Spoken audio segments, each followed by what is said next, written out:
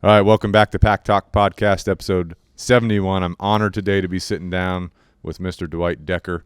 He is a U.S. Navy veteran, originally from Ohio. He's in the Mixed Martial Arts Hall of Fame, and he's got some crazy stories and a lot of life experience and things we can learn from him.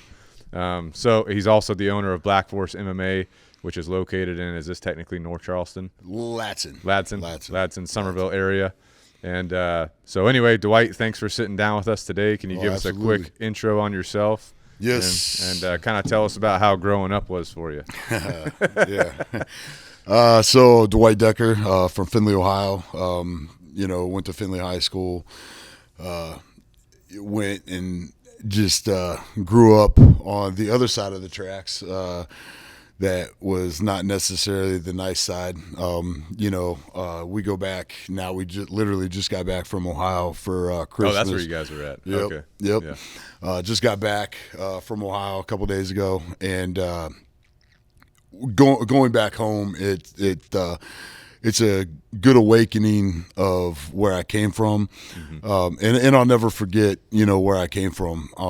That's my main focus is, keep the main thing, and as long as you can stay grounded, you stay humble. Yeah. Where I grew up in Findlay, Ohio, on Larkin Street, right, literally 2 minutes from the University of Findlay.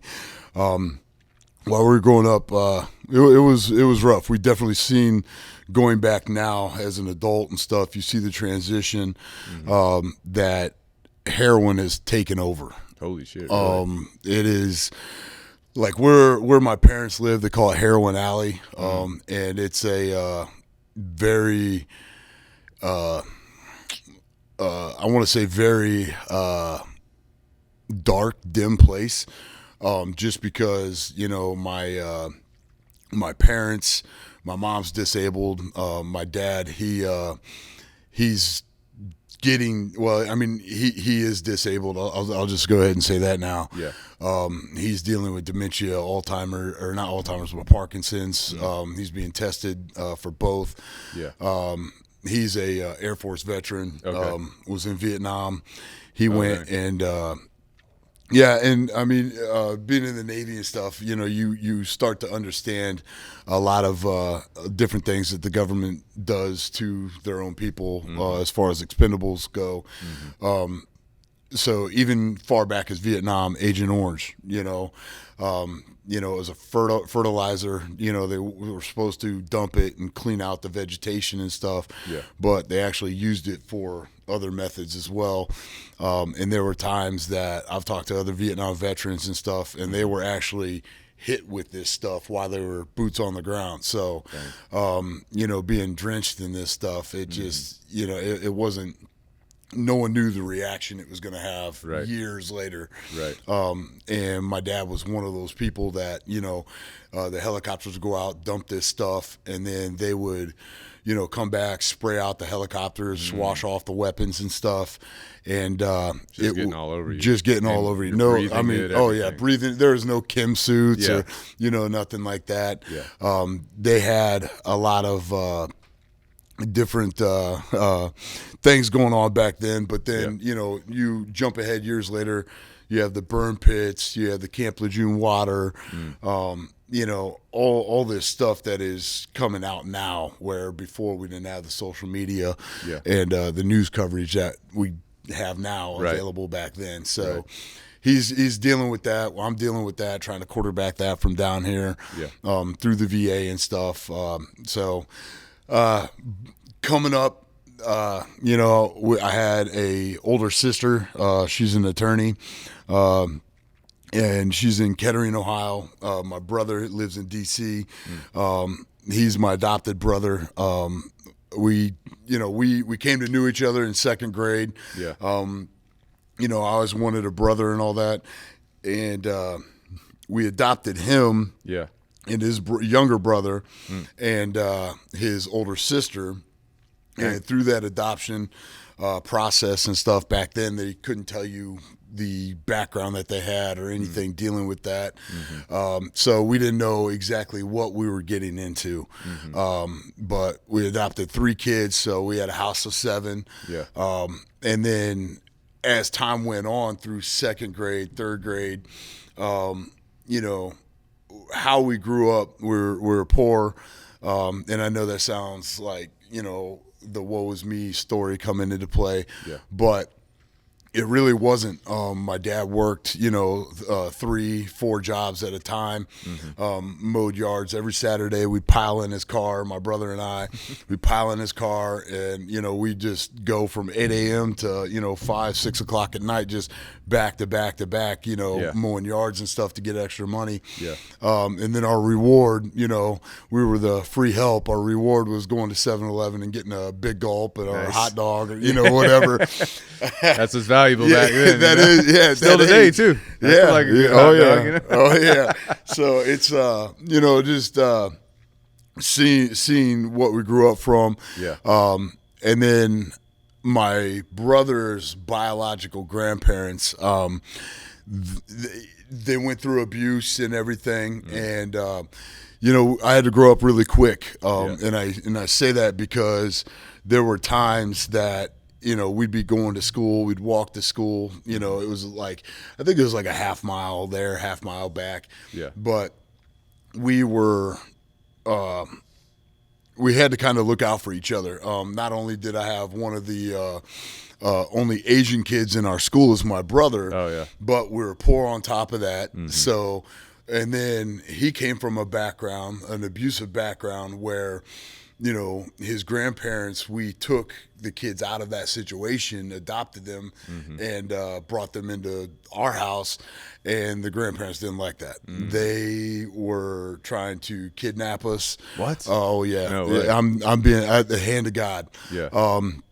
there were times they'd be sitting outside of our house on the street. So where we live in Findlay, the road T-bones into another road. Yeah. And they would sit outside of our house with binoculars and just looking in our windows trying to see where their grandkids were. What the hell? And yeah, it was pretty intense. Would your dad ever go out there and talk to him? Or be like, what are you guys doing? Or my dad's very passive, not like me. Yeah. I just think the times are different. Yeah. Yeah. He did step up. He did call the police and everything. Yeah, yeah. And they came out a couple times, but they're on a public street. Yeah. We can't tell them not to be there. Right. Yeah. But it like when we'd be walking to school early morning or walking home in the afternoon.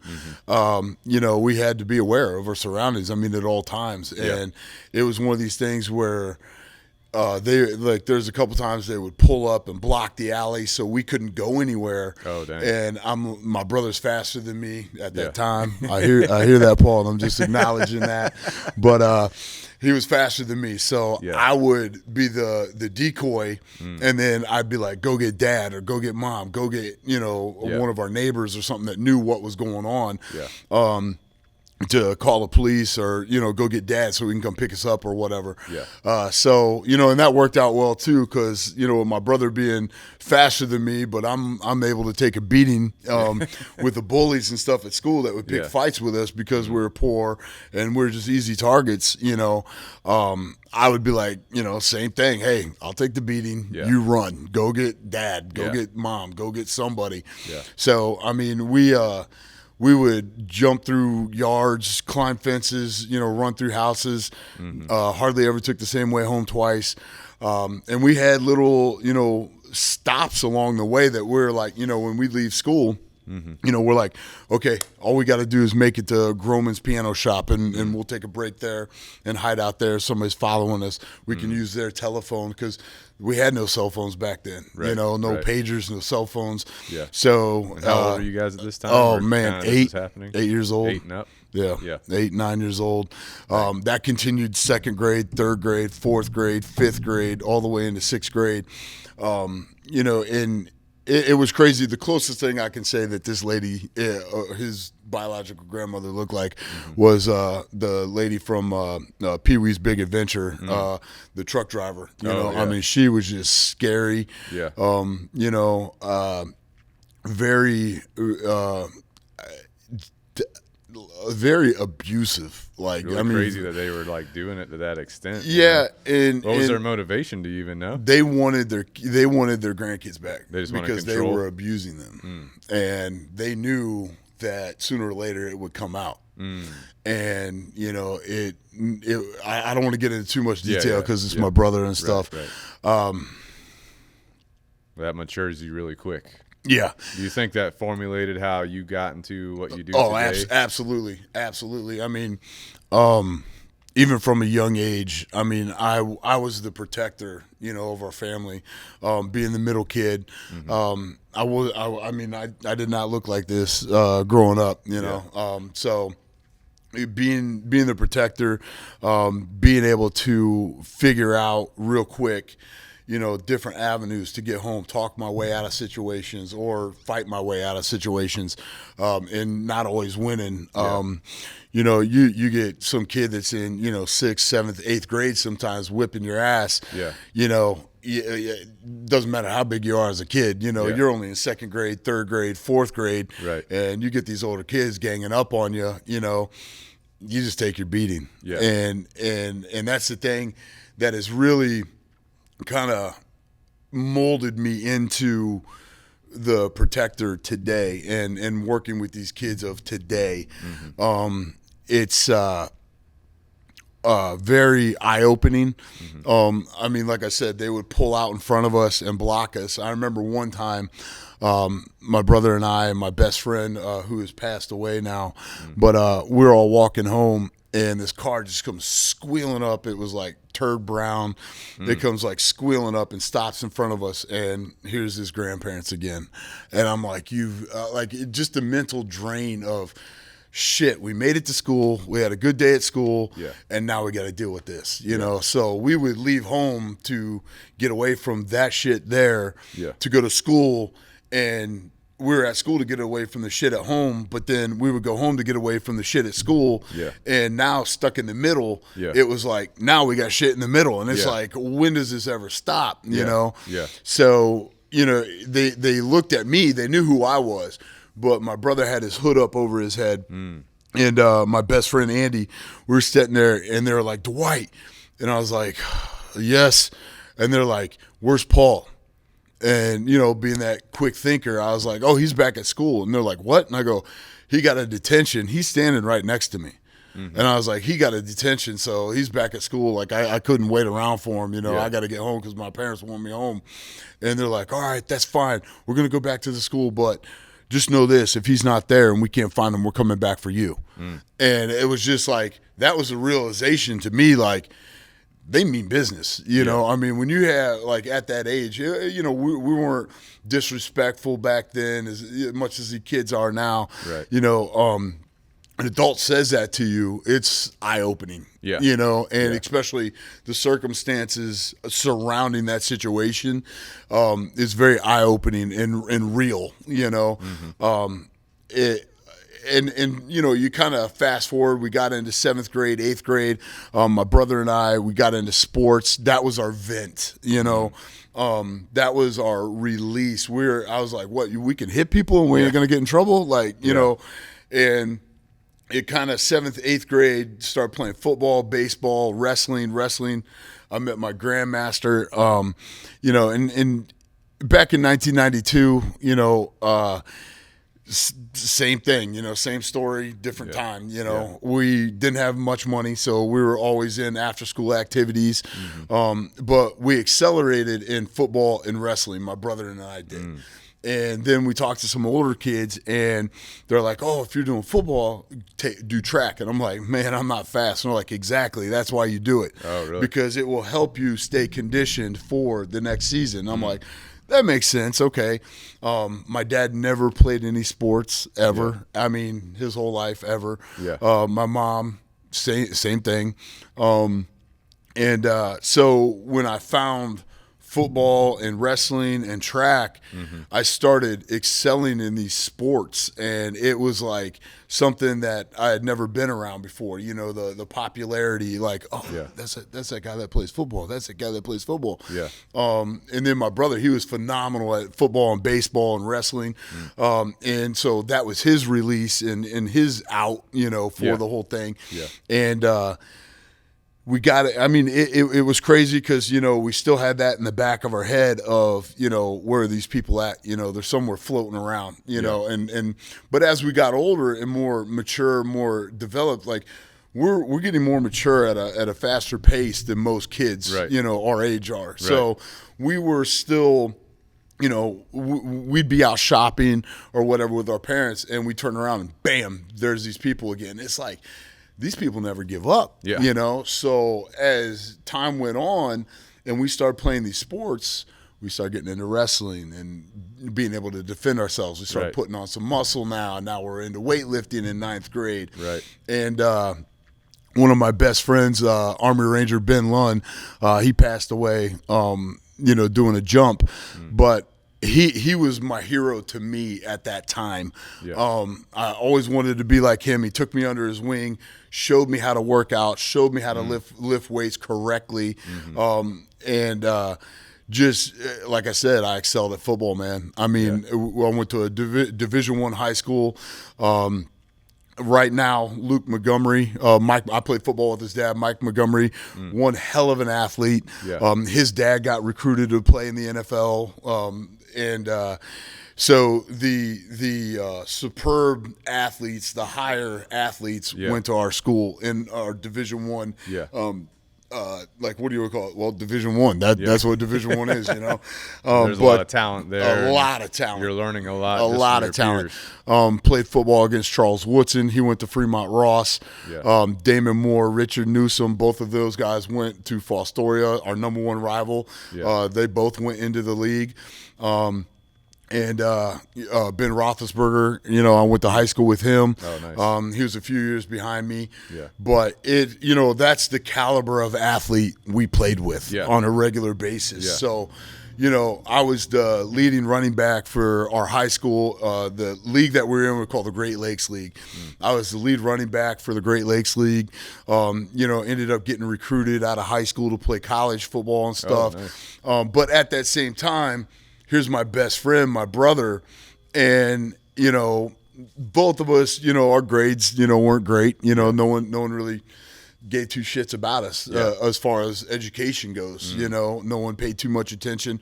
We had other stuff going on at the house. You know, my parents did what they could, you know, and I'm not passing the buck to them at all. My sister, she's like, as far back as I could remember, 7th grade, 8th grade, 9th grade, all the way up through senior, going to college, going to law school. She always got the who's who of junior high, who's who of high school, who's who of college, who's who of law school. Dang. I mean, you give her a week, she can play any instrument known to man. She literally can read something and regurgitate what page it's on. I mean, her mind just works like that. Athletics wise, not so much. That you know, it's like the Twins movie. You know, so, but it was one of these things where, you know, she was, you know, 4 years ahead of me. So her life was her life. My life was my life. My brother's life is my life. You know, because we're both together going through the same shit. You know, day in and day out. So knowing that in my head, even in high school, you know, when we're playing these sports and weightlifting and stuff, we would get up at 4 a.m. during the off season, and my dad, you know, worked for Marathon Airport, and he would have to plow snow through the wintertime. And he's like, "Hey, I'm going to work. You guys want to go? You guys want to ride to school, or are you going to walk?" And we're like, "Oh man, it's snowing."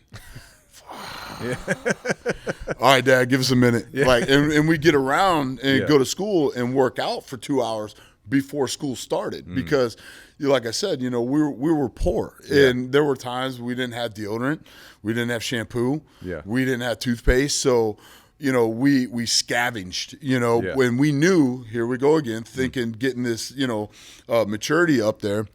We were thinking, the school has to have soap. The school has to have this stuff for the kids, after sports and all that, So we knew, hey, at least if we went to school early and worked out, we could not only work out, but we could take a hot shower and use soap and, all that too, you know. So we would do that on a regular basis, but it would benefit us, on the field, that next season come around. I mean, we're lighting people up. I mean, nonstop. I'm running the football, getting 2-3 touchdowns a game, 100 plus yards a game. Yeah. So it was paying off, and we didn't even know what we were paying into. Right. So we were just looking for a clean shower and, some soap and stuff, and it was just one of those things that, over time, my brother, he started leaning more towards the military, and I started looking at colleges.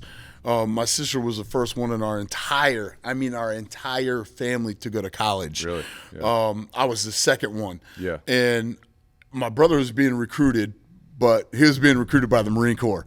And, those guys, they don't give up. They were like, hey, you coming over today? Hey, phone's ringing off the hook, hey, just checking in on Paul. How's he doing? Hey.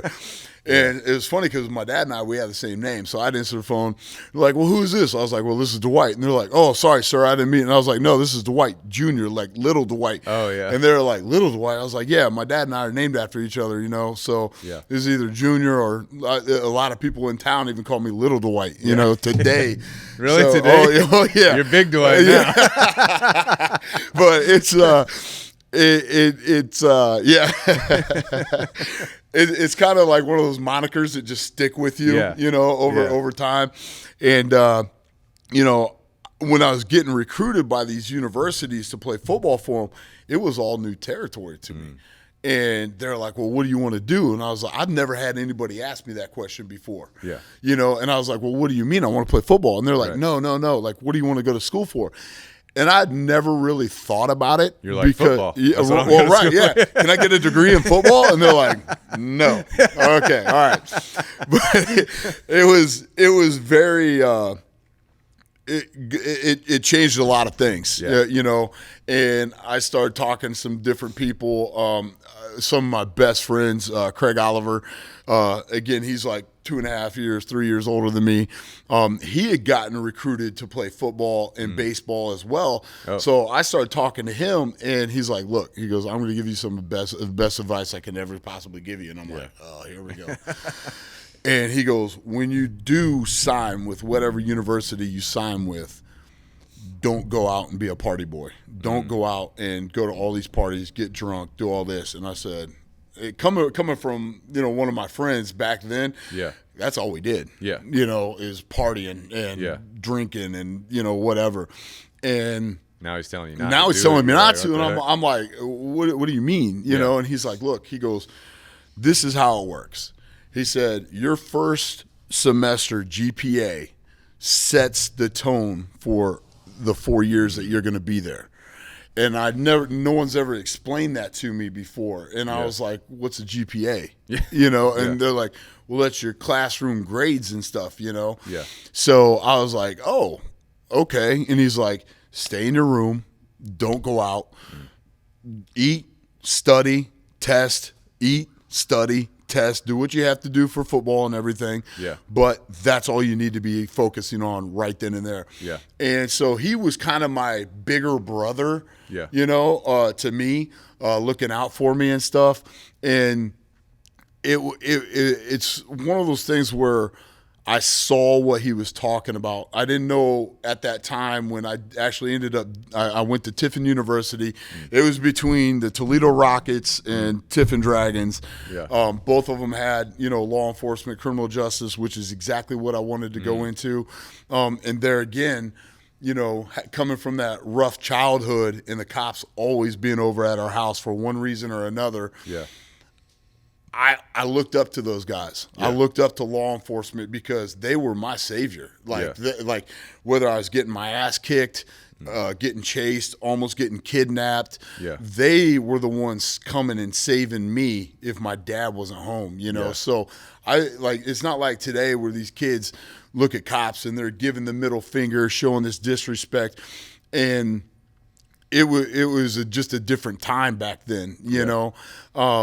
And so I was like, this is what I want to help people. This is exactly what I want to go for. So when I was going on these recruiting tours and stuff, you know, they'd be walking me around campus and they're like, well, what do you want to do? And I was like, I don't know exactly what it's called, but I want to be a cop. And they're like, oh, law enforcement. And I'm like, yeah, that's it. Yeah. And, you know, cause I didn't want to admit, hey, I'm a dumbass, you know, and I was an immature dumbass, you know, high school, junior high. All I did, I was what do you call it? Musclehead, you know, a meathead. All I knew how to do was play football and work out. That's all I wanted to do, you know? I had a lot of stuff going on internally that I wanted out. And aside from getting arrested, which almost happened a couple times, you know, I was not a the angel, you know, of our family. But it was I flirted a lot with that line, a lot. And I remember my dad just saying, "Don't ever have the cops bring you home." And I'm like, "Sir," he's like, "You don't want that." And I'm like, "Oh." I'm like, okay. And that would always run in the back of my head when I'm out doing whatever. And it was just like, you know, when you're out and about hanging out with the wrong people, the wrong gang, it was kind of like one of those things where you were getting noticed and not for good reason either. So when we would go out to like cruise night, Finley had like a rib off back then. All these different activities in downtown, like cruising around on a Friday, Saturday night was after the football games. That was something we did back then. You know, not today. They hang out in a Walmart parking lot, and I'm like, oh, all right, do your thing, you know, whatever. But you know, back then that was a big thing. But when I'm hanging around the wrong people, doing the wrong things, you get caught up in that. And well, they influence you. The people you surround yourself with influence you 100%. Subconsciously, you might not even know. 100%. And I didn't know it at the time because I was never really into, in high school, drinking like a lot. Like I couldn't stand beer. And, you know, I was the guy at the party that would be like, spitting the beer, faking drinking and stuff. But what's in your red Solo cup? Beer, right. Water. Oh, that's straight vodka right there. What are you talking about? But it, you know, it was just one of them things that, you know, I didn't like, you know, and I knew it was wrong, you know, hanging out with some of those people. I knew it was wrong. And one night we're downtown, and all of a sudden, out of nowhere, there's probably like, I don't know, 8 or 9 cops just swarmed us, like, whoom! And they're like, up against the wall. And I was like, the first thought I had, my dad is going to whip my ass. Forget about the cops. Forget about the cops. All I'm thinking is, my dad is going to whip my ass.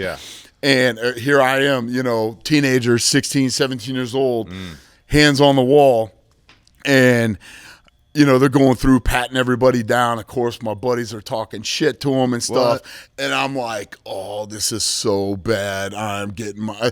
But again, I'm going back to my dad. Forget what's going on around me.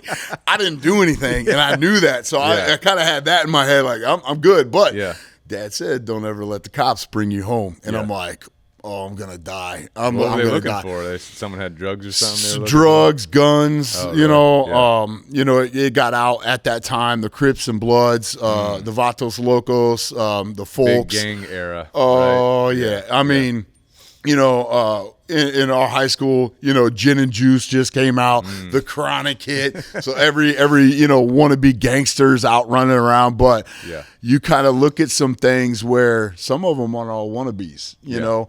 And I got friends to this day. My boy Fabian Music, he's that guy. We grew up together. You know, we stuck up for each other, and he literally now, I mean, he's a 3-time Grammy Award winner, got into the music industry, and, you know, that's a shout out to Fabian. I mean, just to, you know, we had a couple of people get hit in our high school, and next thing you know, people are leaving high school because it was people were coming down from Lima, coming up from Toledo. You know, there were several times where, you know, there's rumors of drive-bys on the high school and everything. And again, it's a different time. There's no cell phones. You know, no one knew that stuff. So, you know, the news media would get a hold of that and run rampant with it. I mean, I remember, you know, when gangs were coming about, the Vice Lords were a big one where we were growing up, you know, and they were throwing up the VL constantly outside of our school because we had open lunch in high school. So we had all the restaurants right here, but you had to walk through this little gauntlet to get there. Yeah. So, you know, it's kind of like watching the National Geographic where you had the predators over here. Yeah. And you have all the gazelles, you know, trying to get food. That's all we're trying to do is eat, you know. Yeah. And they're just kind of looking at you side-eye, and it's like, don't make eye contact, don't make eye contact. Because if I got to fight, my football's done. Yeah. I can't play anymore. And I was worried about that. So I kind of went back and forth with flirting with, you know, that lifestyle and the athletic lifestyle. I didn't want nothing to do with the books, you know, like at all. Yeah. I just wanted one of these, and I didn't know which one yet. So who's going to favor me more? You know, well, football and stuff is great, but this is going to protect you over here. So having those friends in that lifestyle, and they were like, we got you. Yeah. We got you. We know what you're trying to do. We got you 100%. And for having that backing, I understood what brotherhood mean. Right. You know, meant to me. And, you know, but when my brother is flirting more on this side, it was kind of like he would pop off to somebody, but they wouldn't do anything to him because they knew he was my brother, and vice versa. Yeah. So we didn't have the same friends in high school growing up. Yeah. He was on his side, I was on my side. But his side and my side knew that they don't cross each other. Yeah. Because one side or the other is going to stick up for you. Yeah. And so when we're growing up in that lifestyle, coming from the background that we came from, and I'm sorry, Mom, I'm sorry, Dad, you know, you're hearing this for the first time and everything, but we literally, there were things that we did to, in our mind, survive, you know? Yeah. I always wanted that flashy lifestyle, but I knew if I was in to drugs and all that, that's prison time. Yeah. You know. But then again, I also knew, well, if I'm not an adult, I can only be charged as juvenile. So having that maturity faster than all these other kids, I kind of played with that a little bit and said, well, I can do this as long as I don't do that and get away. That's a smack on the hand rather than, hey, your ass is going to jail. Yeah. So getting back to the whole cops swarm us, next thing I know, they're patting everybody down. And as soon as the cop's hand hit my right pocket, I was like, oh, shit.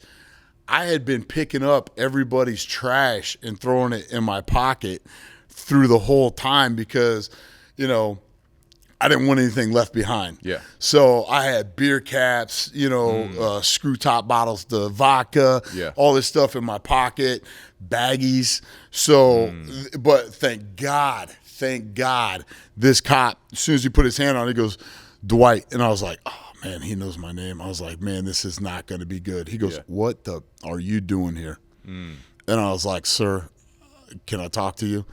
And he pulled me aside, and this is why I respect cops. Like, and not the only reason, but this is why, because he knew the situation I came from, and my brother came from, and he knew our family. He knew my dad, so he pulled me off to the side, and he's like, "What?" And it was that father-son conversation, but not with my dad. Right. And it was the come into Jesus meeting, and he's like, "Empty your pocket, throw all that shit out, and get in the back of my car." And I was like, oh, he's bringing me home. Yeah. And I was like, Dad is going to kill me. Yeah. And so I take everything out, and I made sure, pocket lint was coming out of my pocket. Like, I want nothing in my pocket. I'm checking my other pockets just to make sure I didn't forget something. Yeah. And again, he patted me down, everything, and he didn't handcuff me, and I respect that because I wasn't under arrest, but the big thing was coming, and I knew it. He was going to take me home. And I remember it was at night. We pulled up in front of my house, and I was like, sir, I was like, can you please not park in front of our house? And he goes, why? And I said, my dad said if the cops ever bring me home, I'm getting it. Like, I'm getting it. Yeah. And I said, I'd much rather you have take me to jail, like put me somewhere, you know, let me walk up the road like I just came home. He goes, Dwight, I can't do that. And it was kind of the coming to Jesus meeting that he wanted me to understand how serious it was. Yeah. So he took me up, and it was funny because he knocked on the door, and my dad just opened the door, and he saw the cop sitting there, and his eyes went from the cop to me, and he never looked back at that cop, and he's just staring right at me, and I was like, wide eye, like I just seen a ghost, because I knew what was coming. And the cop, he's like, what'd he do? And the cop was like, sir, actually, he didn't do anything. I actually pulled him out of it before it went bad, because they had word that, remember the kids that got hit? Yeah. They had word that these guys were coming down from Toledo and Lima to get revenge. It was going to be it was going to be a shit show. Yeah. Oh, yeah. So when he explained it that way to my dad still didn't look at him. And he's just staring at me. And he's like, sir, I'm letting you know he did not do anything. He was just at the wrong place at the wrong time. He's not charged. He's not detained. He's not arrested, nothing like that. And my dad just looks at me and goes, get inside. And I was like, yes, sir. And I walked right in past my dad, and I just stood there, and I was like, here it comes. Here it comes. And I'm just thinking, please, officer, just like I'm trying to telepathically tell him to get me the hell out of here, like before that door shut. And we're sitting there, and all of a sudden I hear the door, and I'm like, oh, man. I'm like, here we go. And my dad goes, I'm going to ask you one time and one time only. Is everything that cop said true? And I was like, well, half the conversation I heard, but the other half I didn't hear. So I didn't know what I was agreeing to at that time, but I knew his hand hadn't grabbed me yet, so it had to be good. And I was like, yes, sir. And he's like, if I find out anything different. And my dad is very well known in the community. He was born and raised in Findlay. His dad worked for the Postal Service. He was an Army veteran. My dad was an Air Force veteran, So Vietnam veteran. He's getting the Oh, answer. he's getting the answer. Yeah. And so he worked for the city of Findlay Street Department. So oh, dang. So he's on the street, bro. He knows everybody, bro. Everybody. So I was like, yes, sir. He's like, go to bed. I was like, roger that, sir. Yes, sir. And I went up to bed, and I couldn't sleep because I was like, man, I hope to God like he didn't find something out or somebody lies or whatever. Yeah. But nothing came of that side of it. But right then I was like, man, this is some bad shit. Yeah. Like, so you fast forward into my senior year of high school. And I'm getting recruited even more heavily. And like I said, it was between the Toledo Rockets and Tiffin. Yeah. And I had to make a decision. What am I going to do? Both had the law enforcement. Both had the law enforcement. Both had the criminal justice, but the specialty in law enforcement. And I was like, here we have Tiffin, which is a private university, and we have Toledo, which is, a state university. Yeah. And I was just like, oh, man, here we go. Like, time's running out on this clock. Yeah. And so what I liked about Tiffin was, one, it was private. Two, they give me more money than what Toledo was going to give me. Yeah. And three, I was like, well, I know there's not a lot of shit going on in Tiffin, but Toledo, I'm not graduating. Like, I mean, one, my girlfriend I was seeing at the time, she got a cheerleading scholarship to Toledo. And, and I was like, if I go there, I'm not graduating. Yeah. Like, I'm going to be at the party scene. I'm going to be doing this, doing that. And already flirting with that in my high school, I was like, I didn't want that. And I heard Craig's voice in the back of my head saying, hey, make a smart decision. Yeah, so I went and signed with Tiffin, and we showed up. We, started working out, started doing all that. Went through the combine, and at that time, I was 185 pounds, but I had the second highest squat out of the entire football team. Holy cow. So I was squatting 720 at 185. Yeah. And the only one to beat me was Frank. I can't remember his last name. Big, huge black dude. But he ended up getting defensive lineman, All-American. He's a big boy. Oh, huge, huge boy. Yeah. And it was crazy that it played out like that. And then my bench was like, I want to say like 350 at that time. But because my grades, I never really focused on them. They were like, hey, you're not playing ball. And I was like, my whole world went out from underneath me. And I was like, wait, what? I go, well, what do you mean I'm not playing ball? And they're like, not this year. And I was like, I don't get the whole red shirt football. I didn't understand. No, I didn't come from that athletic family, you know? Yeah. So I was like, what's that mean? And they're like, well, academically, you're still a senior. Really? But in college. Yeah. But in the classroom, academically, I was just coming into college. Yeah. But on the field, I hadn't even stepped on the field yet. So they're like, you're a semester behind. You have to take all these. And I mean, it was ridiculous. The class. I felt dumb. Yeah. I mean, big time I did, because it was like, how it was being explained to me, it wasn't by some person that, you know, I'm going to hold your hand through this and everything's going to be okay. Yeah. I never had that. And now that I have people telling me that my football career is over, I can't play ball until next year, but I still got to do all this work, and I still have to go to practice. I still have to do 3 hours every night at study table. So from 7 to 10, you're in study table, and that's all you're doing. They are making damn sure that's all you're doing. Yeah. I mean, they have monitors in there, and I've never been part of something like that where somebody actually like really gave a damn about your grades. Yeah. And it was like, and it didn't come easy to me, but the more I did it, the more I understood what Craig was saying, you know. And we get in, and, you know, my first redshirt year, you know, I get in, got the highest GPA I've ever had in my entire life, and I was so happy. I showed my mom, showed my dad, showed my grandmother, and I was just like, oh, my God, this is amazing. I didn't even know this was possible, you know. Yeah. And, you know, I just kept at it, you know, and I never even went to a college party until my junior year.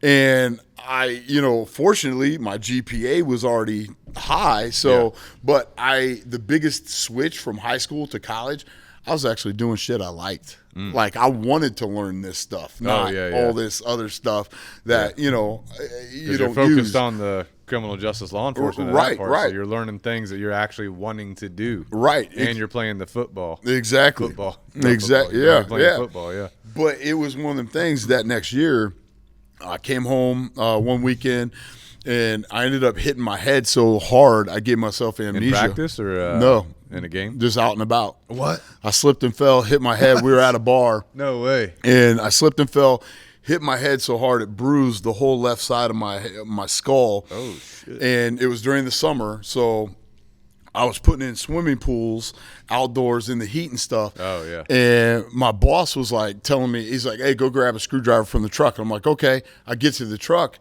and I forget why I'm there. And I come back empty-handed, and my boss was like, hey, dumbass, I told you to get the screwdriver. I'm like, oh, yeah. I go back to the truck, and I'm looking at the toolbox like, what the hell did I need to grab? And so I just grab a handful of tools, and he's like, are you stupid? I said a screwdriver. And I was like, well, here. And he knew something was up, so he called my dad, and he's like, hey, something's not right. Yeah. And I started developing this like bruise on the side of my head, and I got home, and I'm talking to my sister because she was home from school, you know, during the summertime, and I'm talking to her, and I was like, hey, what time is it? And she'd tell me, and I was like, hey, what time is it? And she'd tell me, and I asked her like what time it was like 5 times, and she was like, and I'm just looking at her like, you gonna tell me?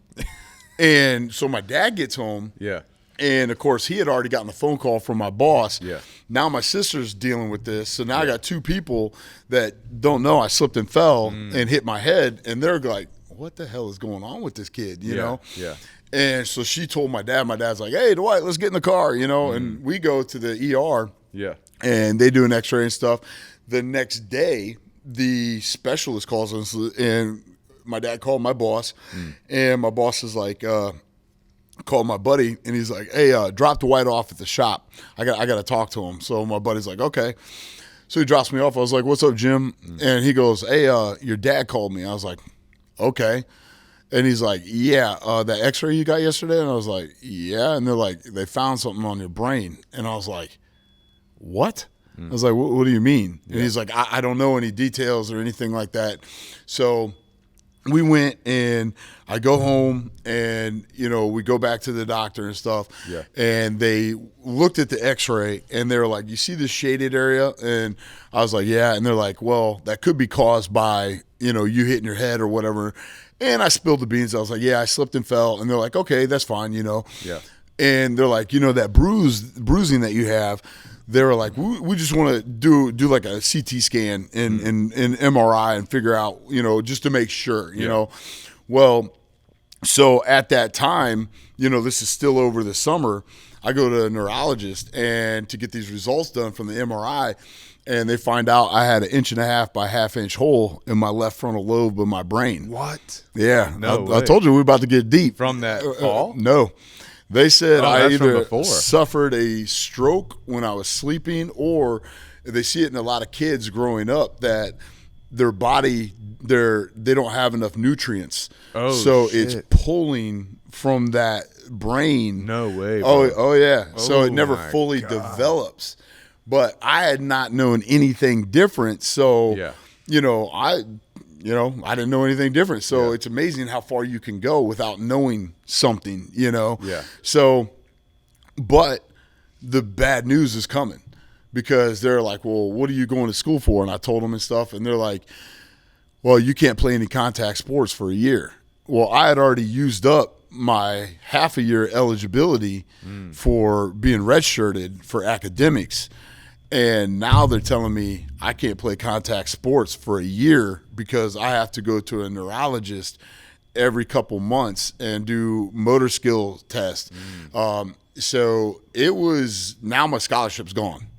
Oh my God. So now I go into survival mode again, and I'm like, I'm poor, you know, and my parents aren't putting me through school. Yeah. I am. Yeah. And without that football scholarship, now I have to find a way to stay in school. Yeah. And I can't even believe I'm saying that now, Yeah. is stay in school, you know. Yeah. But I had to find a way to stay in school. I was that close, and I loved that lifestyle because it was doing something that I wanted to do. Yeah. So when we start getting into all this, we literally moved forward in everything. And I did all my appointments, and I was like, well, I can go back to playing ball, then get another scholarship. And, you know, I'm thinking, what if? Okay, adapt, overcome. What do we do here? Blah, blah, blah. So, Quick question. Yeah. The frontal lobe, was there a plan to is there a way to rebuild it, regrow it, or it's just there? no, You it's got to just work there. with it. You got It's to just train there. the brain It to is- work it is- differently. It is just there. It is filled now with just fluid. Dang. It's it's in the part of my brain that your left frontal lobe controls, like your temper, your short-term memory. But when I didn't know I had that, any stroke person going through therapy and stuff, the right side of the brain can make up for the left side It'll of the brain, compensate for and it. vice Yeah. versa. Right, Yeah. right. Yeah. So going through all this, that's how I learned. Yeah. You know, Yeah. so You're just training the body to adapt, right. to overcome that, Right. that weakness in the body. Absolutely. Yeah. Absolutely. So we went in and we did all that, went through all the testing and stuff, you know, passed everything. But during that time period, another door opened up. And I was going into law enforcement, criminal justice. The resident advisor position came available in our dorm. And the dean, Lisa Kirshner, I'm her diamond, and she knows that. So, but I was the troubled kid in my freshman year. I Yeah. almost got expelled from college. Really? For fighting. Imagine that. Yeah. So, So she's like, this guy can regulate the door. oh yeah. Well, not so much because she was there when I told the dean to F off and go F himself. So, yeah, he's still waiting for me in his office. But yeah, so she was like, "Oh, you want to be an RA?" And I said, "Yes, ma'am." And she goes, "Good luck." And I was like, is that a good thing or a bad thing? Is that like the verbal judo, like F you, But I turned out to be I got advisor of the year, and I really turned myself around at that point because I had nothing else. Yeah. And I had to get a scholarship to stay in school, and my room and board and everything were paid for by being an RA. I only had to come up with that other half. Yeah. So, doing all that through my years at Tiffin, and then graduating, it was right after 9/11 and stuff. You kind of Reader's Digest version. We go back. My brother, he enlisted right out of high school in the Marine Corps, and he ended up being the honor grad of boot camp in the Marines. He got special orders to go to Washington, D.C.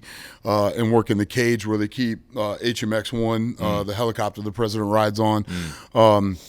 And he was part of that, but he was a liaison between the Pentagon and the White House. So when 9/11 hit at that time, I was coming back home and I had my radio on just like, thousands of other people. They hear playing the Tower 1 just got hit, da-da-da. And I'm like, what? And all of a sudden I go into protection mode. Yeah. And I'm like, where the fuck is my brother? Yeah. And he had came home, so he was at home, and I ran in the front door, and I was like, Paul, and he's sleeping on the couch, and he's like, what? And I was like, turn the TV on. And we're sitting there watching this unfold, and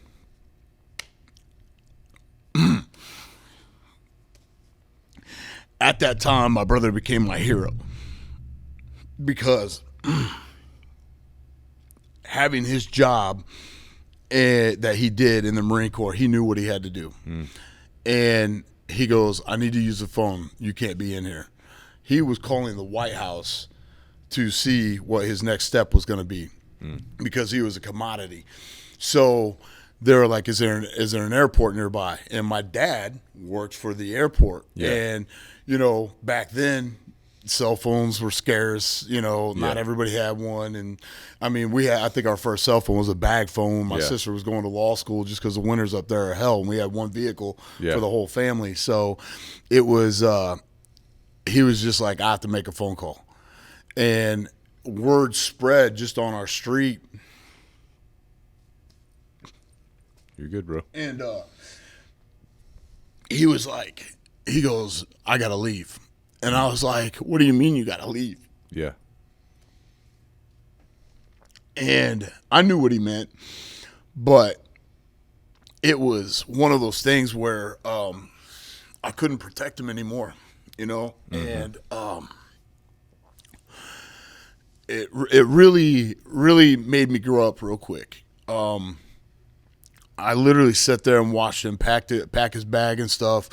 And he said, if anything else happens, they're going to fly a plane in or a helicopter in to the airport, pick me up, and take me to D.C. I need you to drive my car back. And I was like, shit just got real because he doesn't let anybody drive his car. Yeah. And so he ended up hitting the road and getting back to D.C., and it was just, everybody knew what happened from then on out, Yeah. And we went back and forth and stuff. That year we went to the Marine Corps ball in D.C. And I wasn't in the military yet or anything. Yeah. I was a wannabe. I wanted to be just like my brother, you know. So at that time we went to the Marine Corps ball, and it was right after 9/11. They had the commandant of the Marine Corps there, and I saw the camaraderie amongst the Marines, and I wanted that. Yeah. I wanted somebody to want me just as bad as they wanted each other. They knew they would die for each other, be there for each other, and I wanted that just that camaraderie. So I graduated college. And I started in college. I started doing my undercover narcotics work. They would place me in factories. I'd fit the part, dress the part. You're like the Red Force, basically, for the is that what's going on? Right. The cops are like finding you or whatever. Yeah. Kind of negotiating with you. For training. Yep. So I would be placed in factories. And it didn't take long at all for me to find out who's doing what, who's selling what. Anything I do, just like my gym, just like the Navy, just like anything, I jump in 2 feet. Like we're getting all serious, all in. Then going to the university and stuff, I was buying drugs off of various students and stuff, but not just, your typical weed and stuff. Ecstasy was coming in mason Holy jars. shit. I mean, by the hundreds. Where was that coming from primarily? Primarily out of Columbus. Okay. Yeah, Columbus, Ohio. They're coming through Canada, or is it no, Mexico? Mexico, then it hit Columbus and then come up. Pretty much from the top down was just weed a lot of times. We didn't do, there was no real heroin back then. Yeah. That we knew of at that time, because college kids, they had a little bit of mom and dad's money, so they were spending it on weed or coke or ecstasy. Ecstasy's the up big and thing, coming. Viagra came out, so oh yeah, ecstasy, Viagra. Somebody's having a good weekend, So we did, just buying different things at different times. And I did that for, a few years. And then as I'm getting into my senior year and after of college, we were told take as many civil exams as you can to get a job. So, I applied. I don't know how. And at that time, I mean, it was nuts because I was brand new to the computer scene. Oh, yeah. I had my first email in college. And they're like, I remember this. It was funny. Is that a Yahoo? Yahoo. And it was funny because I'm being shown around the campus, and they're like, "Oh, you get an email account while you're here." And I was like, "Where do I pick that up at?" And they're like, looking at me like, "What do you mean pick up?" And I was like, "Well, your mail. Where do I get my email at?" Having no idea it's electronic mail. Because I didn't have a computer. Right. And they're like, "Man, this guy's real special." So, but so I was filling out every application, testing all over Ohio for different police departments and stuff, even the State Highway Patrol. I mean, everything I possibly could. And then a position came up with Tiffin PD, who I'd been working with for these several years. So you had the relationship. Had the contacts, all that. I applied. Physical fitness has never been an issue with me. I blew that out of the water. The test, not good at all. Not a good test taker at all. I don't know how to take a test. I didn't back then. And it was just, I got a high score, but not the highest. Right. And there was one kid I remember he was in good shape. He scored higher than me on the test. I was like, "Oh, dude, this guy's there goes my job, and it's my fault," you know. And when we started doing the physical fitness, I remember we did the I forget the it's a coach from Ohio State, man, and my mind's going blank right now. The Cooper standards. And what that is that was the test. That was the test, the physical test. Yeah. So you do your bench press, your push-ups, your sit-ups, your vertical jump. You run a 1.5 miles. Nice. But then after that, you get a 2-minute break and you run a 300-meter sprint. Good Lord. So they don't do this no more. No, yeah. They need to. I don't think a lot of people could do that anymore, which is sad. Yeah, it is. But we literally, I remember I killed him on the push-ups. He beat me on the sit-ups. I killed him on the pull-ups. Killed him on the vertical jump, but he had a different body type than I did. He was a runner. I was short, stocky, ran like, Barney Rubble off the Flintstones, and this guy's taller, skinnier, but cut. And I'm like, this guy, I was like, screw it. I'm like, it's me and him. Yeah. And what's nuts is, and I'm going to throw this out there because I know you're a fan, David Goggins. Oh, yeah. And like I said earlier, you know, before we even started this, I have a different side to me. I have this guy that you see now, and I can flip a switch internally and turn into this person that you're like, I don't ever want to see that guy again. And my wife has seen that side of me, based on the situations, and we'll get into that, I'm sure, based on situations in our hometown and stuff. But when I see somebody that has something I want, I get it. Like, I get it, because that survival instinct in my head that I grew up with, you know, where's my next meal coming from? You know, where is this coming from? I want new clothes too. Where are they coming from? I found ways to accommodate my needs. Right. And here's this threat that I see during this test, and I'm like, this motherfucker ain't getting this job. Yeah. I'm getting this job. Yeah. This is me. So if I'm balls out right now during these 2 runs, I'm going balls out. Regardless of what happens to my body, anything, I'm going all out. Yeah. So we start out the animal. Oh, unleashes. big time. And it's funny because one of Namika Miller, she's a combat medic in the vet. She works for the VA down in Florida, but she calls me the mutant and manimal, you know, because I was wondering if that's where that name came from. That's what I figured. Oh, yeah. When you told that story. Yeah, and it's I don't look at my physicality. I don't let that determine me.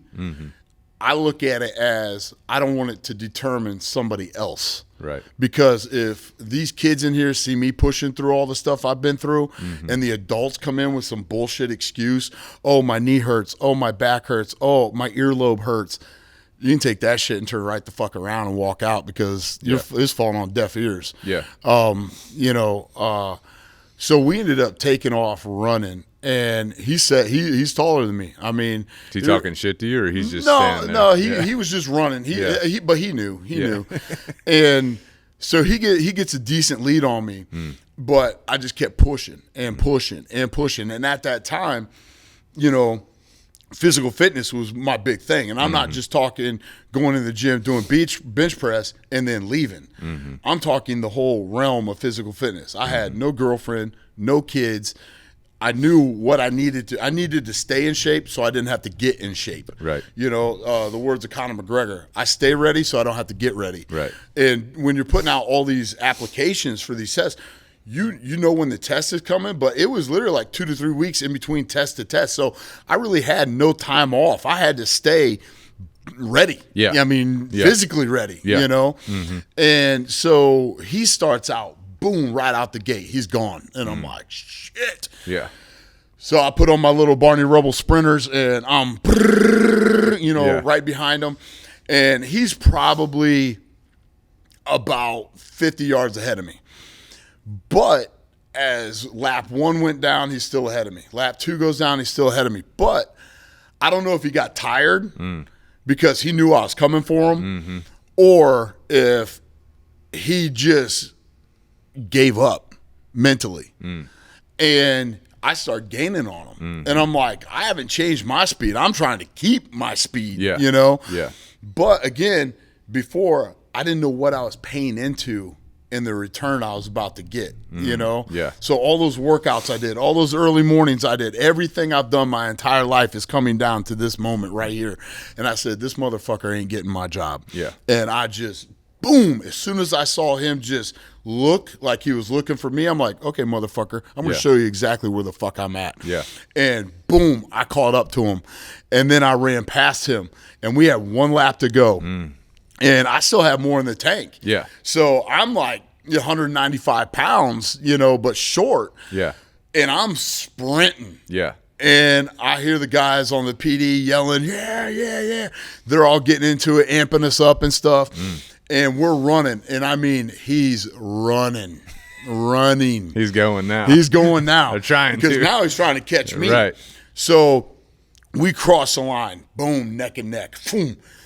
But we still had a 300-meter sprint. Yeah. So we got 2 minutes. Yeah. And I'm looking at him, but not letting him know I'm looking at him. Like I'm not trying to get up in his face and talk shit.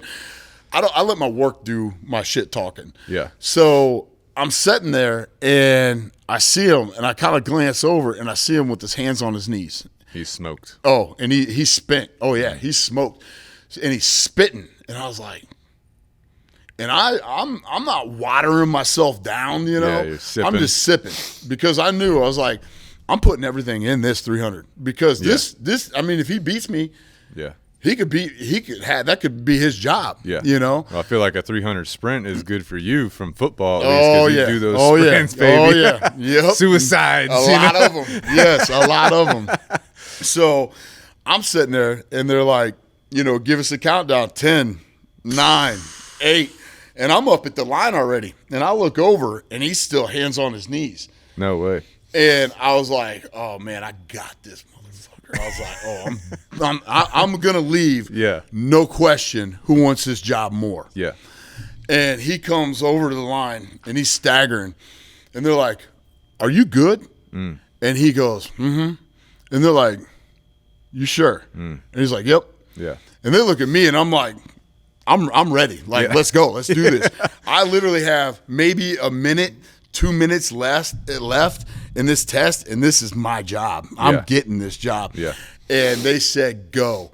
And he took about, I don't know, maybe 10, 15 steps and just he dropped his gear down because he knew I was gone. And he still stayed in it, but nowhere near that mile and a half. So I just took off, and I got all the way around to the other side of the track, and I saw him on the back turn still back there, and he's coming, and I just finished it, and I was just walking, took a little sip of water, acting like nothing was wrong. Yeah.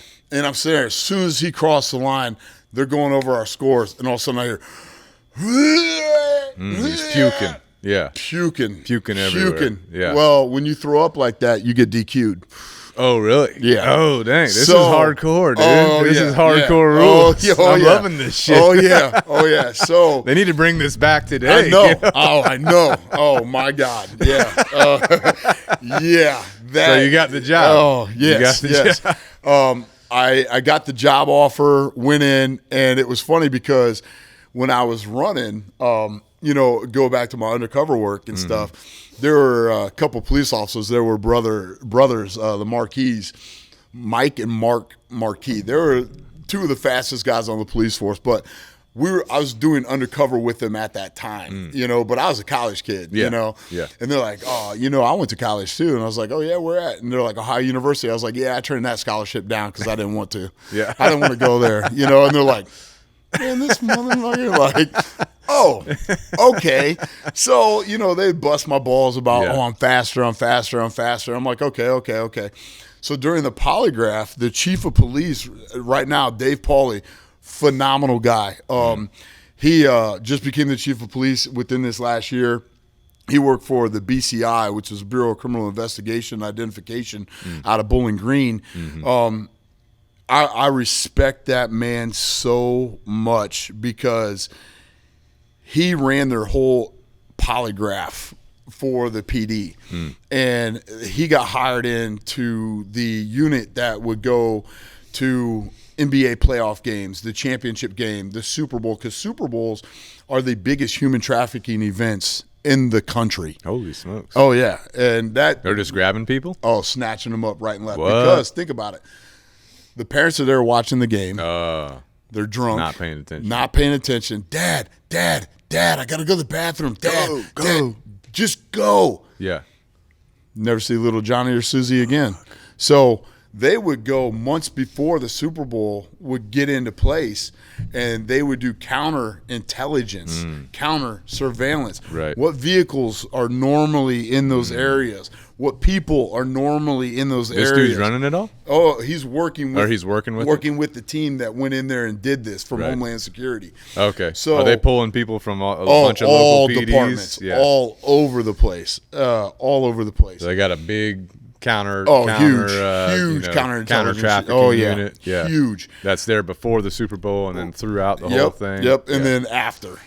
So he gave me my polygraph, and so he's giving my polygraph. And the last question he asked me, he goes, "Do you think you could beat Marquis in a foot race?" And I was like, "Yes, no, wait, what?"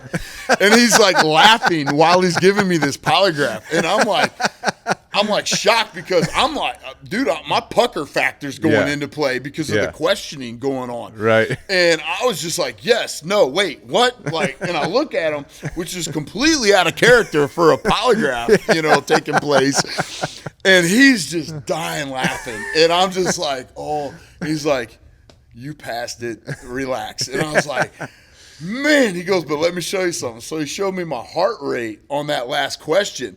And when I answered it truthfully, I said, yes, that was true. But then I said no, and it looked like I was lying. So my heart rate's like bing, bing, bing, bing, bing. And he's like, "Yeah, something about that last question. I don't know. I'm going to have to bring that up, to the chief and figure out." Yeah. And I was like, okay. I'm like, all right. I was like, that's cool. But when I got on to the PD, I felt I was accepted. And that's all I wanted in my life, was to be accepted at that level. And I worked for them for a while, and then a position on the SWAT team came available. Same PD? Same PD. Yeah. And what were you doing before that? Patrol? just patrol. Okay. Yeah, because I did the undercover stuff, and then I went back to the road. Yeah. And as I'm doing this, a position on the SWAT team, but I had only been there as a police officer less than a year. So when we're talking about all this, you had to be there a year or longer. Otherwise, you couldn't apply. So Dave Horn, another good buddy of mine, he was our K-9 officer. He was the captain of the SWAT team.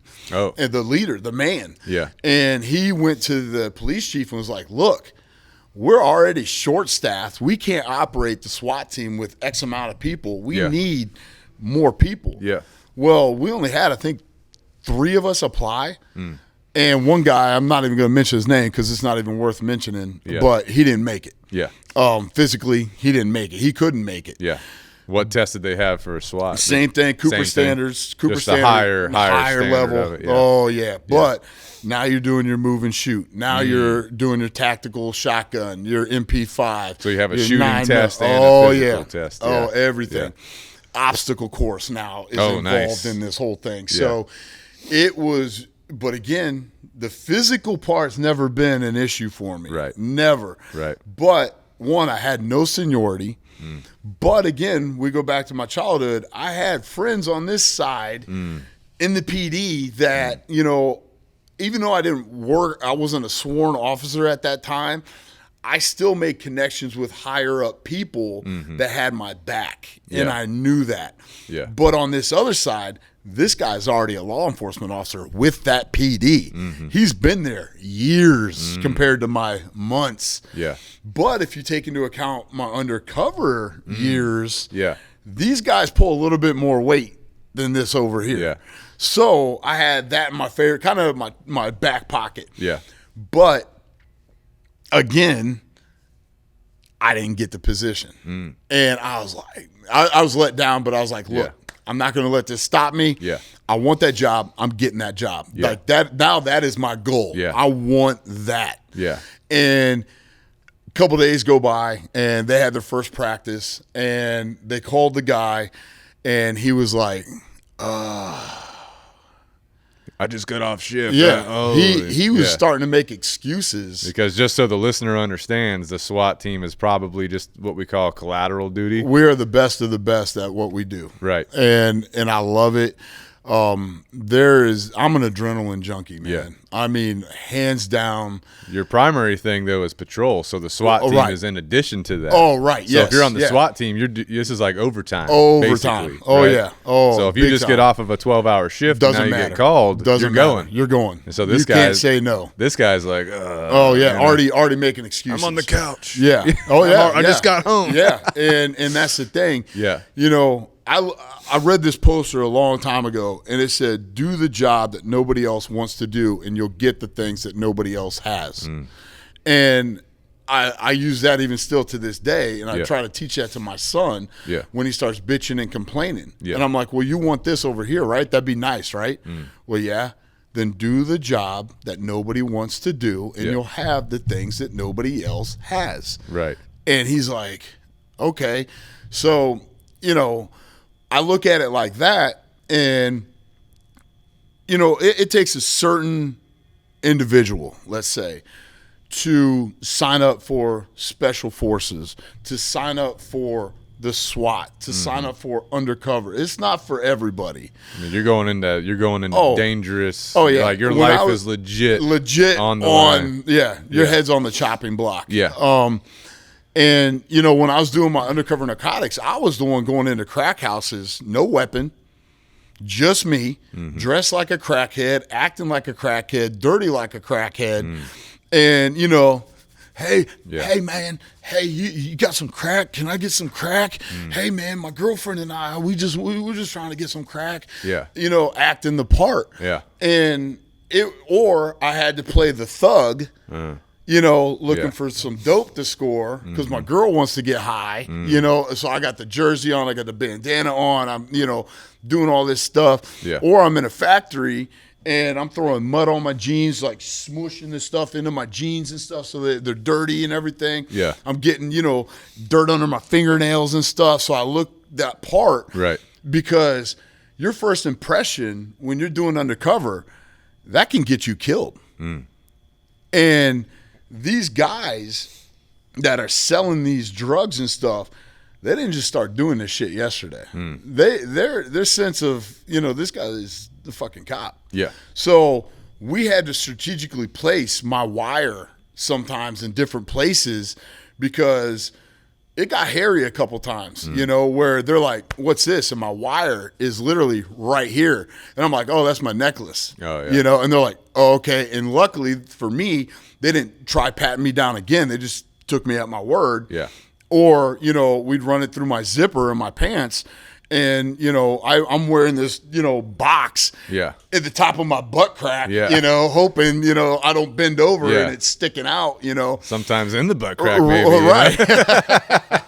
Got to really conceal it, You do. Yeah, I mean, you do. I mean, otherwise, dude, if they catch you, Oh, they're gonna- you're done. Oh, you're done. Yeah. Literally done. So when I was in college one time, I took the girl I was seeing over to this other town that we were doing drug work in, and I just kind of swept the area real quick. I was like, hey, let's go for a drive, you know? And she didn't know what I was doing, Right. you know? Right. Yeah.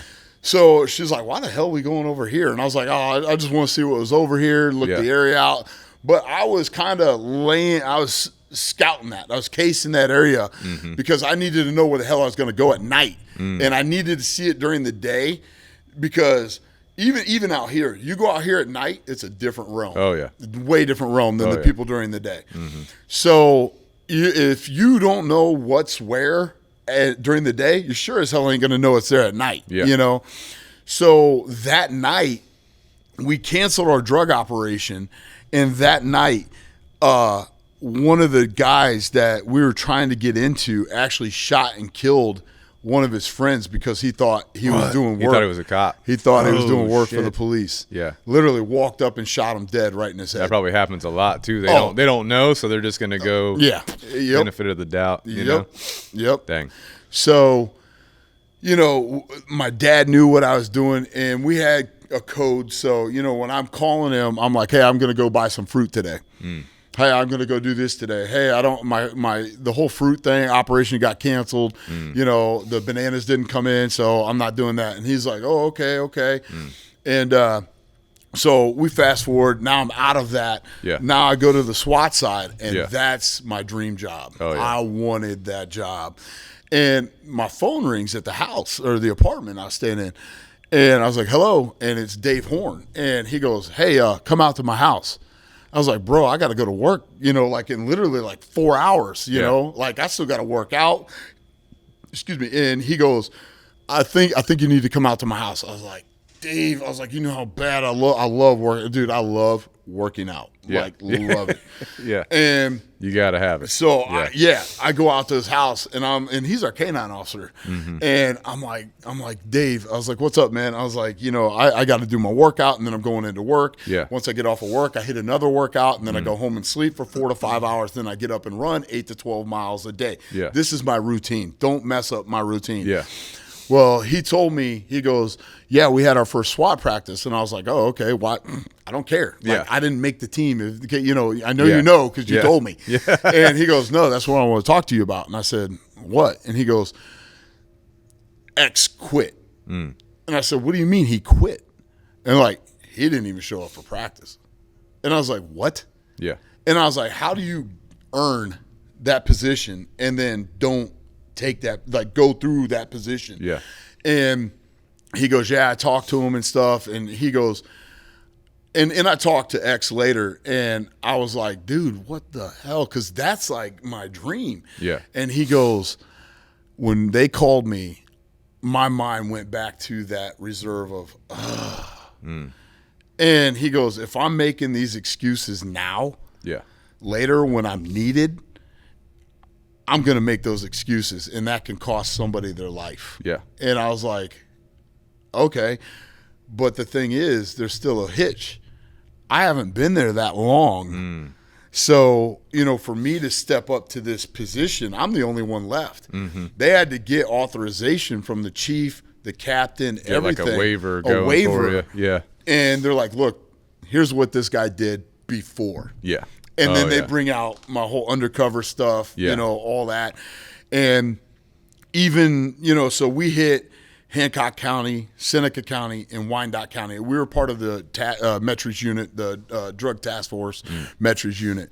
And I was doing a lot of work for them and stuff in Seneca County, in a little bit in Hancock County. Yeah. But most of our stuff was in Seneca County. So it was, even to this day, and I don't give a shit if he finds me or not, because I got something for him. But there's one individual that he took a plea deal, and he was facing a lot of time in prison. Well, he ended up, years later, I'm driving to Ohio, and I call my boy Paul Murphy. He was a gunnery sergeant in the Marine Corps. And again, he left college to go to the Marines. That was his dream, was to be a Marine. Yeah. And he did that. He went to the sandbox and everything. And we were talking. It's like I haven't talked to him in years. I can pick up the phone and boom, we literally pick up where he left off, you know? Yeah. Just that brotherhood right there. Yeah. And I'm talking to him, and he goes, you never guess who called me out of the blue. And I was like, who? And he said his name, and I was like, oh, really? And he goes, yeah, guess what he wanted? And I said, what? And he goes, well, he just got out of prison, and he wants to know if I know where you are. And I was like, dude, tell that motherfucker where I am. I was like, let him find me. Yeah. Let him find me. Yeah. Because I will bury him. Yeah. Literally where he stands. Because now things have changed. I have my family. I have my kids.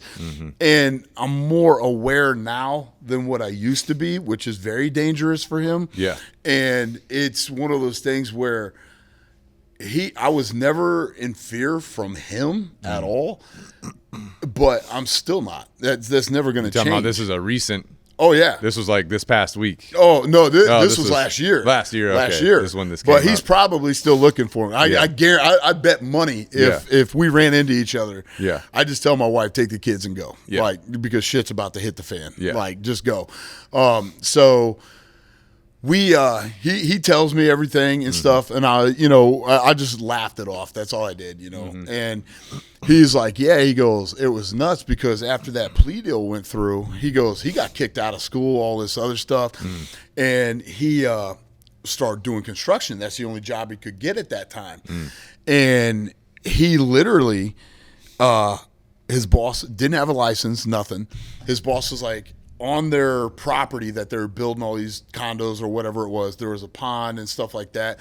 And this guy, if I could say he looked like anybody, was Montgomery Burns from The Simpsons. I mean, hunched over, really? Very scraggly, But he had his connections. And I got those connections. Yeah. So when his boss was like, hey, go get my truck and drive it over here, he's like, okay. He gets in there knowing he doesn't have a license, knowing he doesn't know how to drive, gets in his boss's truck and drives that bitch straight into a pond. His boss loses his shit. Well, he's like, what the hell are you doing? What happened? He's like, I don't have a license. I don't know how to drive. And his boss's insurance company, that's not going to go over well. No. And here you are, he's got to call the police because he's got to file a police report for his insurance company. Yeah. Yeah. Well, guess what? That violated his probation. So now all that time that was hanging over his head from before, he went to prison. Dang. And he goes, you know what the fuck they do to guys like me in prison that are fucking racist and this and that? You know all this? And Murph is just dying laughing because he's like, dude, that's your problem. Yeah. You know, like, don't cast your shit on me. Yeah. I got my own shit to deal with. Yeah. That's you. You made that mistake. You made your bed. You lie in it. There you go. You know? So, you know, we go on about our business and stuff, and we just, as time evolved, you know, I went through, I knew I had to get out of Findlay. I knew it wasn't good. Yeah. I left Tiffin PD to go get my master's degree. And I got my master's degree in forensic psychology. So from Tiffin University. So, you left the PD, you did that. Yeah. Okay. But I wanted my credentials to stay current just in case I wanted to get back into law enforcement on some different level. So you're staying reserve? So I'm staying reserve at a different place. Okay. But because I only went to school from 8 a.m. to 8 p.m. every Saturday, but during the week, it sounds like an easy schedule, but during the week, that's when you're doing all your lab work, you're studying, you know, your books. Your master's degree does not sound easy to me, bro. It is not. It is not. And here's another kicker. I had to carry a 3.0 or higher the whole time. The whole time. Yeah. Because the minute it went below, bye. You were done. You were kicked out. That right there was the biggest mind fuck for me. Yeah. Not being the intellectual of our family. Yeah. I mean, I would literally have to read pages over and over and over and over again just to make some sense of what was going on. Yeah. And, you know, but again, I'm learning stuff that I wanted to learn. So it's intriguing to me, you know, and when we're going through this, Dr. Hurwitz, he was one of the guys that profiled the DC shooter sniper. Oh, really? Yeah. So he did this is your professor. Yeah, this is my professor. Dang. Yes. Yeah. And then Dr. Liz Victor. Both of them are amazing people. Yeah. I mean, amazing people. She graduated, I think, from Harvard. He graduated from, I want to say, Syracuse. Okay. But both of them are highly intelligent individuals. I mean, they don't get that PhD for nothing. You know? Oh, yeah. But we went and we were taking tours of mental facilities and stuff. And, you know, it came time to, you know, we're answering questions in Dr. Victor's class. And she's like, why are you in this class? And it's going around the room, and I'm giddy. I'm like, oh man, I can't wait. Yeah. And she used to call me Cage Rage because at that time, I had already fought a couple times. This is when you're doing the cage wars? Oh yeah. So I had we ain't even talked about your MMA yet. No, this is on the side. You're doing the MMA on the side. Well, I got to make money. Right. You know, I mean, somehow. Yeah. And so I left the PD that I was getting paid for. And then now I'm doing volunteer stuff, but I'm also going to school. Yeah. And now I need a job. So I'm bouncing at this bar, at this bar, fighting, you know, doing all this stuff. So she's like, Cage Rage, why do you want to be here? What's your purpose behind this degree? Why do you want this degree? Yeah. And I was like, Dr. Victor, I want to know why people do what they do. That is my number one thing. And if I can have some sort of understanding of that, because when you dissect people mentally, you know, you two are very different from me. We're all men. Right. We're all wearing hats. We're all wearing black shirts, jeans. Yeah. That's the same. But when we get deep into that psyche, I can give you a test and him a test right now. Draw a house, and I'll tell you more about you than you think I know. And that's the dissection of what's going on up in here. Yeah. Draw a tree, draw a person, draw you, and I'll tell more about you than you have even told me ever. And you're going to be like, man, this is some voodoo shit right here. Yeah. Like, how in the hell is this? How do you know this? Yeah. But that's what I did, you know, for a while. Yeah. So when, you know, I'm going through doing these tests, you know, reports, all this stuff, we were no longer in college. We were advanced now. Now we're in graduate school, you know, and I'm sitting there and it's so intriguing to me. I would, again, both feet, boom, right in, you know, here we go. Yeah. And it was so intriguing to me because you can't take one person and say he's exactly 100% the same as this person right here. Right. It's not possible. Right. Because both of them have killed, let's just say, several people. But this guy was loved too much. This guy was loved not enough. This guy grew up rich, but he wasn't loved. This guy grew up poor, but had all the love in the world, but they still went to the same path, you know? So there's all these circumstances out there that you can't just say, here's a cookie cutter, everybody, right there. These people right here are all going to be serial killers. That's it. Yeah. That's an easy life. That's an easy world. That's an easy diagnosis.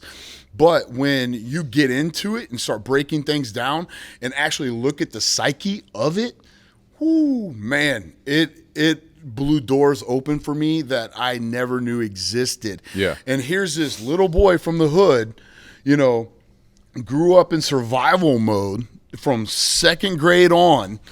And again, I didn't know that the dues I was paying, the reward at the end. So I had a different look on life in a lot of different spectrums than everybody sitting in this class. Yeah. Tiffin's a private university. People like me don't just pop into Tiffin University, you know? Yeah. One, I can't afford it, Yeah. you know, but I had football. Yeah. Football was my key to the university, to get into the university. Right. But then football was taken away from me. So obstacle one, here we go. Became an RA. All the rest of my time there. Yeah. RA of the year, jump in both feet. Boom, here we go. Yeah. Doing my undercover stuff. Yeah. Applied for the PD. Here's this guy, didn't know it, but he was my enemy at the time, trying to take my job. Obstacle, boom, hurdled it, got the job. And it just continued on down the line. So, you know, I knew when I went to SWAT school. So SWAT school, the photos around here, up there, the one with I see it. The green picture there. Yeah. But so Miami-Dade and Los Angeles have the two top SWAT teams in the country. And literally, they are by far the elite of the elite. Yeah. Miami-Dade, since it's East Coast, would send 4 of their top cadres up from Miami-Dade To train. to train us. Okay. And not just us, other departments. Right. So they would put on this summer camp of fun, you know, which, it was fun. Hazing is amazing. Oh, yeah. Oh, yeah. And, you know, this is all pre-military days, pre-everything. Yeah. You know, I had been pepper sprayed for the PD. Yeah. But SWAT pepper spray's a little different. Oh, yeah. They're taking half a can on your ass. You got not only the pepper spray, but you have OC and CS gas. Yeah. So when you're throwing your flashbangs, your smoke, and all this other stuff out, you pop these gas canisters, and every ounce of exposed skin burns like you would not believe. So I'm thinking, well, it's not my eyes. I'm safe. Yeah. All of a sudden, it's in middle of August, Southern Ohio, no shade. You're wearing a flak vest. You got your gas mask on. You can literally see the sweat doing this. And if you don't let that out, you're burning your own eyes because of the sweat. Yeah. Then you can't see. So you would literally have to breathe out, blow out, seal it back to your face, you know, so you got a little bit of the gas, but not to the point where the snot's running and everything. Good But Lord. your body is on fire. Yeah. So for 2 weeks, literally, we're going through hell. And we had Army Rangers in there, Marine Recon in there, and all these guys I looked up to. Okay. But as the time went on, I'm hearing, I don't want to be here. And I'm like, this is my dream, man. Yeah. And I'm like, what do you mean? Weren't you in the fucking Marines? Yeah. Yeah, but dude, this is so much harder. And I'm like, what? Yeah. I'm like, wait a minute. You're Yeah. telling me this is harder than the shit I'm like, ain't no fucking way. Yeah. I didn't tell him that my brother was a Marine. My brother was like, dude, that shit sucks. You know, and God bless, I have a ton of Marine friends out there. Yeah. I love you guys. You're my brothers and my sisters. But it's, to compare it to that, I'm like, come on, man. Like, you're selling yourself short. Yeah. And what I didn't understand at that time, because I was focused on myself at that time, they were just weak-minded. And his body, I mean, I can point to him on the photo up there to look at him. You're like, man, this guy's a fucking machine. But up here, not so much. He's just going through the motions. And for me, I've already had all these obstacles in my life, you know, the borderline kidnapping, you know, the hunt for, you know, the evil people out there that were coming after us and stuff. This shit's easy compared to your whole life up to that point. Way you know? easy. I'd rather do this every day of the week than, you know, think, am I getting kidnapped today? Yeah. Like, that's my mentality leaving the house at, you know, 7, 8, 9, 10 years old, 11 years old. Yeah. Is today going to be the day? I don't know if I'm coming home. Yeah. But to face that reality at such a young age and survive it, looking back, it's like, this is cake, dude. Yeah. Like, maybe you came from that rich family that loved you a lot and everything's going to be fine. No. Yeah. No, not happening. Yeah. You know? So as we're going through this whole SWAT thing, you know, the first couple of days, you know, they weed the weak ones out, just like any other military training. They want to get the people who really want to be there. That's where their focus is. That's where their energy's going, all that. We literally started out, I think, with like, I don't know, maybe 40, 45, 50 people, maybe. Yeah. By the first couple of days and into the second week, that's all that graduated. So the hell, Gotta be at least 50% or more. Oh, More at than least. 50%. At least. Yeah. And I have photos of me rappelling out of a 7-story building upside down. Nice. Running down the side of a building, inverting, throwing flashbangs through the building, kicking off, going in, engaging 2 targets, boom, boom, boom, boom. Yeah. And kicking out, going down, hitting the ground. All this stuff that this little boy from the hood never even dreamed of doing in his life. But it was such an adrenaline rush. Oh, yeah. And I mean, it was, in my head, this is what I was made to do. I'm here to kick in the door and put the bitches on the floor. Yeah. That's what I'm made to do. Yeah. And I knew that, and I harnessed that energy, because what gave me a little taste, and I think it kept me hungry, was a couple weeks before I went to SWAT school, my cherry got popped on a federal search warrant. So we didn't have enough people. So I was put more or less on the perimeter side of everything. Yeah. But I was there just in case you had a squirter this way or that way. You know, you get on the mic, hey, boom, we got a squirter eastbound, blah, blah, blah, blah, blah. You're going. We're going. Yeah. And, you know, that right there is like hanging that big hunk of bloody steak in front of that pit that just hasn't been fed in days. And now I see all this stuff unfolding in front of me, and I'm like, oh, hell yes. Yeah. Sign me up. Yeah. Here we go. And I remember the guys, you know, it's when you're in that vehicle going on a call out, and they're yelling 30 seconds out, 15 seconds out, and you see guys checking their kits, checking their rifles, checking their guns, making sure everything's where it needs to be, because shit can turn sideways real fucking quick in a matter of seconds, and I mean seconds. Or it can go real smooth too. But if you think it's this, Murphy's Law, wham, here you go, you know? Yep. So, be ready for the worst. You know? Yeah, exactly. Prepare for the worst, hope for the best. Right. And that's just it. So when we go on this, we come back, I'm amped up. My adrenaline is through the freaking roof. Yeah. And it was a very clean cut, kick the door in, boom, boom, boom, boom, we're done, we're out, boom. And my cop mentality comes back, and I'm like, who's doing all the paperwork? And they're like, oh, that's the SWAT commander. And I'm like, wait, what? I'm like, we don't do anything? They're like, no, he handles it. And I'm like, even better. Like, awesome, you know? So that became even more intriguing to me. So I'm like, Dwight, don't fuck this up. Yeah. You know, Yeah. in my head, you know? Yeah. So when I go to SWAT school and everybody's, oh man, woe is me, boy, I miss my girl, I miss my wife. I'm like looking at him like, you shut the fuck up. Like, you're like a Debbie Downer in the middle of this epic thing that you've been gifted. Yeah. And all you're doing is bitching. Yeah. So my roommate and I, and he was from Camden, Ohio. My roommate and I, we're kind of on the same mindset, except he was married. I wasn't. I had nothing. Yeah.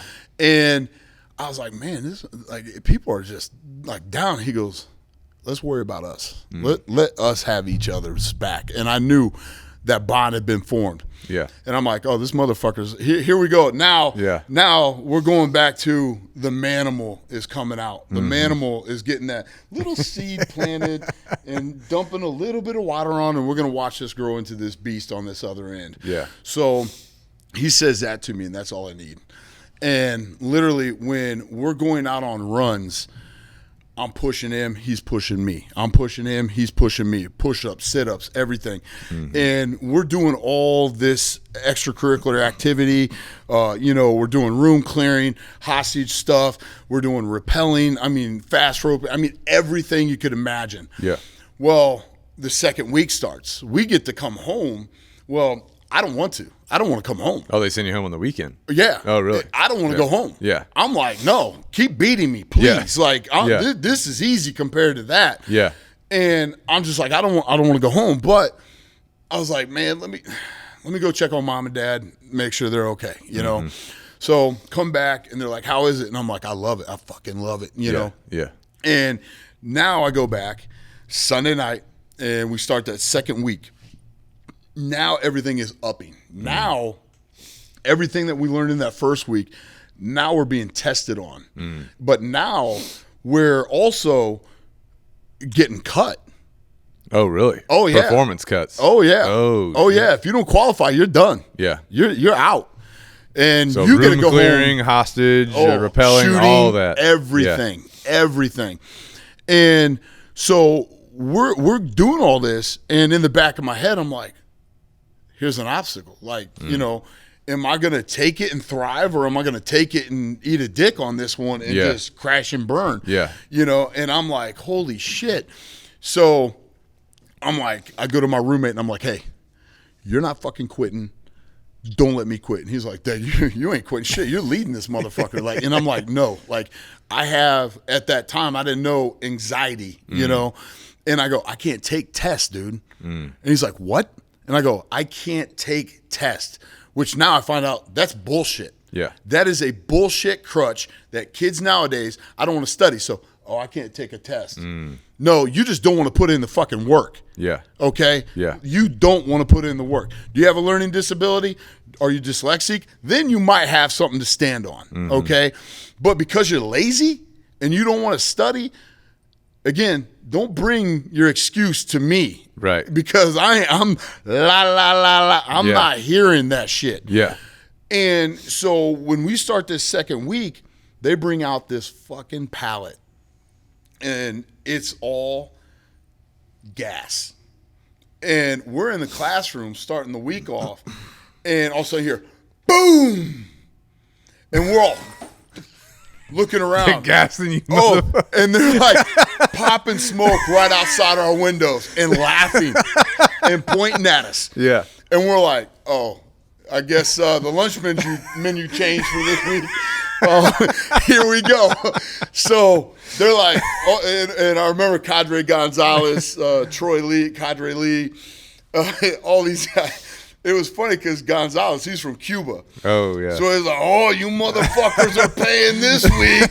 I hope you packed your rubber sheets because you're going to be pissing the bed. You know, just talking shit. Yeah. Which is first week, they did a little bit, Yeah. you know. But those first 2 days, they talk shit. But then they kind of backed off. So you're thinking, I'm going to let my guard down. This isn't that hard, you know. Oh, hell no. Oh, hell no. So they explain the rules for this upcoming week, and they're like, at any given time, we start yelling, gas, gas, gas. What you need to do is that whole gas mask you've been carrying, don that gas mask. And we're like, okay, roger that, cool. Oh, by the way, it's going to be when you're shooting, when you're moving and shooting, when we're out running. That's why we got it on a pallet. And I'm like, because remember, it's not just pepper spray. Right. I'll eat that shit. I don't care. Yeah. Like, that shit pisses me off. Yeah. Don't spray me with pepper spray because I'm whipping your ass. Then. Yeah. Like, I'd rather get tased than pepper spray. Oh, yeah. Because there's no reflash, Yeah. you know? So, knowing what I know, and we'll touch on that after SWAT school. But I'm sitting there, and, you know, everybody, we go out. We're out of the classroom. We go get our gear, put our kits on, all this stuff, and we're doing our run. And we're running. Well, it's in the middle of 2 prisons. So when we first showed up, you know, all us Ohio boys got hairy arms, hairy backs, legs, all this shit. All these guys from Miami, they're laughing at us. They're like, oh, you Ohio boys in your hair. And we're like, dude, like, you look weird with your arms shaved. And they're laughing at us. Yeah. And we're like, why the hell are they laughing at us? You know, like, we don't get the joke. Oh, the joke was on us. Because these 2 prisons, all they did was farm cows, pigs. So guess where we're doing burpees, push-ups, sit-ups, everything in shit. Yeah. So we had dingleberries hanging off of us, hanging off of our arms, any legs, I mean, our hair. And we go back. Yeah. It's lunchtime. Let's get the chow. Don't matter. Get some dingleberries in your chow. Yeah, it's like, extra protein. Yeah. So I guarantee you, that night, everybody in the shower is like this, shaving every ounce of arm hair off their chest, their arms, anything that was exposed. I mean, and you can tell by our haircuts up there, everybody's damn near bald. Everyone's bald. But again, you know, the stories that make the best stories are the worst ones. Oh, yeah. You know, your worst experience makes the best story. So, you know, we're continuing this, and I remember calling my brother one night after everything's chilled out. We're getting cleaned up after showers and stuff before lights out. I'm sitting there, and I called my brother, and I said, hey, and he's in D.C., and I said, hey. He goes, what's up? And he goes, how's it going? I said, bro, I'm built for this. Yeah. This is what I want to do. And he goes, oh, you saying you want to be part of my corps? And I was like, I don't know what I want to be part of, but I want to do this. Yeah. Like, this is what I want to do. Yeah. Like, absolutely, 100%. And he goes, well, I'll tell you what. He goes, when you get back, he goes, start talking to recruiters and stuff. So we came from a military family. Yeah.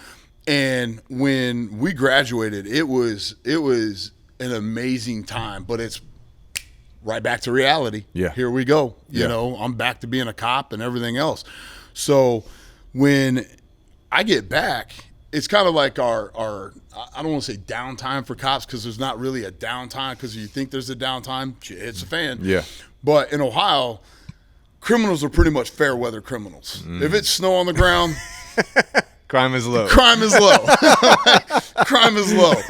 So it's one of those things where I had some time to explore my options. Yeah. So having my best friend Ben Lunn in the 75th Ranger Regiment, he passed away. I wanted to honor him. And how could I honor him but become an Army Ranger? Yeah. So I went into the recruiting station, and I knew at that time what the offers were out there, you know, and I hated the ocean.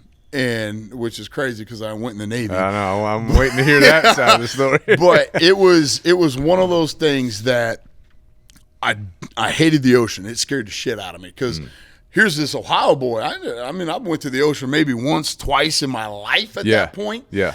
And I just wasn't used to it. So I didn't know what to do with it, you know? So now I go into the Army. Well, I went to the Air Force first, and they're looking at me and they're like, "We don't need you." And I was like, "All right." They're like, "Let's see your academics real quick." Yeah. They're like, "Okay, here, have an Air Force water and take that home with you, and don't ever come back." That's why their windows are tinted. They're like, "We'll call you. We'll call you." It's like that girl you want to date in high school, and you're like, "Hey, so I was thinking, here's my number. Call me if you ever want to go out with me." And she's like, "Okay, we'll call and you." you're still at home waiting for that phone call years later, and you're like, "Man, I wonder whatever happened to her," And you look her up, she's ballooned into some, freaking hot air balloon or whatever. High school, but it's so. I go in the Air Force. I'm like, "Sorry, Dad, they don't want me." My dad was in the Air Force. Did his shit in Vietnam. Yeah, But then again, my grandfather, his dad was in the Army, so I was like, okay, there's that. And then my best friend, Ben Lund, he was an Army Ranger. My other grandfather, my mom's dad, he was a hardcore fucking Marine. I mean, hardcore fucking Marine. Yeah. And when we were kids, my grandmother would watch us a lot. And we all knew not to block. Grandpa ain't chasing us, but he had a cane. And he was a spot-on sniper with that fucking cane for your ankle, your neck, the back of your head. It was everything. His car mats, which I have at my house, Marine Corps car mats with the bulldog on it. Yeah. I asked my grandma for those when he passed away. But one of the big things, he had a rug in front of his TV with the Marine Corps bulldog on it. And he's like, being a little kid, he's like, "Watch out, that dog will bite you." And I'm like, "What? You got a dog now?" I'm like looking around like, what the fuck is Grandpa doing? Like, and he's like, "That dog right there." And he's like, don't step on my dog. Yeah. And he meant it. Yeah, as soon as you. Oh, wow. Wham! Yeah. Oh, sorry, Grandpa. And are you here? You make a better door than a window. He taught me how to cuss. Yeah. How to play cards. I mean, that man was a hardcore Marine. Well, he set you up right because in the military, you do not step on things in the floor. No. If you do, you will be fucked. Yes. So he set you up. He taught you that lesson ahead of time. At a very young age. Absolutely. So we're sitting there, and I didn't want to take the thunder from my brother. And my mom was like, "Dwight,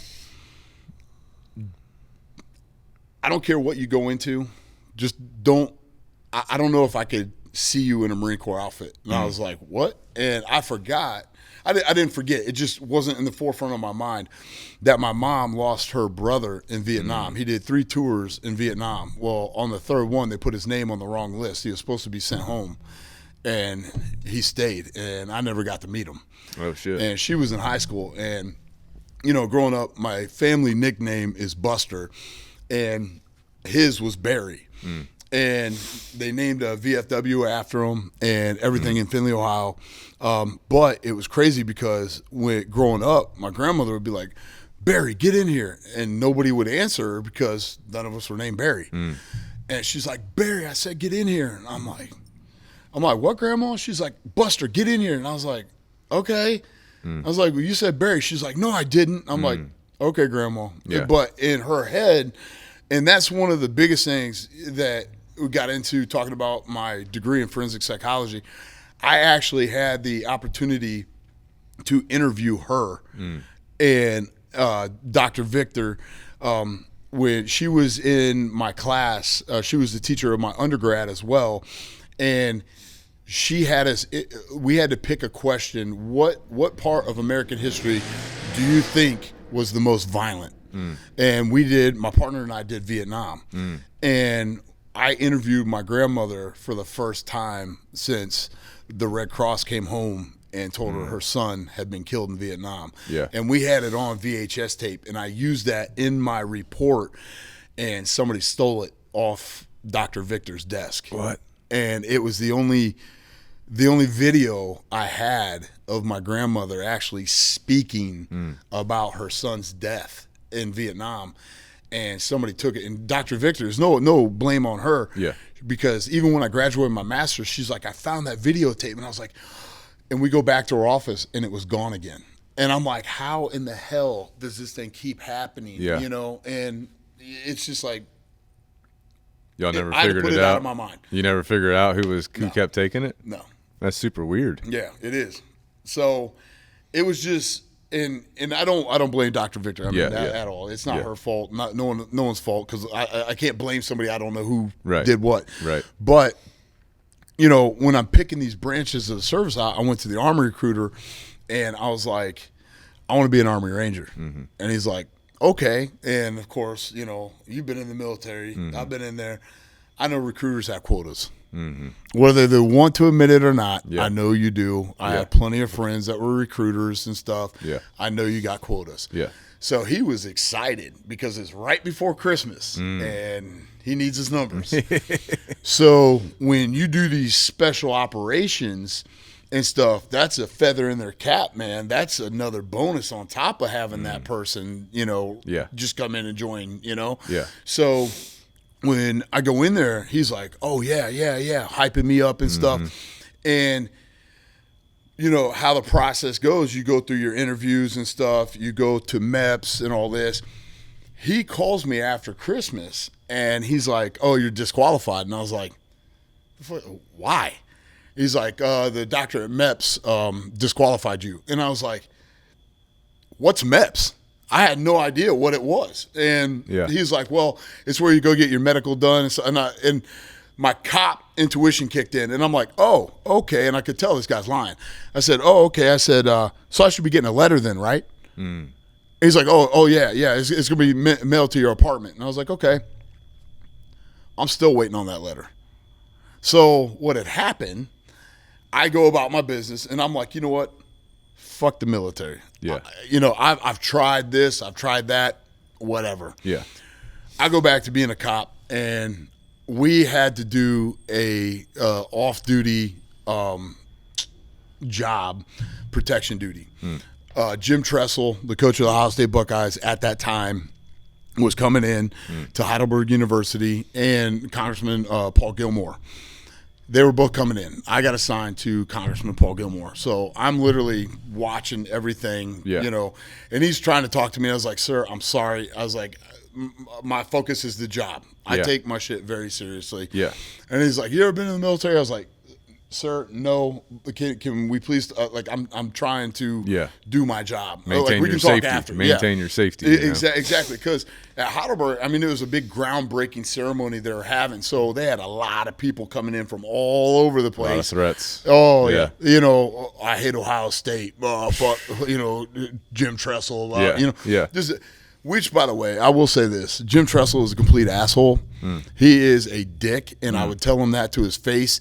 A little kid came up, and mind you, I was attached to the congressman. Yeah. And a little kid came up while they were leaving, and he's like, Mr. Tressel, will you sign my football? He literally turned around and said, kid, I don't have time for that.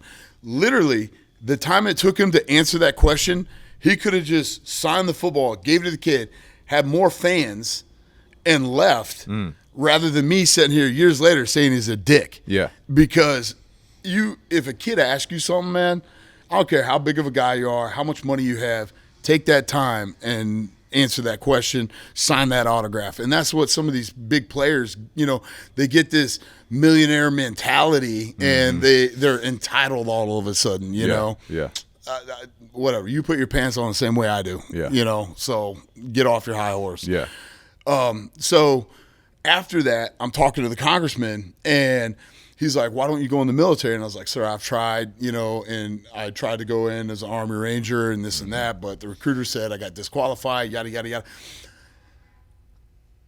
Fast forward a few weeks. Now we're into January, February, March. I get a phone call, and at the PD, cops like to mess with each other. And my shift was from 1700 to 0300. Yeah. So, you know, about midnight, 0100, my phone rings and the dispatcher goes, "Hey, Deck, you got a call on line 1. And I'm like, because you can see who's calling where. And I was like, all right. I was like, yeah, this is Officer Decker. And he's like, "Hey, how you doing?" And I'm like, I couldn't quite make the voice because it had been some time. You're like, dude, it's 1 a.m. Yeah. And I'm like, who is this? He's like, "Oh, it's your favorite congressman." I'm like, you're an asshole, dude. And I'm thinking it's the guy's fucking with me. Oh, yeah. So I hang up on him. And I'm like, man, I was like, that's funny, guys, because my sergeant's office is down the hall. And 5 minutes later, I hear, "Hey, Officer Decker, you have a phone call on line 1. I was like, these motherfuckers don't quit. Yeah. So I was like, "Officer Decker," and he's like, "Hey, don't hang up." And I'm like, okay. I'm like, "What?" And he goes, "You don't think this is me, do you?" And I said, "No, sir." He goes, "Write down this number." Gives me his number in D.C. I literally call it back, and a lady answers. I was like, "Is the congressman in?" She goes, "Hold one, please." I was like, oh, shit. This is the congressman. He picks it up, and he's laughing. And I'm like, oh, my God. I'm like, "Sir, I'm so sorry. I called you an asshole. Yeah. I didn't mean it." Like, I thought it was my sergeants messing with me because, you know, that's what we do. Yeah. You know? Yeah. He's like, no, don't worry. He goes, "So about that recruiter." And I said, "What recruiter?" And he goes, "The Army recruiter." And I said, "Yeah." And he goes, "Yeah, so I sent my investigative team in there." And he goes, "What we found out." And I was like, "Sir, hold up. Let me stop you." I said, "I never asked you to." And he goes, No. He goes, "I wanted to know why you had all your shit together, you're shit hot, and you weren't in the military, and you said you tried, but," he goes, "something wasn't making sense." Yeah. He goes, "So we sent our team in there, and the 2 investigators walk in, and they know how to play the game, and they're like, 'Is so-and-so here?' And the one recruiter goes, 'Yeah, he's right over there.' And they walk over to him, and they're like, 'Hey, we're so-and-so from D.C., you know, yada." They do their whole spiel. And he goes, "You want to tell me, do you know of why we might be here?" Kind of that open-ended question to see what his response is going to be. And he goes into, now Tiffin has 2 private universities. It has Tiffin University and Heidelberg University. Come to find out, he had 2 trespass notices against him for following females back to their dorm rooms. What the heck? And harassing them to the point where they called campus police and the PD and had these trespass notices against him. Holy cow. So they were like, "Oh, well, that's great, but that's not why we're here." And he I guess his face, and I can only imagine, went, "Oh, fuck, here we go." Yeah. And they go, "Do you know a Dwight Decker?" And he was like, "Oh, shit." Come to find out, the whole group of us that were being looked at to be Army Rangers, he got his number before Christmas by forging all the doctor's signatures What? on our medical documents to make sure that he got his little quota for the month. Holy smokes. So when they found that out, they were like, "Okay, so here's what's going to happen. Yeah. Does your chain of command know about that?"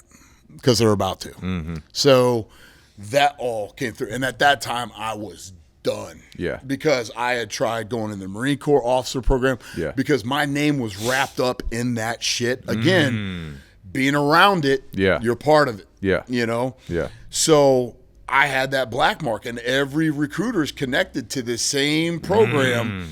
So anytime I went in, they'd be like, after the physical fitness part that I just blew out of the water, they'd be like, "Oh, we need to see Decker, da-da-da-da-da-da-da-da." And they would either tell you didn't make it or whatever. And they're like, have you been to MEPS? And I'm like, "No, but I know what you're talking." I had to explain to the Marine Corps officer in Kenton, Ohio, what would happen. I went in, and I had to explain myself so often, I just got tired of it. Yeah. And that was just me being weak, whatever. But I didn't stop fighting. Yeah. So I told the congressman what was going on. He goes, let me see what I can do. And I said, all right, whatever. And he wrote me a letter of recommendation, and which he's high up in D.C. There he is. Yeah. And later, my dispatch was like, "Hey, Deck, you got a phone call." The same shift. Here we go. So I'm sitting there, and it's my buddy Mark Bloomfield. Well, he just retired as a Master Chief in the Navy. Literally this past week, he just retired. Nice. And I want to give him a shout out. I've known him since 7th grade. Went to the same junior high, same high school. Oh, dang. He went in the military. I went in, got a scholarship for football and all that. But literally less than 7% of the whole enlisted Navy make it to be a Master Chief in the Navy from starting out, from start to that point. Yeah. And kudos to him. Phenomenal guy. Great guy. Just absolutely great guy. One of my dear friends. But it was him on the other end of the line, and he's like, "Hey, you still want to go in the military?" And I was like, "That's hilarious," because he didn't know the backstory. And I said, "Look, Mark," I said, "I've tried, and I can't do it. Yeah, but here's my friend I've known since 7th grade, and we had that brotherhood, and he's telling me, I got you. It might take me a couple months, but I got you." And I said, whatever. I said, I ain't going anywhere. I'm here. Let me know, Yeah. So we're literally sitting there, and couple weeks go by. He calls me back, and he's like, "When do you want to leave?" And I said, "What?" And he goes, "I got you in." He goes, "Now you will go to MEPS, and if you pass everything, you're good to go." Yeah. So I go to MEPS, and I have 6% body fat at the time because all I was doing was running, lifting, eating, and sleeping. That was it. And you still doing the cage fights, or that's at over? That point I was off and on. So my one fight on YouTube, because again we didn't have all that fancy shit back then. You know, my one fight on YouTube that you can find out there. Literally, I was a cop at that time, and I had to take a day off of work. Oh, really? To go do this. And my chief had no idea I was fighting. Really? No idea. So I'm thinking, well, I can't get hurt. Yeah. But I love fighting. Yeah. Like, I love fighting. Yeah. So the promoter was like, "Hey, can we tell everybody you're a cop?" I'm like, "Hell no." Yeah. I'm like, "I'm not supposed to be here." Yeah. No. He's like, "Oh man, it really get some fans behind you." And I'm like, "Man, no, please." Yeah. So he didn't. Thank you. Yeah. But I won that fight. So in the first 30 seconds, I get my jaw dislocated, and I'm more of a counter fighter. I have to get hit for me to know I'm in a fight. But then after that, I smile because I'm about to fuck you up. And it was just such a rush, the SWAT, the undercover, it was such a rush to me that you just blink out, And so we're sitting there, and my buddy who got me into fighting, Alan Weichert, he's competed at the highest level, WEC, everything, NAAFS, everything. And he was my corner man. And when I think I threw, my buddy Craig I was talking about earlier said he counted, I think it was 26 uppercuts to this dude's face. I broke his orbital socket, broke his nose, swelled both his eyes shut. And, there's no HD back then. So if you watch it on YouTube, you see me push on his chest, and it's edited video. And I went to hit him, and I couldn't even see his eyes. And his face was just blood. And I was just like, I look at the ref, and I'm like, who's the promoter, which is crazy. I look at the ref, and I'm like, I'm not going to hit him. Yeah. Because I'm not, he's already lost. He's done. Yeah, he's done. And so they stopped the fight. I win, and I come walking out, and my buddy's like, "Here, give me your mouthpiece." And I was like, "I can't open my jaw." And he's like, "What?" And I go, "I can't open my jaw." And he's like, his eyes get big. And I was like, "What?" And he goes, "Dude, you got to see your face." And I was like, "What's wrong with my face?" And I'm doing this, and I can't feel anything, but I still can't open my mouth.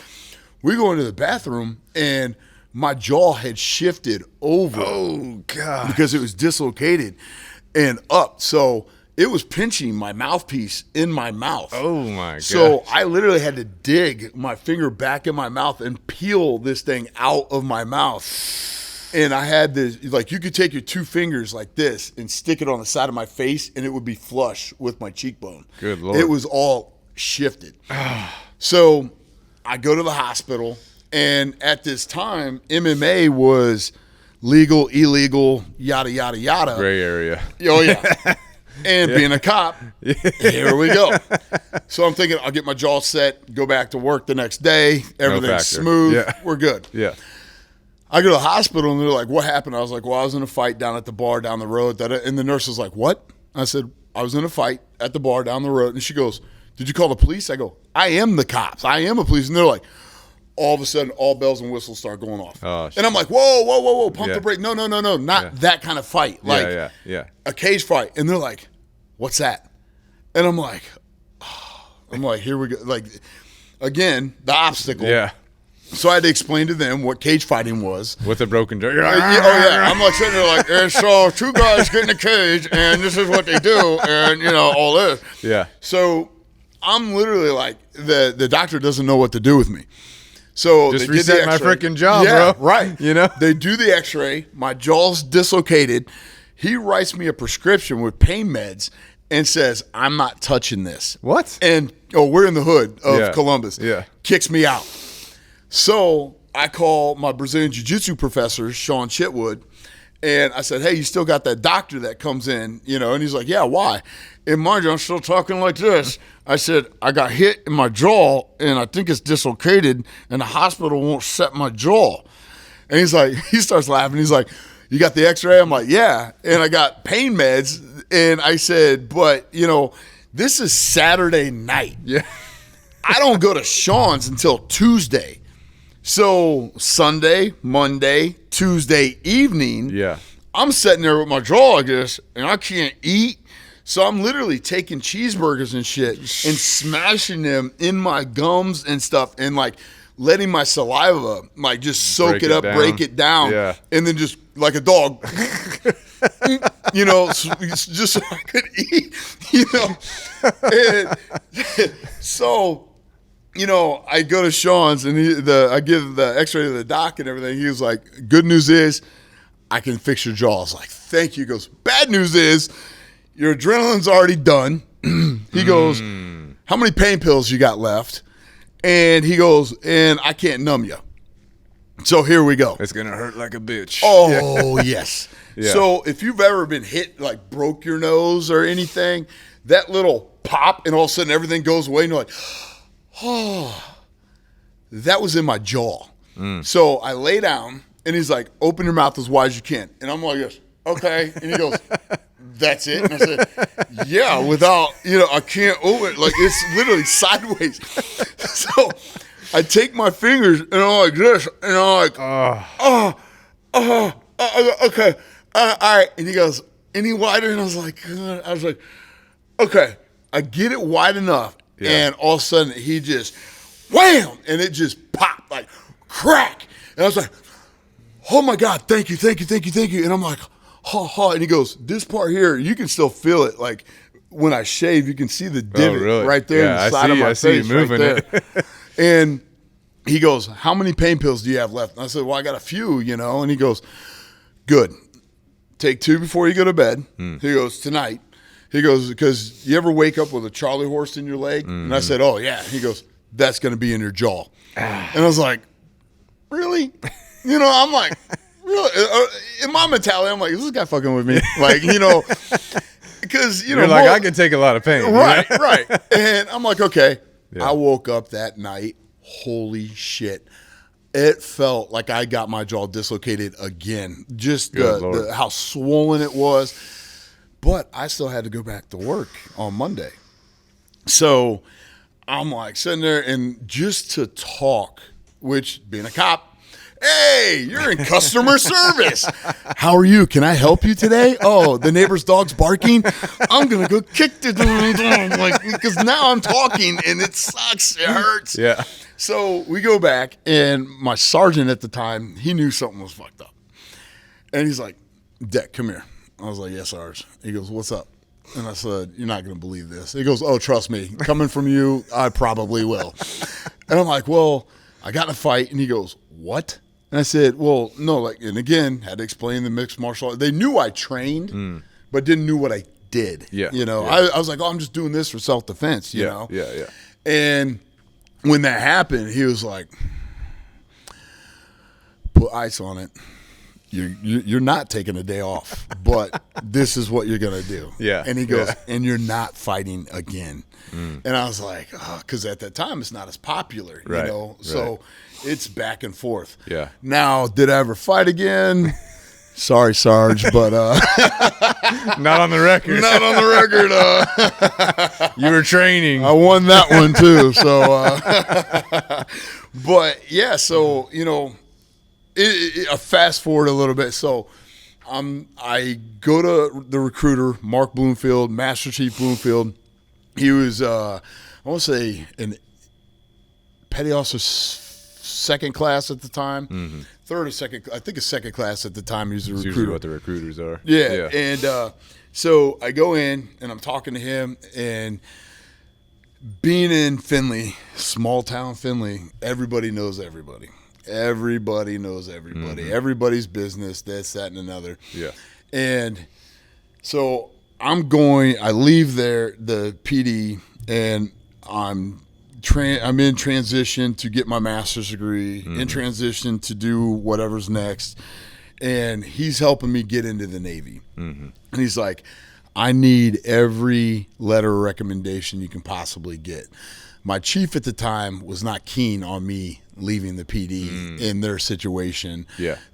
Being they just got a waiver for me to be on the SWAT team. They just did all this stuff for me. I'm the golden child, yada, yada, whatever.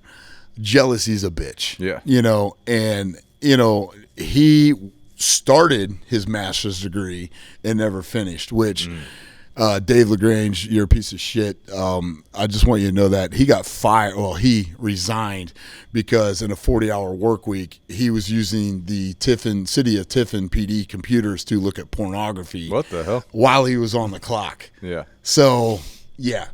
But he's no longer there. So, but it was just kind of one of those things where you wish you could go back in time and be like, yeah, you know, because he really at that point, he wanted his job so bad that he was willing to sacrifice all the younger guys. So like we were going through like a big tax thing at that time for the city, and we needed, like, I had one guy below me and then me, and we're the two newest guys, and I already had my backup plan. You know, I was going in the military. My dad knew that. I knew that. Yeah. But I said, look, I'm not going to let you get fired, man. I said, I already got a backup plan. I'm out, you know. So when everything went sideways, I was just like, I'm done. I resign. I'm out. I kept my credentials, went to a different PD, went to school, got my master's, trying to better myself. I didn't get stuck in Ohio, you know. And a lot of people never leave Ohio, especially Findlay, Ohio. And it was literally getting so bad in that transition period that you could tell what day of the week it was by who was at what bar. And so while I was getting my master's degree and stuff, I needed money, so I was bouncing here. I would bounce until, you know, by the time we cleaned up 3, 4 in the morning, I'd have to be in Tiffin, which is a half an hour away, at 8 o'clock in the morning. So my buddy would drive over to my apartment, pick me up, and then he's like, hey, you good, or you need me to drive? I was like, dude, you drive. I'm going to sleep this half hour. So, and it was an extra half hour of sleep. And then I'm sitting in the classroom for 12 hours. Sometimes on our lunch break, I go to my car and just sleep. Because I'm burning the candle at both ends now. I'm fighting. I'm training. I'm bouncing. I'm trying to get my master's. I'm still studying. I can't drop below a 3.0. I got all this stuff going on. And I'm still waiting on the military. So it's like, hey, you know, something's got to give. So I finally graduate. That opened up a lot more doors through the military. Now I can go in as an officer. I can do this. I have another golden carrot out there, you know, on my side. And I have all these letters of recommendation and stuff. And I could not get in as an officer. They didn't need these like IT or not IT. They didn't need these intelligence officers at this time. Oh, really? And I went back to Master Chief Bloomfield and I said, Mark, look, I said, you know, I need to get the fuck out of here. Yeah. And what really happened was I got in a fight, not in a cage, and almost killed a guy. And and I will say this, it was self-defense, but I almost killed a guy. Yeah. And it was one of those, like, again, coming to Jesus moments, like where I'm like, I got to get the hell out of here. Yeah. Because something's going to give. Yeah. And it's either going to be my future and I go to prison, or I'm going to end up in a factory the rest of my life because I just blew everything. I can't get in now, you know, because I got charges and everything else now. Yeah. So I needed something to give. Well, when I told Mark that, he was like, look, he goes, you want to go in, right? And I said, yeah. And he goes, well, I'll tell you what. He goes, why don't we do this? He goes, I can give you a $60,000 bonus right now because you have your master's degree. Oh. Or I can pay your school off. And I said, well, let me stop you right now. I said, either way, it's going toward my master's degree. So he goes, okay, fine, sign here. There you go. Yeah. All right. MEPS is the next obstacle. Yeah. I go up there looking like a brick shit house, 6% body fat, athletic, did all the testing, passed everything with flying colors, everything. And come back, they waited on the results, everything came back. He's like, when do you want to leave? And I said, now. Yeah. And he's like, what? And I said, now. I said, I can't stay here. Yeah. Because it's not good for me. Yeah. It's not good for my wife, my girlfriend at the time, my wife now. Yeah. I go, it's not good. I had like Finley and the drugs were picking up. Everything was picking up. And it was one of these things where something's got to give. Either something's going to happen to one of the people I care about, and now I'm stuck in that, or the opposite. And I'm not going to be able to get in. So he's like, how's December 6th? I said, done. When do you want me to be here? And he's like, well, we leave out of Columbus. I said, no, I'll drive myself. My wife, we got a room, everything. My mom and dad came down to see me off, get sworn in, all that stuff. December 6th, 2006, boom, I'm on a plane to Great Lakes. So December 6th, 2006, I enlisted as a like a spook. So intel, like coding, all that fun stuff, which I found out because, your first week in boot camp, you're really just going through the motions. They're keeping you up, you know. Oh, yeah. And you're getting all your shots. They really can't bust you down because they got to make sure you're healthy and all this stuff. And it's one of these things where I already knew there's nothing these people could do to me physically that would mess with me. Nothing.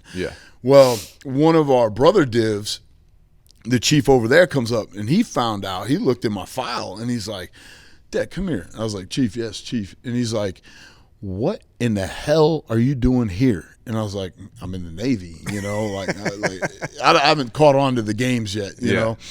And he goes, no. He goes, why aren't you an officer? And I was like, Chief, I tried. So during boot camp, I was putting in packets. Oh, really? Trying to get picked up for OCS. Yeah. So, but I only had one guy in my corner. I'm starting to get these people in place to help me out, So we're going through everything. And when we're checking in, you're in the tighty whities and I'm standing there. I had just received my 3 black belts a couple weeks prior to leaving for boot camp. Well, it was a 4-day event of testing and then 2 days physical, 1 day offense, 1 day defense, and Lonsford Holness, dude's phenomenal. My grandmaster, Kevin Cullen, phenomenal guy. He actually got inducted to the Martial Arts Hall of Fame in 2008. And then he actually wrote me a letter of recommendation to get me into the Martial Arts Hall of Fame as well later, years later, about 10 years later. And so we're sitting there and I was pissing blood because of the testing I from the black went belt. Through. Oh yeah. And it was a very physical test for hours. And every day I live literally right around the block from the dojo. I come home and just piss blood. And my wife, my girl at the time, she's like, what the hell? And I was like, I got to do this. I was like, this is one of those things I've been involved in for so long. Yeah. I got to do this before I leave. Yeah. And she's like, you're going to get kicked out. Like she worries about worrying, you know? And I'm like, I'm just more like, hey, relax. We'll figure it out when we get there, you know? And so I'm standing there in tighty-whities holding my shit. And, you know, you're an assembly line. People are walking in between you and all this. And I hear footsteps, and he stops. I'd already been a cop, undercover, SWAT, all this stuff. Got my master's degree, everything. And he stopped. And my spidey sense, I was like, this motherfucker's standing right behind me. I was like, shit. And he's like, what the is this? And I didn't turn into a turkey net. What? You know? And I didn't say anything. And he's like, I said, what is this? And I didn't say anything. And he nudged me. And I was like, sir. And he's like, I work for a living. I was like, Chief,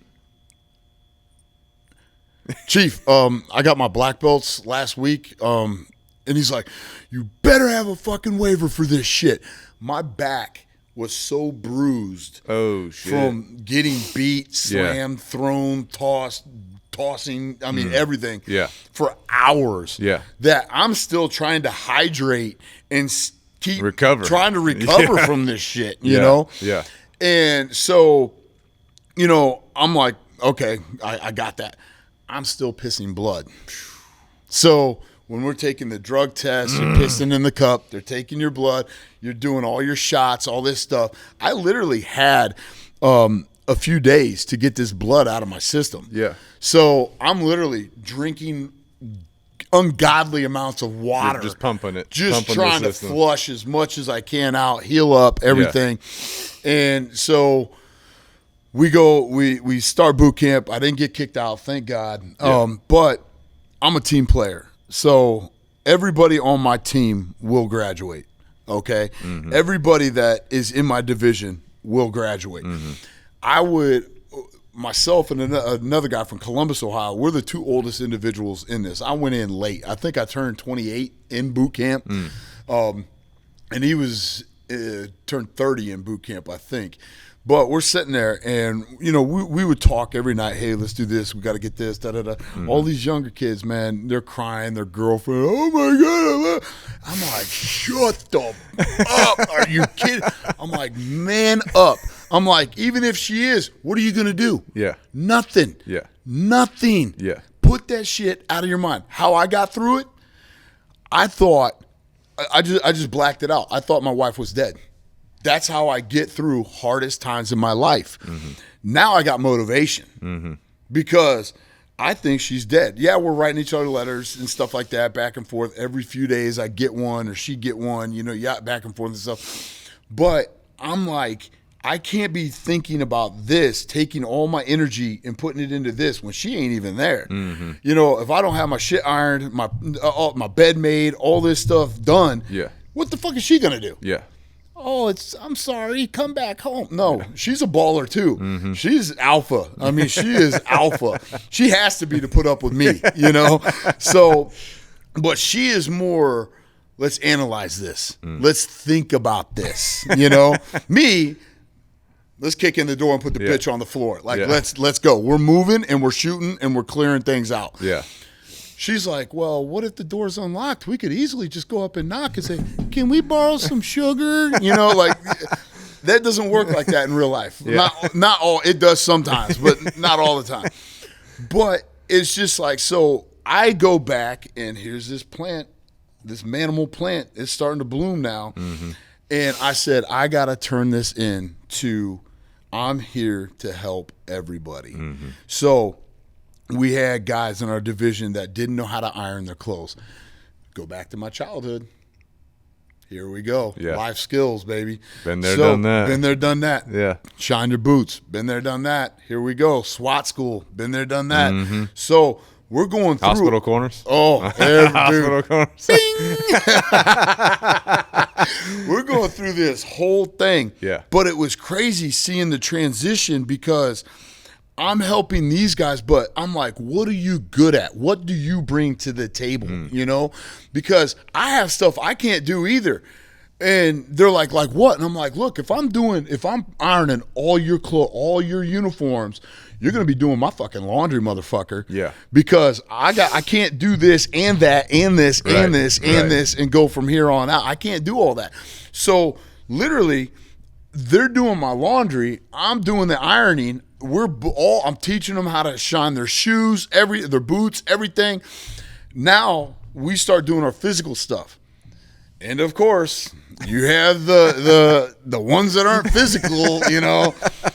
But just like me, no one's ever helped me academically get better. Yeah. But fitness was my thing. Yeah. I knew that. All they needed was some motivation.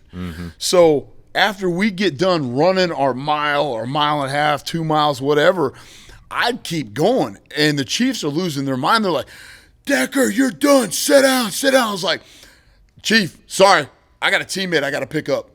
And I would run and pace these people as they're running. And I'm like, stay with me. They start falling back, my hands on their back, pushing them. Let's go. You're getting this. You ain't failing this.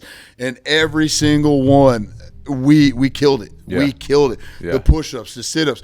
I'm the guy at night doing push-ups and sit-ups at night while I'm supposed to be in my rack. Yeah. Because I'm helping others. Like, look, this is what a push-up is. Yeah. This is how if you cheat there, you're only training your body to be weak. So when you have to do something that counts, your body ain't going to be there. Yeah. Because you haven't trained it to be like that. Yeah. You're training it to do half-ass, this shit, or you're doing a sit-up like this and reaching your elbows up. You're cutting corners in life, and it will show on all this other stuff. Again, we're paying into that dividend fund that's going to pay off in the end. Oh, yeah. And so we're going through all this training. And mind you, December, January, February 4th, that's our graduation day. There were some days we couldn't even go outside. It's 40 below. It's Great Lakes. It's below. cold, boys. Oh, yeah. The funny part was we had a lot of Cali boys and stuff that had never seen snow before. So They've been in sunny 75 their whole life. Oh, yeah. So our chief, it started snowing one night. Yeah. And our chief, she thought it would be hilarious to wake everybody up and make sure everybody got to shovel snow. How in the hell do you shovel snow when that shit is coming down so hard? You're pushing it, and you turn around, you can't even tell where the hell you just shoveled. And she's like, let's go. Keep it going. Yeah. So you're out there. Everybody got 5-minute intervals. Yeah. Go in and wake somebody else up. Hand them the shovel. Tell them to get out here now. Roger that. Hey, man, your turn. I'm getting back in this rack. That must be why the Navy shut down the boot camp in San Diego, too soft. But you know who does still have boot camp in San Diego? The Marine Corps. Oh, yeah. The Marine Corps got one in San Diego. Corps. I think the crayons don't melt out there as much. But they also have one in Parris Island. So. Right, yeah. Them dads, no seams. But, yeah, so like I said before, before we started all this, I got called into the chief's office a week before graduation, and they handed me a letter, and I didn't know what it was, and I started reading it, and I'm like, oh, yeah. Honor graduate. And I was like, what's this? And they're like, well, it's voted on by your peers and stuff, and you got it. And I was like, what? Yeah. And they're like, yeah, there's only one out of this entire base that gets the honor graduate position, and you got it. Yeah. And I was like, I was just blown away that my peers thought that much of me, helping them. Here again, I'm putting money in this fund that I don't know what the dividends are going to be, the payoff. And that was that big payoff in the end, you know. And it was it started making sense to me then. Yeah. So once, graduation came and all that, I went in weighing 226. And again, my maturity level kicked in, and I treated it like a fight camp. And no sugars, no starches, no sweets, no nothing. I left boot camp weighing 165.9. Oh my gosh, bro! No way. Oh yeah. Were they regulating how much food you could intake? No, No. I was. You were. I was. Dang. And so our class leader, our POC, he was sitting at the end of the table, and I'm the master at arms for our group because I didn't want that position. You know, I didn't have that much confidence in myself. Yeah. I didn't want that position. So we're sitting there, and he get done eating. I was already done eating because, I mean, SWAT, you had 5 minutes and done. Yeah. I'd take his tray every time he got done eating so he didn't have to walk and put his stuff away. But that was a level of respect that my chiefs saw that I didn't know about. And others were like, why is this motherfucker like treating this guy like his royalty? Because he's our fucking class leader. That's why. You're not doing his job. Yeah. He's got enough on his plate. Yeah. He doesn't need just this other extra, chore to do. You know, I made sure our leader was taken care of. Okay, I made sure the shit ran smooth. Yeah. All right. Yeah. So when we're doing all this and everything's coming out, graduation comes. Well, we're sitting there and I'm on hold because San Antonio, Texas, all the MA schools are on backlog now. So we have to wait like literally 2 months. At Great Lakes? At Great Lakes. Really? So the big battle stations they have now, I know every floor, every door, every shiny object in that motherfucker because this was me for 2 months. Shining. Because you know why? When something's new, they got to bring everybody through to show them the new shiny puppy, you know? Yeah. So it's just like, I didn't even get to go through it. Like, I just cleaned it, you know? I didn't see it in action and all. And they're like, I talk to these kids now, I'm like, oh, man, it's so awesome. It's amazing. I'm like, they're like, did you go through it? And I'm like, no. My ass was outside running in the cold and sleeping, not sleeping, sleeping here, sleeping there, doing all this other shit. We didn't have that. I cleaned it, but we didn't have that. Yeah. So we, fast forward, we go to San Antonio, and us coming from Great Lakes, there's a bunch of us getting off the plane, winter gear, winter jacket. Here we go. It's hot, sweat. People are looking at us like, these guys are crazy. Like, why are they dressed like it's winter? Because we just came from Great Lakes. And your MA instructors are like, oh, great, come on over here. Keep those jackets on, too. Oh, you guys are special on the deck now. So, they knew, like, going through our A school and stuff, I graduated class leader out of A school, but it was kind of cool because the leaders or the RDCs there of the MA school, they literally, like, they knew my background and what I had done previously.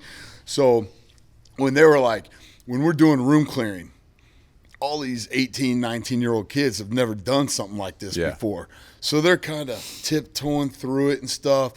And they're losing their shit because they're like, we're going to be out here all night. They're like, Deck, come here. How would you clear this? And I'm like, I'm not going to get in trouble. Like, nope. All right, roger that. So I'm like, stack up. We're going to do this. And I explained to everybody what happens. Okay, here we go. Boom, kicking that door. I'm in there, and everybody's like, and I'm like, get in here, like turning around, telling them, like, follow me in. Yeah. We have to start clearing these corners, pieing this room. And if there's a door, somebody stand guard on that door. Make sure anything that comes out of that door, if they're an enemy, shoot them, kill them. Yeah. If they're not, put them on the ground. Like, here we go. This shit's the real deal now. Yeah. And as soon as I did that, they lost their shit. That's what I'm talking about. That's it. See that right there? That's what you need to do. And all the kids are like, but there again, I had that experience already going into this. Yeah. So talk about, the gas chamber and all this other crazy stuff. My Chief Suchel is how you pronounce her last name, and I'd love to talk to her now. During boot camp, we go into the gas chamber. You got your little cup just like this, catching any drip, spit, whatever. And I go in there. That stuff does not have an effect on me like it normally would. It takes a very long time for it. Yeah. So we're going in there, we're singing, we're saying our, creed and all this other stuff. And I come out, and the chief comes over, not a drop, nothing. Yeah. And she's like looking at me. And she came over from the Marine Corps to the Navy. Really? And I'm like, so she just hated life. Like, hated life. And I'm sorry I'm putting your business out there. Her fiance broke up with her during our boot camp. That did not go over well because now she even hated life even more. So we're doing this gas chamber stuff, and she looks at me like that, and she's like, why didn't you go in the gas chamber? And I'm like, Chief, I literally just walked past you out the door, Chief. And she's like, no, you didn't. I was like, Chief, you were literally standing there talking to MA1 Nisbet, and I walked right past you guys like this. And she goes, really? I said, Chief, yes. She goes, go back in. I'm like, here we go. So I made it a point to stand there and stare like this at her. So she knew I was in the gas chamber. And we did our whole song and dance, everything else, and I come walking out. I was like, Chief, am I good, or do you want me to go back in? And oh, my God. She was like, go. I was like, roger that. Went and stood back in line. So we get to A school, and I had already been through the CSC and gas. They don't do that in A school, MA. It's just pepper spray. So I'm telling my division, I said, look, have any of you been sprayed before? Yeah. And they're like, no. And I mean, girls are crying, guys were crying, you know. Here's this little fear, you know. I said, look, if you feel like you can't breathe, start making yourself belch, like cough, clear your lungs, like I go, make yourself burp. I go, that way it will enhance, like when you burp, you breathe in. You burp, you breathe in. I go, you're breathing. I go, psychologically, that messes with you more than anything. I said, this runny nose and stuff doesn't hurt. I go, it sucks, but it doesn't hurt. It's to make you think psychologically you can't breathe. After MA school, like we're getting hit with the you know, OC and you got to sack spray. Up and you get it. You have to. I mean, you know I think the anticipation of it is the worst part. Because once it happens, I mean, you either deal with it or you don't, and you fall out. Well, I told you off the camera, but for me, it was just a horrid experience going through OC. But there was a dude, it had no effect on this guy, and I don't know if that's a thing that you've seen, where like some people just have it has zero effect on them, and then others have a horrible experience. So when we're doing it, you know, same thing. We're sitting there, and I'm trying to coach them on what to do and how to handle it. And I said, don't run over. I go, once we get through the obstacle course, don't run over and stick your face in that 5-gallon bucket unless you're the first or second guy. And they're like, well, why not? And I said, what are you washing off? The spray. Where's it going? In the bucket. And where are you going to stick your face? In the bucket. With more spray. With more spray. So I'm like, wait as long as you can for it to crystallize. And I said, then just tilt your head forward and start bumping the crystals off your face. I go, you feel a lot better. I go, it feels like more like a sunburn than your face being on fire, you know? And some listened, some didn't. And it was funny because, you know, they would talk about different things, like when you take a shower, when you do this, when you do that. One of my good friends, he lives out in Colorado, but he's out there, and he was the one guy that didn't necessarily listen. And when it was on the other side of the base. So we're marching back, and, you know, there were a couple people like, I can't take it. I'm like, relax. I'm like coaching them through this whole thing. And we get back to the room, and I still didn't shower. I'm like letting this shit dry as much as possible. And I'm not saying it didn't burn, but not as bad. So when he gets in the shower, I can hear him yelling from his room. And I'm in my room, and I'm just kind of laughing to myself, and he comes running down with a towel around. And I'm like, what are you doing? And he's like, the OC spray. And he's pointing at his crotch. And he's like, what should I do? And I'm like, not stand in front of me like in a towel. Like, go back, put the water on cold, and just hope for the best, you know? That's all you can do, man. I was like, did you not listen to anything that the instructor said to do? Nope. Yep. I'm like, oh. Once you get hit, all that just goes out the window. You're just like, get this shit off of me, bro. Yeah. So we're sitting there, and at A school, I had a blast down there. We ended up doing a security detail for the Blue Angels in Corpus Christi. We got to meet a lot of the pilots. And, at that time, the war is still going on. So a lot of our group were either getting sent to the Middle East, Gitmo, so I was fully prepared to take whatever's coming down that pipe, Yeah. And I've seen it with my brother, my friends and stuff, and I'm like, here we go, Well, again, all the stuff I've been doing, putting my money in the savings, it's about to pay off over here. So I get notified from our MA1 that the command master chief wanted to see me. And I was like, uh-oh. Yeah. I'm like, is somebody messed up? I was like, you're going to pay. Yeah. So I go over to the CMC's office, and I'm sitting there and, knock on the door, and I'm standing at attention. And I was like, command master chief, permission to enter. And he's like, come in. I stand at attention. Are you like a third class at this time? Yeah. Okay. Yeah. And no. I'm at E3. Oh, okay. E3. Yep. And so I'm sitting there, and I'm literally like wondering why I'm there. And he's like, tell me about, your background. And I was like, oh, shit. And I'm like, here we go. So I didn't lie. Yeah. I just vaguely told things and stuff, which was fine because I've never been arrested. Yeah. Never got caught with anything or nothing like that. So that I was fine with. But because I had a gym where I was training at and fighting out of and stuff, the income I was making was not covering anything, So it was the kind of the income to debt ratio was off. And I said, well, wait a minute. I said, my wife, though, she works full time. And he goes, oh, you're married? And I said, well, yeah. And he's like, oh, okay, how much does she make a year? And I said, well, average roughly. And I gave him the number. And he's like, oh, okay, so here's the deal. This billet right here is for an E5 or above.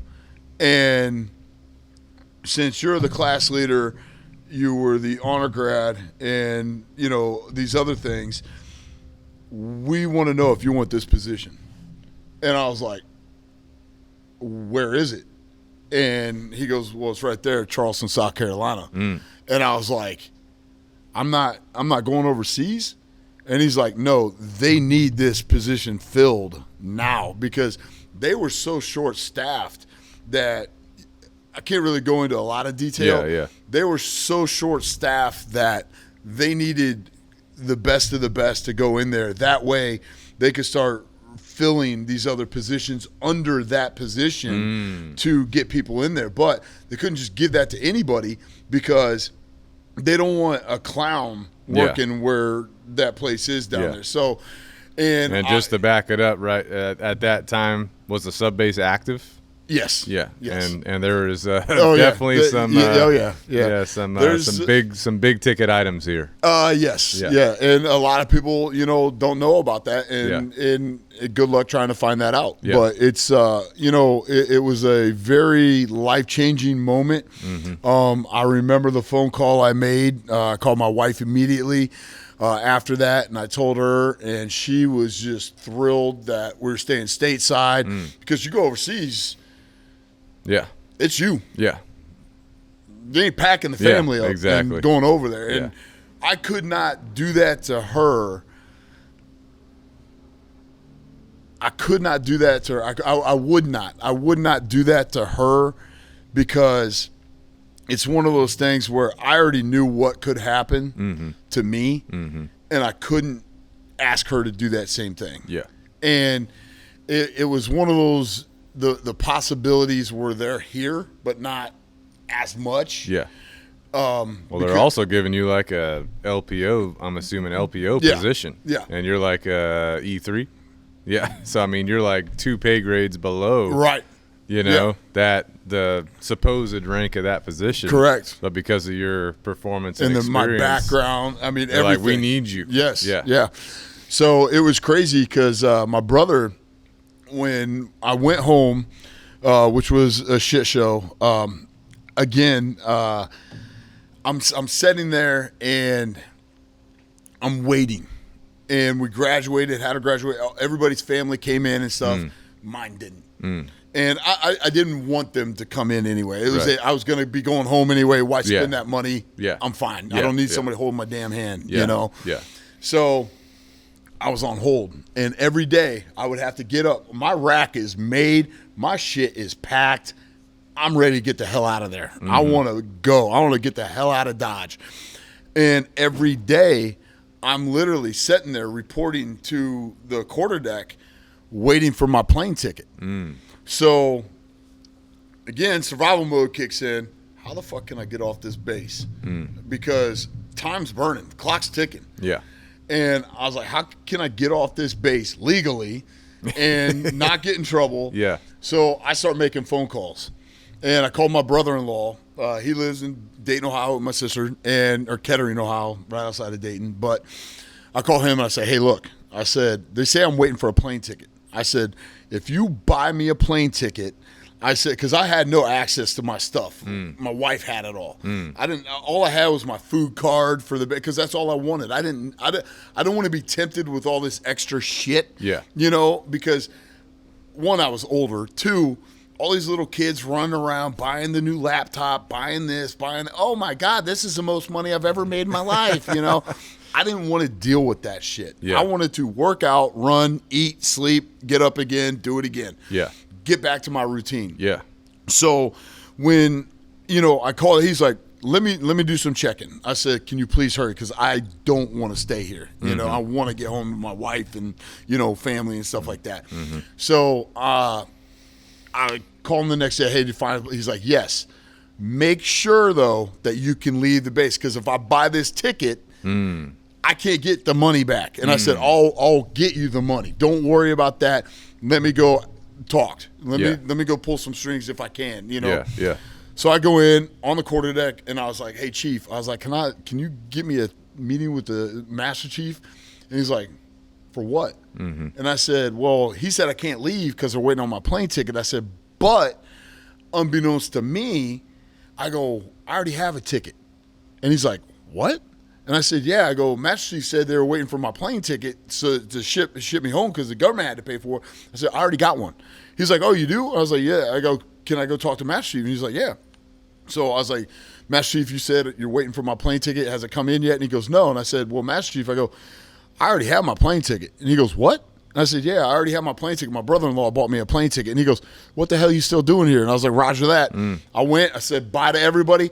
I literally left that base that night, took a cab to the airport, spent the night at the and this is why, like, I will donate money to the USO because one, it's for veterans, funded by veterans, but I have not been in a USO where the veteran was not the sole purpose for that. Oh, they take care of it. They take care of it. I've been in one overnight too myself, waiting on a flight, Yep, and same They got the food. Yeah, they do whatever you need, anything, yeah. Yeah. And I walk in, I'm the only guy in there.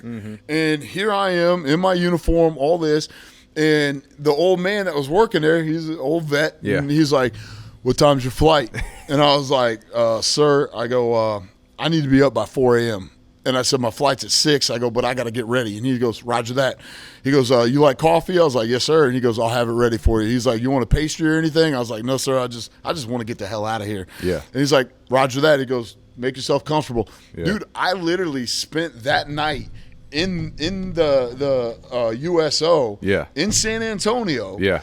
And I didn't tell my wife I was coming home because I wanted it to be a surprise. Yeah. So she when I landed in Columbus, my sister picked me up from the airport, and she was so happy to see me and everything, and I get it, but I have never had people coming up to me as much, and whether you want to be that hardened military guy, I hate when people say, thank you for your service, and blah, blah, blah. No, you don't. Yeah. Don't put it on somebody because they're thanking you for doing what you do. Yeah. Like, that would be like, somebody coming in saying, thank you for having this gym here, and I'll go, oh, fuck that, Why? Mm-hmm. Why do that? That gives them a bad taste in their mouth about, I just thanked the veteran, and they pissed all over me. Like, fuck them then, Right. Don't do that. Yeah. But I've never seen so many people come up to me in the airport, and they're like, thank you for your service. Thank you. And since 9/11, it has been one of these things. It has been one of these things that people forgot what we do and what we're here for. They can disrespect the shit out of us and laugh and, poke fun, set American flags on fire, all this disrespectful shit in the world. But I'll tell you what, when shit hits the fan, who the fuck do they call? Us. Yeah. And that's the one thing that you can do everything aside from burn a flag in front of me, and I won't do anything.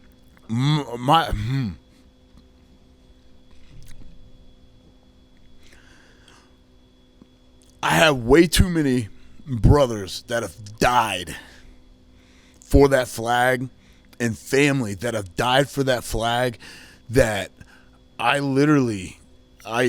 you're going to see that other part of me come out. Yeah.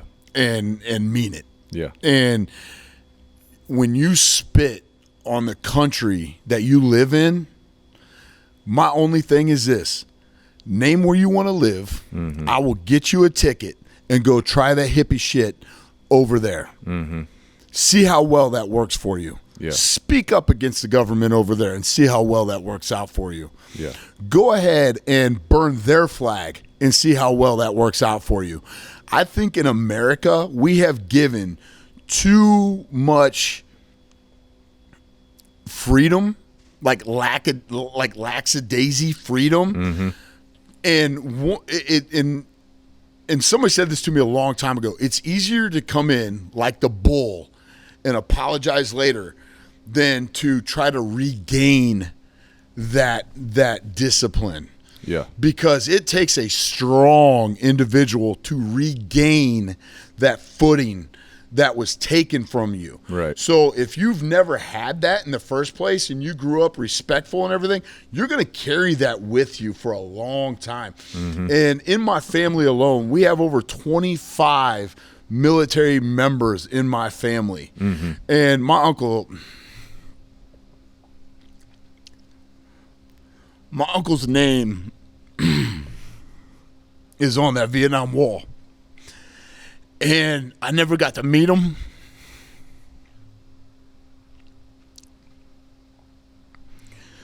My grandfathers,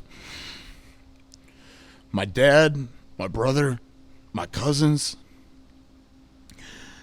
and not even blood family have sacrificed so much for this country. And to see people spitting literally and verbally on our country drives me nuts. Yeah. Because if you don't like us, you're free. Get on a plane, go to some other country and cause that bullshit. See what happens. Yeah. There's stories all over the news of people doing that. Didn't quite work out the way they thought it would.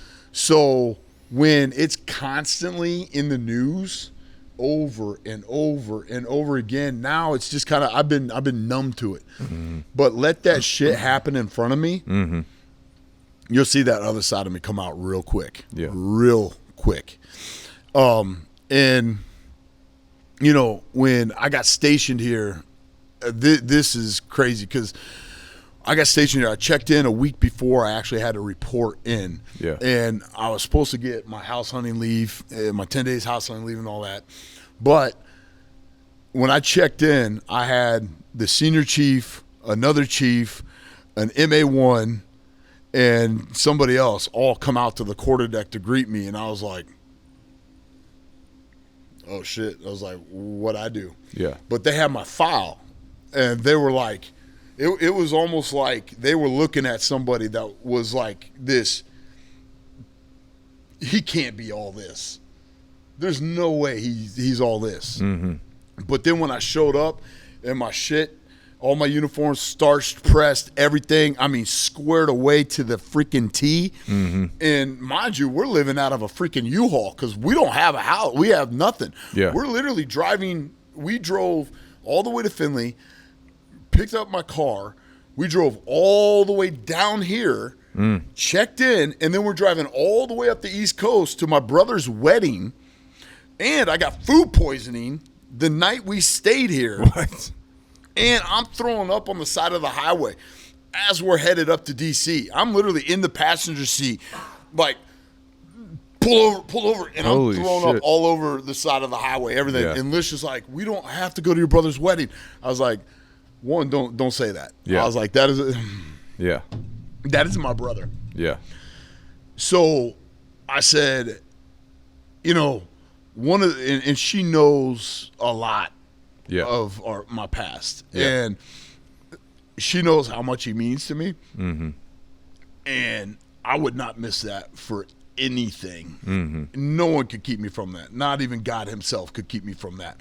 They tried, but I think I left enough residue on the way up the highway that I got there, and Lish, she's talking to my brother on the phone, like, hey, your brother's on the side of the highway, like, puking. Like, I don't know if we're going to make it. And I'm like, yeah, we are. Tell them that we're on the way. Yeah. Literally, we pull in, and I'm still throwing up. Like, What'd you eat, bro? Northwoods Mall. Ugh. Northwoods, yeah. I didn't know. You didn't know. I didn't know. It's like the gas station sushi. It's like that. And I'm like, I like Chinese food. Let me try this place out. Never again. No, you learned your lesson the hard way. I will not eat at Northwoods Mall ever again.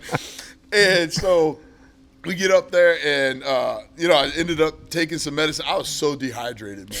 I mean, so dehydrated, and everything's just back to back to back to back. And he's like, "Oh, I'm so proud of you," and this and that, and we do what we do. I mean, he's a Marine, I'm in the Navy, and we drank and drank and drank. I think we drank enough that night to float a ship, but I still had to go home and pack up everything because we had to go back to Charleston. Yeah. So, literally, we're sitting there, and my brother had his wedding and stuff, and, he got married and all that. And then we went to Ohio, packed up everything in the biggest U-Haul that we could possibly get.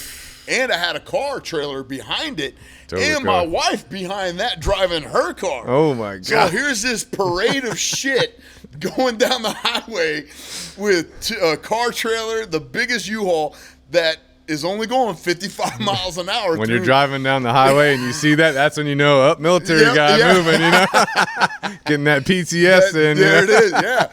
And that's just it. But we didn't know all the avenues to get here, so we're taking this son of a bitch through the mountains. I'm literally gassed to the floor, and she's like calling, she's like, can't you go any faster? I'm like, babe, I got this thing floored and it ain't moving. And she's like, you serious? I was like, yeah. I'm like, you can get ahead of me. I was like, go. But again, all the stuff that we have now, the GPS, all this, like you had, I think, like the little Garmin and that back then, but not like Waze or Google Maps. You had the Atlas book. Right. You penciled in, this is the way we're going, Oh, I think that was the exit. Oh, God, yeah. But as soon as we got down here, we're like, okay, we'll get a hotel. I'll put in my 10 days house, or that should already be done. Yeah. I get to the base. And they're like, well, we know you dropped off that paperwork, but, and this is where no one looks out for you but you in the military. Yeah. And they, had their anti-terrorism training going on. So with my background, I couldn't do the on-site training, but I could do the off-site training. So when we're doing that, and what I mean was, so the Homeland Security, NRO, ESH, they would bring in, the Department of Energy would bring in this TAC team. And it's made up of Special Forces guys, and they attack the base. Right. But off-site, they set up scenarios, your room clearing, right down my alley. Yeah. I love it. Yeah. So we're sitting there, and I met one of my best friends to this date, John Spangler. He's a chief. He just made chief. He's overseas right now. He's retiring in a couple months, but one of my best friends, the first day I met him, this is a funny side note. First day I met him, they're sitting on bleachers outside at this field on base. And I don't know anybody. Yeah. And I did not know that this whole time I was gone after I checked in, who's this guy? Researching me. He found out I was a fighter. He found out, he saw my Found video. a YouTube video. Oh, yeah. So we're sitting there, and there's this guy, we'll just call him King. Okay? John, we're all sitting there. I don't know anybody. Yeah. John goes, "Hey, Deck." And I was like, "Yeah, what's up, man?" And I don't know who he is. You know, I'm like, "Yeah, what's up?" And he's like, "You fight, don't you?" And I was like, "Yeah." I was like, "How'd you know that?" And he's like, "Oh, I Googled you." And I was like, "Oh, cool. Thanks, man." He's like, and I didn't know this King person at this time. He's setting you up. He's the one-upper. King is. So John goes, "Well, King used to fight too." And I'm thinking, oh, I got something in common with these guys. Here we go, great. And I go, "Oh, you do?" I go, "Who you train with, man?" And he's like, and he goes, John goes, "Don't you train with Matt Hughes and all them?"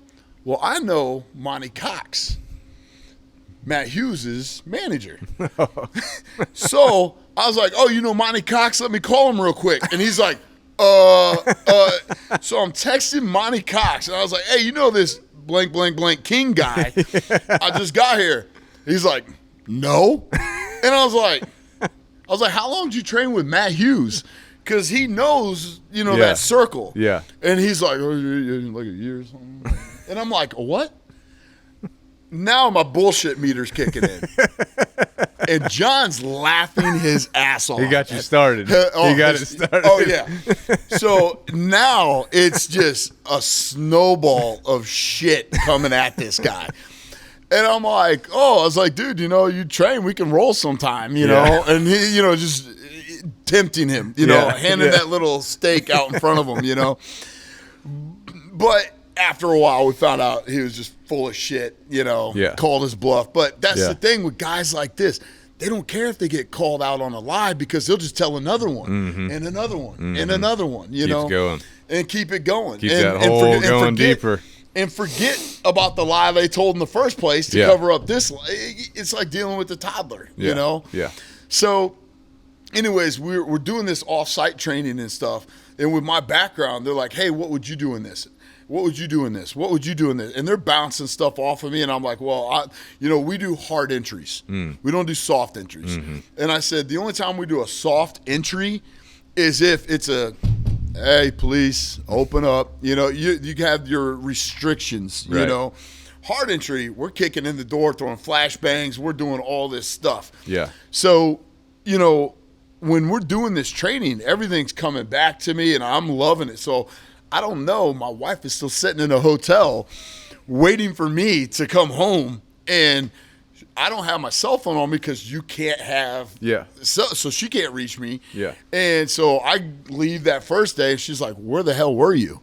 And I was like, "Well, I was training." And she goes, "I thought Thought we're on house hunting leave. we were learning the ways of the military." Right. The Bohica, bend over, here it comes again. Yeah, we learned that in the first week of being here. So It's like, well, I guess I'm training, so you're fine in the house. there you go. And it worked. I mean, like I said, she's an alpha too. I Yeah. mean, she's a baller, man. Yeah.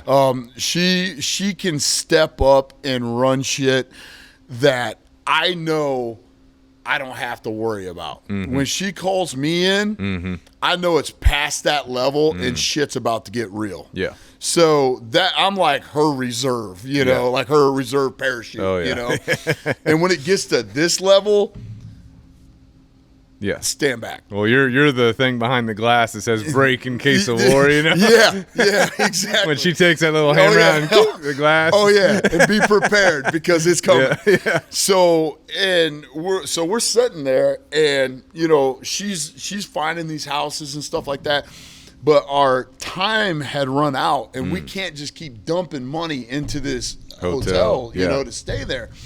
And mind you, when you leave and stuff, you don't get that money back right away. So my wife is a phenomenal person with money, saver, everything. Like, I mean, I'd be hillbilly rich if it wasn't for her. I'd be living in a box with like 6 Harleys and 3 cars, a couple trucks, and a dog, maybe 2 dogs. But that would be me. She'd have the big house, luxurious cars, all this. But see, she's safe for all that. Not me. I just, hey, now's the time. Let's go. You know, but it's just 2 different spectrums of life. You know, but it's very grounding and very humbling for me because again, no one has ever taken that step with me to teach me that when I was young. And like I said earlier, trying to teach somebody that's been doing something for so long any way they wanted to, and trying to teach them something new, you're going to have pushback from it. It's hard. And she did. She had a lot of push. I mean, we would fight. Oh, my God. And I'm like, why are you trying to control me? And when we first got down here, I mean, it was just her and I. We didn't have friends. We still do not have family down here. Yeah. It's us. And now we have kids here. Now we're rooted here. Yeah. So it's one of these things where it's just like, you know, all we have is us. And I told her, I said, look, you know, during one of our fights, I said, look, you know, you asked me, you said I took you away from your family. I said, I'll make a deal with you right now. Here's a coming to Jesus meeting with both of us. There's a one-way ticket back to Ohio. You can cash it in at any time. No questions asked. There you go.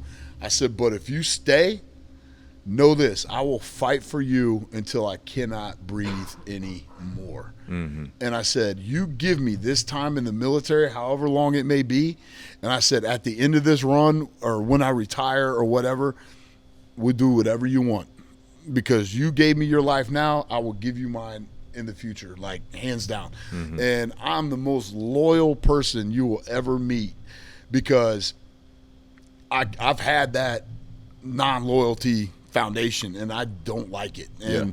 And I will be abused. I will be verbally abused, physically abused, mentally abused, but I still come back for more because it's me trying to wrap my brain around why would somebody that loves me do this to me? You know, and you know, why would somebody that loves my brother do this to him? Like, you know, so again, that survival kicks in, and this is my fight now. You know, this is my fight. You are my life right now. But here's that one-way ticket. You know, so you're not locked in. You can go. I can't leave. You can. I can't. So, but over time, we work through this, and every relationship has their ups and downs, their fights, their makeups, and this and that. But when you have 2 people, and my wife and I are 2 different people. Like I said, she is more the, hey, let's analyze this, let's think about this. I'm the more, let's kick this fucker in the mouth and put him on the floor, zip tie his ass, and figure out what he's doing here. Well, he's at the school. Oh, my bad. You know, she's like, hey, let's just knock on this guy. Hey, you know. But we both have that same goal, just different ways of getting there. You know, mine's a little bit more aggressive than hers, but we both have that same main goal. So, you know, my whole time here, when we finally found like a little townhome right outside of the base, because, you know, again, we didn't know the area. Crunch time's coming, clock's ticking. I still got to go to work, you know. So we find this little townhome. We're there, and I don't know if you remember this or not in the news, but remember the 2 guys that got pulled over in Goose Creek with fireworks in the trunk of their car? They were headed to our base. And they weren't fireworks. What year was this? This was 2008. It was I believe in that summer. They got pulled over. They got pulled over base? for like a taillight or something, and they were Middle Eastern, and the cop that pulled them over was like, well, what are you guys doing? And they're like, oh, well, and their stories didn't match up, or whatever that thank God, caused this cop to push a little bit more. And they did a search on the vehicle, found fireworks. Well, the guy said there were fireworks in the trunk of the car. What they were doing was they were doing a dry run. And, a lot of people don't know what that means. Again, I did a dry run way back in my undercover stuff just to see what it looked like during the day. So at night, I knew what to look for, if there was going to be a bump in the road, whatever. Check responses to things. That's what they were doing to see how far in they could get to the base where we were to let these fireworks do the rest. Well, now they're in custody. Now all this stuff, it's all over the freaking news now, and they weren't fireworks. Yeah, the one guy made a YouTube channel. He had a YouTube channel on IED vest. Holy shit! The other guy had a YouTube channel set up on taking radio controlled boats and helicopters, planes, stuff like that, and strapping bombs to them that would explode on impact or detonation. And that's what they were, that's what they were setting up. That's what they were doing. Yeah. And my wife at that point realized shit's real. Yeah. Like, here we go. And I remember, there was a lot of emotion there. And I was like, babe, relax. Yeah. And she goes, how can you relax? And I said, I have so much training that this is what I'm trained to do. This is what I signed up for. Yeah. I was like, if they get to me, they ain't breathing. Yeah. Like, so let them. Yeah. Yeah. But I think it was that time that it was like, oh shit, this is real. So now, I was doing, like, years later, I'm doing powerlifting for the military and stuff. I entered some bench press competitions and stuff. And this is later in my career. And it was one of these things where I ended up winning the bench press. I did like raw bench where you start with it on your chest and push up. Oh, really? So I was doing that. And I got, I think it was like 405 pounds. Nice. 405 or 420, something like that. Yeah. But I did it and won that one. The next year, again, my wife's, she can plan and organize and all that stuff. We saved up enough money to get a house. And I was like, well, when do we have to sign the papers for this house, because we found the one we liked and all this. Yeah. And she's like, well, this afternoon. I go, oh, good. So I can go do this bench press competition in the morning, And she's like, what time's it done? I was like, I don't know. I was like, depends on how many people sign up for it, So we go do this bench press competition. I end up jacking my shoulder up to the point where I need surgery. Oh, my God. Completely, when I was pushing back up. And this is why it's so serious to have people know what they're doing around weights. It's not just the judging, but the spotting. Oh, yeah. Because the one guy didn't show up, but this guy's kid was like, well, I can help. And I'm like looking at this guy like, there ain't no way in hell this 120-pound kid can freaking lift the weight I'm about to throw up. Yeah. And they're like, well, he's done this before. And I'm like, all right. Never in my wildest dreams did I think what was about to happen. Yeah. So here I go. I get 350, easy. Do 385. As I'm pushing it up, I lock it. The judge was like, he's good. The kid heard he's not good. I don't know what the hell he was listening to or whatever. He told you, you're not good, do it again? No, the judge. Right. So when you're pushing, you have to lock it out. Right. Boom. And the judge at your feet goes, good. He's good. Right. Good. Right. This kid wasn't paying attention. So he grabs the end of the bench and slams it with all his weight, and it hits the upright and starts doing this. And it's going sideways. Oh, my God. Now I have 385 pounds doing like a helicopter spin over my entire body. His dad's on the other side. He overcompensates and starts ripping it back. All I feel is like this Velcro rip all the way up through my shoulder. Oh, my and heat, God. and my arm just went boom and dropped. And I'm still holding on to the side that this kid's holding, thinking he's going to kill me. Yeah. And I literally help him get it racked. This guy's already got this. I can't move my freaking left arm. And I'm like, well, I still got to sign house papers. I can't go to the hospital right now. So here we go. So I literally just tucked my thumb in my waistband. Oh. And I'm like, well, I can sign with my right hand. We're good, you know? So we go do that. And my wife's like, you got to go to the ER. I didn't want that attention, that negative energy on me. And so I went to work the next day, and I'm doing all my shit, and no one noticed I had my thumb tucked in. No way, bro. Until I'm out at one of our posts, and it's the entry control point where there's no motorized button shit. You literally, this arm goes whoop, and you have to pull it back down manually. Yeah. But it's got that spring on it, so if you let go, it's going right back up. Yeah. I'm literally pulling this thing with one arm the whole time I'm there, locking it in. You're getting one hell of a workout on your right side, bro. My MA1, he sees me on camera doing this, and he comes out and he's like, Deck, what are you doing?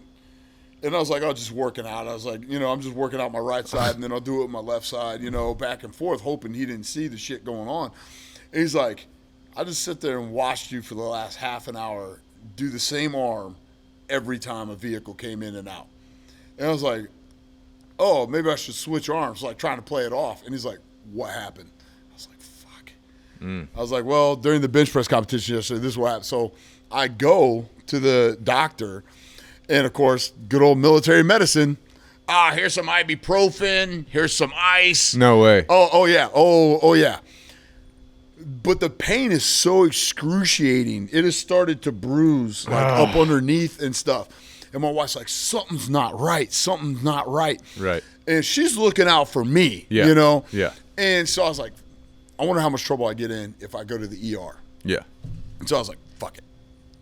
Can you drive me to the ER? So we go to Trident. Oh, God. Okay. You didn't know. Didn't know. And we go there, and they do the x-rays and stuff. And they're like, oh, man, you need an MRI. So we're sitting there, and I'm like, okay. They do the MRI, and they're like, well, the specialist isn't in. You have to wait. So, again, I go back to work. And I was like, hey, look, I I already got my shit x-rayed. I got an MRI done. Don't put me on post 5. I was like, I cannot do it. Just put me on a sub, put me in a tower, let me walk, do something, but put me somewhere other than there. Yeah. So they're like, well, we'll put you there first because in the morning no one comes in. It had to be the busiest freaking morning. Oh, yeah. All day, bro. Here we go. You're about to tear your right shoulder, bro. Yeah. Dude. So come to find out, I tore my rotator cuff, my labrum. I mean, it was just jacked. It's done. So, yeah, 100%. 100% done.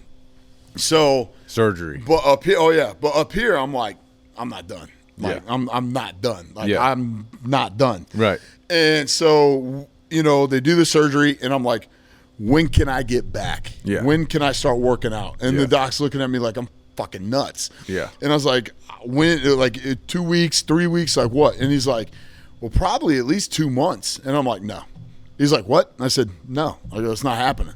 I said, you have no idea, like, inside my head, it's not taking that long. I was like, I'm still going to work. And they want to put me on Limdo and stuff. And I was like, no. Yeah. And they're like, Deck, you can't walk around doing the job you do with a sling on your arm, And I was like, man. I'll just tuck it in my belt again. Yeah. Yeah, you didn't notice before, So we're sitting there, and, I do the surgery and everything. Everything comes back. I take my 2 weeks of Limdo. But the whole time I'm strengthening it, I'm gripping, I'm getting the muscles back, all that. Were you working with anybody, or you were just doing just what myself, you know? Just myself. Yeah. Then along the way, one of my buddies, Nate Groom, he just got retired out too. He came in, and we were out of our whole divisions and stuff, or our whole shifts. I'll put it that way, shifts that we were on. Yeah. Him and I worked out together all the time. all the time. And we invited people to come work out with us, but they didn't last more than one. On the base gym? Oh, yeah. And then we're like, you know what? We need commitment here. So when we got our house and stuff, my wife and I joined Pivotal Fitness and all that, because it was just the gym at that time before the Air Force took it over did not have a lot of stuff, especially heavier weights that we were throwing around. Yeah. So he was like, man, he goes, I live out here and there's this gym, Pivotal Fitness, and it's only X amount and they give you a military discount. I'm in. Let's do it. Yeah. So we start working out there and stuff, and we're doing this whole thing again, and I do another bench press competition. So at Pivotal or on the base? No, on the base. Okay. This time everything went fine. Yeah. Everything was good, but I ended up winning again, and when I racked it on my right shoulder, it was more of like a pinch, not anything near what my other shoulder. Oh, no. Oh, God, no. And it was one of these things where I was like, man, something's not right. And it wasn't all the time. It was just certain movements and stuff. Yeah. So I went in, had the MRI and all that shit, same, done. And were you still at Trident, or did you go somewhere else? I went to Summerville.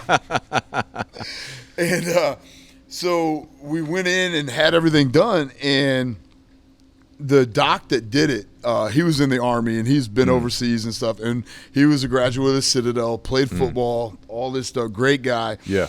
And we would always mess with each other, Army, Navy. And he was just like, look, he goes, you have the bones of an 80-year-old man. I'm like, okay. And he goes, no, seriously. And I said, okay. Really? And he goes, Deck, I know we mess with each other a lot. Yeah. He goes, but I'm being dead honest with you. And he goes, when I went in and did the operation, he goes, we had to remove a 1/4 inch more of your collarbone than normal because it just kept unwinding. Really? And I was like, what do you mean unwinding? Like, he goes, unraveling. He goes, and I grind it down, it'd poke up again, grind it down, poke up again. He goes, I couldn't leave that in there because I'd be back in there cutting it again, And he goes, so we're going on this whole thing. And he goes, is there any other part of your body that's jacked up? And I said, oh, yeah, listen to this. And I started popping my hip. And he goes, okay, stop doing that. 2, why haven't you gotten an x-ray? And I said, Doc, you're in the military. You know the plan. Hurry up and wait. And if you ask for something, they'll give you ibuprofen, whatever. Yeah. And he goes, come here. Takes me in the other room, does an x-ray of my pelvic area down. Like my belly button down. Yeah. And he comes back in the room, and his whole mood had changed because he knew what he was about to tell me. And he goes, look, I think we found out the problem. I said, great. Tell me how long I'm off. Tell me what I need to do. And he goes, it's not that easy. And I was like, what are you talking about? And he goes, this is a healthy hip. And he slid it up in there. And he goes, this is yours. And he goes, you see this femur? And I said, yeah. He goes, you don't have that. And I was like, what? And he goes, you don't have that. You're missing half the head of your femur. And I was like, I'm like trying to fathom what he's telling me, you know? How is that possible? Exactly. Yeah. But good old military medicine, the POS lieutenant that we had at that time. Yeah. Oh, you're just hard on your body. You security guys are always out running and rucking and lifting and da-da-da-da-da. And I'm like, yeah, but this hurts. Like it's like a pinch and a pain and, something's not right. Yeah. Here's some ibuprofen, and I'm like, whatever, doc, Yeah. So, I go back and I said, so what's that mean? And he goes, it means you need a hip replacement. And here I am, 31 years old, and this guy's telling me I need a hip replacement. And I said, what's that mean for my military career? And he goes, I got to tell you chain of command. And I was like, what's that mean? And he goes, I think we both know what that means. And I'm like, fuck. And from that point on, when I went back in, I tried to downplay it.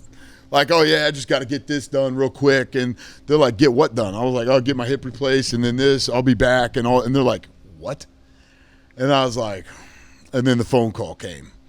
And then the med docs showed up. And then, so with all this, there's so much damage in my right leg that over the period of time that it took for them to get the x-ray, the surgery, everything done, it had literally, there were bone chips and fragments in places that they literally had to find the Where's Waldo and go through my whole thigh, everything. Dig them out of all your meat and everything. And they went through the back, the posterior, and literally, so I have osteoarthritis with degenerative bone disease.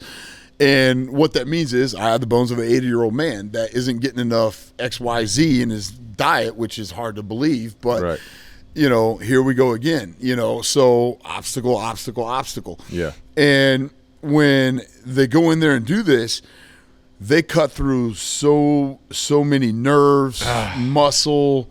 I mean, they had to take out an inch more femur than they normally do for a normal hip replacement because, again, my bone just started disintegrating and chipping and fraying. And they're just like, what in the hell is going on, you know? So, you know, before I had my left hip done, my right leg was actually a half-inch shorter than my left leg.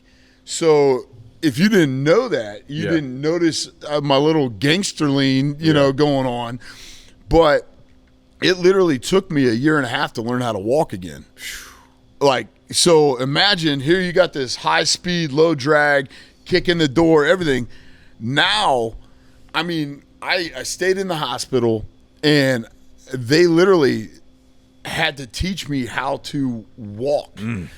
Put one leg in front of the other. At that time, you only did the right one. Your left one was later. That was literally just 6 months ago. 6 months ago. Yeah. So it's like, you know, learning how to walk again, and my wife going into the office and working, I'm stuck at home, and you're losing your mind. Oh, big time. Yeah. I mean, big time. Did you train your upper body at all? When you were like not able to do your lower body? Walking with the walker. Yeah. You know, that's all I could do. Yeah. I mean, it was so painful. I remember when they sent the nurse over to our house because we had to do in-home therapy. And, of course, I was still in the Navy at the time, but processing out.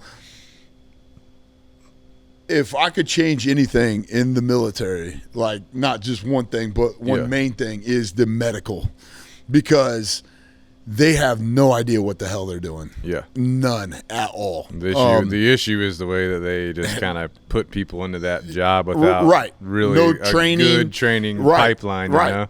And, you know, it's very disturbing. Like, and you can go on for stories and stories about that. But when I finally started, you know, walking, I walked with a walker for 6 months. Then I transitioned to a cane for another 6 to 8 months. And then after that, I was still using a cane, but not as much as my confidence was shot. Yeah. Because I didn't know if I'd step, if my leg was going to be there or not. Because, mind you, my nerves are still trying to reconnect. So the pain that's shooting, nerve pain is one of the worst pains. Yeah. It's literally trying to reconnect to something that's not there. So it's just like firecrackers going off in your leg. I mean, there's times my wife and I both would just be rubbing like my leg trying to get that pain out, you know? Yeah. But again, obstacle. My wife is, you know, she's my support and everything. And she's staying positive. It wasn't until halfway through that when I got back to normal, and I say normal loosely, the military is just throwing pain meds at me. And that's just going to jack you up more if you keep taking them, you know? Bad. And I mean, they mess up your system bad, bro. I mean, you know. Yeah, and it was just like at one time I was taking 13 to 15 oxycodone a day because it wasn't I needed it physically. Yeah. I was psychologically addicted to this stuff. So every hour and a half, I'd start twitching, and I'm like, what the hell's going on? I'd take a pill, and I'd be fine till that ran out. And then I start twitching again, and it just back and forth. Well, the one thing that the doctor said was, you know, you have an area in your spine that he goes, I can't tell right now because we're looking at your hips. He goes, but you have 27, they call them fissure fractures, like almost like your window where it's spider webs. Yeah. He goes, you have 27 fissure fractures throughout your pelvic area.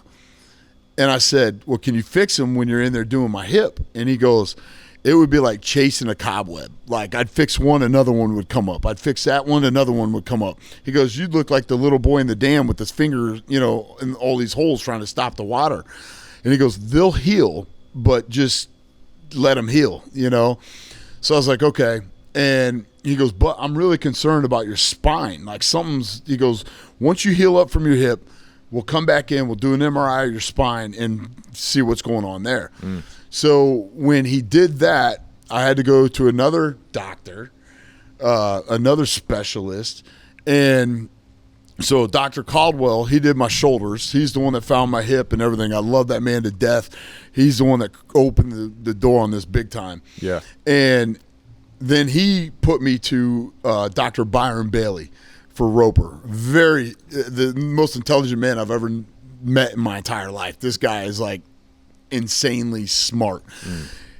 So he comes in, we do the MRI. He comes in to give me the results, and he's like, he's a spine specialist. The spine specialist. Yeah.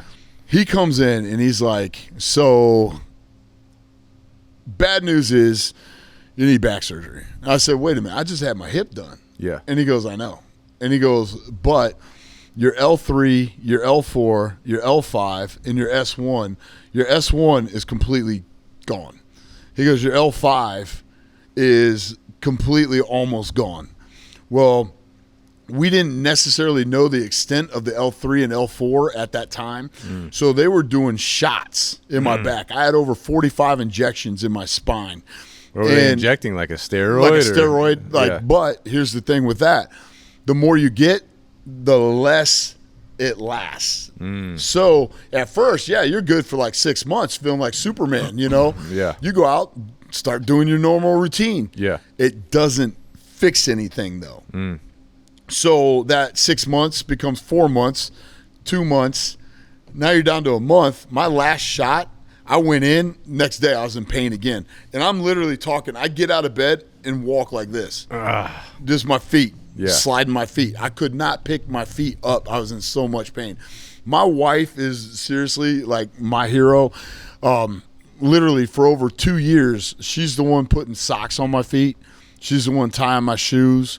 Giving you a bath. Pretty much. Yeah. I mean, I literally, there's several times, you know, I'd be like, can you scrub my feet? I can't reach them. Yeah. And she's like, what? And I'm like, I can't reach my feet. Like, Yeah. no matter, I can't bend over. I'm in so much pain, like agonizing pain. Yeah.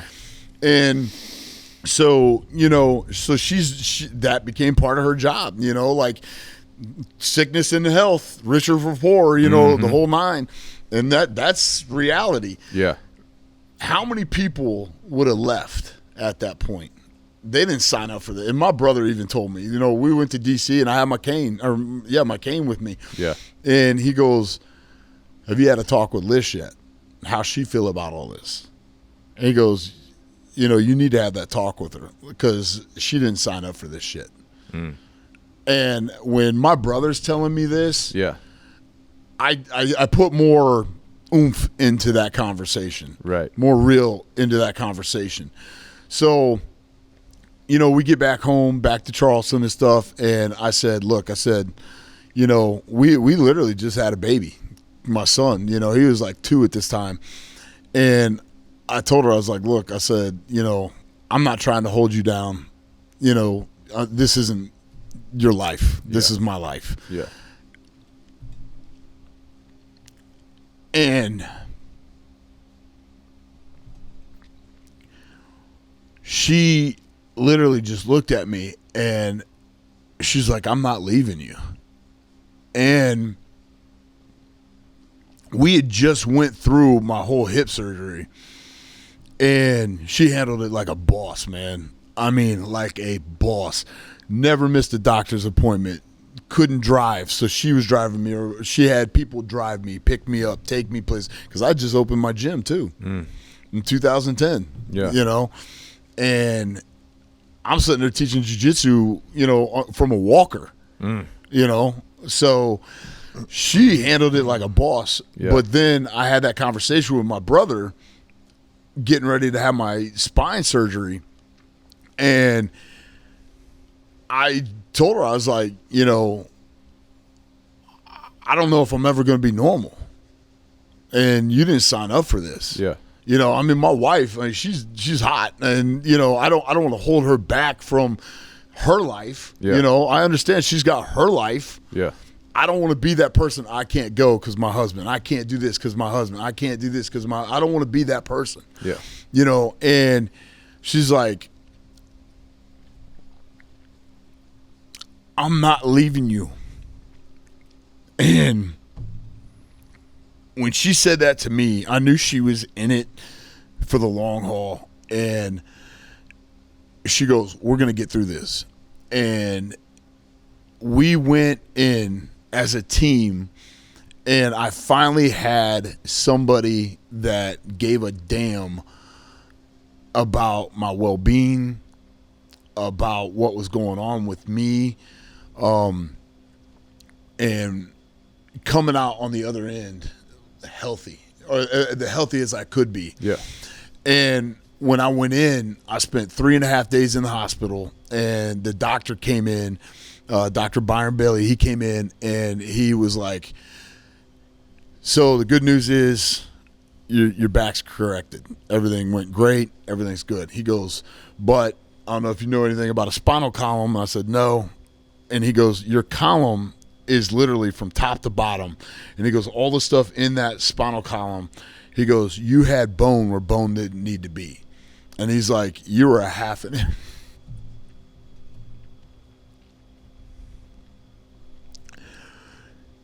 He was like, you're a half inch away from being paralyzed for life. And I just sat there and I was like, again, I didn't know.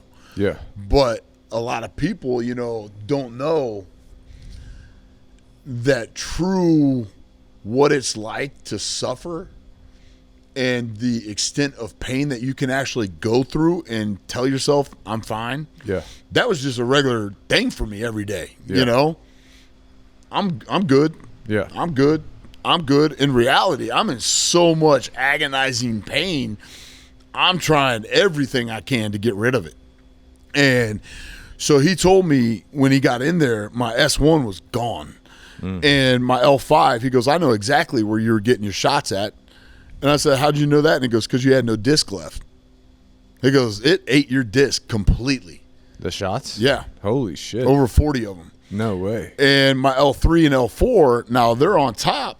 They're the ones taking the blunt trauma of everything. And who knows for how long, you know, that it was breaking everything down. So I went from my hip surgery to my back surgery. But again, we're not done yet. That's 2 surgeries. So when they did the MRI, they did a whole scan top to bottom. My C5, 6, and 7 in my neck, my hands were going numb. Didn't understand why. Well, now you got to have neck surgery. So I have 3 discs fused in my neck. So Dr. Byron Bailey did that. Yeah. And I remember we were sitting there and my wife's like, how bad is it? And he goes, well, it's like his back. I don't know the extent until I get in there.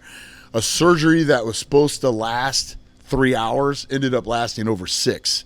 Good Lord. Because there was just so much fragmented bone in there. And you're talking your neck. Like, I mean, you slip and Yeah. people have fallen down and paralyzed themselves. Yeah. And here I am with bone fragments and everything else in my neck. And I'm thinking I'm fine. It's just grinding and popping. Yeah. You know, I'm thinking, oh, I'm old, you know, whatever. Yeah. But here we go. Another neck surgery. In the meantime, for my back and my neck, hey, guess what? They're going to polygraph school in Atlanta for 3 months. And I'm like, okay, guess I'm going to polygraph school in Atlanta for 3 months. So I went there. I'm literally lifting in my back brace with 85, 90-pound dumbbells doing upper body workout, and people are looking at me like I'm losing my mind. Yeah. And, you know, and I don't want to spoil the David Goggins book because I know you haven't finished it yet. But in that book, in that book, his second book, I will say this. That second book hit more real to me because he interviews his mom and himself, and he says this thing in there that I'm sorry, David, I'm going to steal this from you, but he said, you know, people come up to me and they're always like, man, you're crazy. You're crazy. And he's like, I'm not crazy. I'm just not you. Yeah. And I was like, man, because people call me crazy all the time. Like, oh, man, you're crazy for doing this. You're crazy for doing that. Yeah. How could you do that? That's crazy. How it is. Don't sit there and put limits on me because of your limits. Don't say I can't do something because I'm about to show you I can and I will. Yeah. Don't sit there and tell me I'll never walk again because I will. Don't tell me this. Don't give me this. I don't want to hear that shit. Yeah. I am an alpha number one. I'm a door kicker. Like, I'm getting it. Yeah. And I'm getting it. And reading that book, going to Ohio, you know, that audio book, and I'm listening to this, and I'm like, holy shit. And you're talking David Goggins. He's the fucking man. Yeah. I mean, hole in his heart, you know, the edema in his leg, the broken freaking tibia. Yeah. Everything. I mean, this guy's the man. Yeah. You know?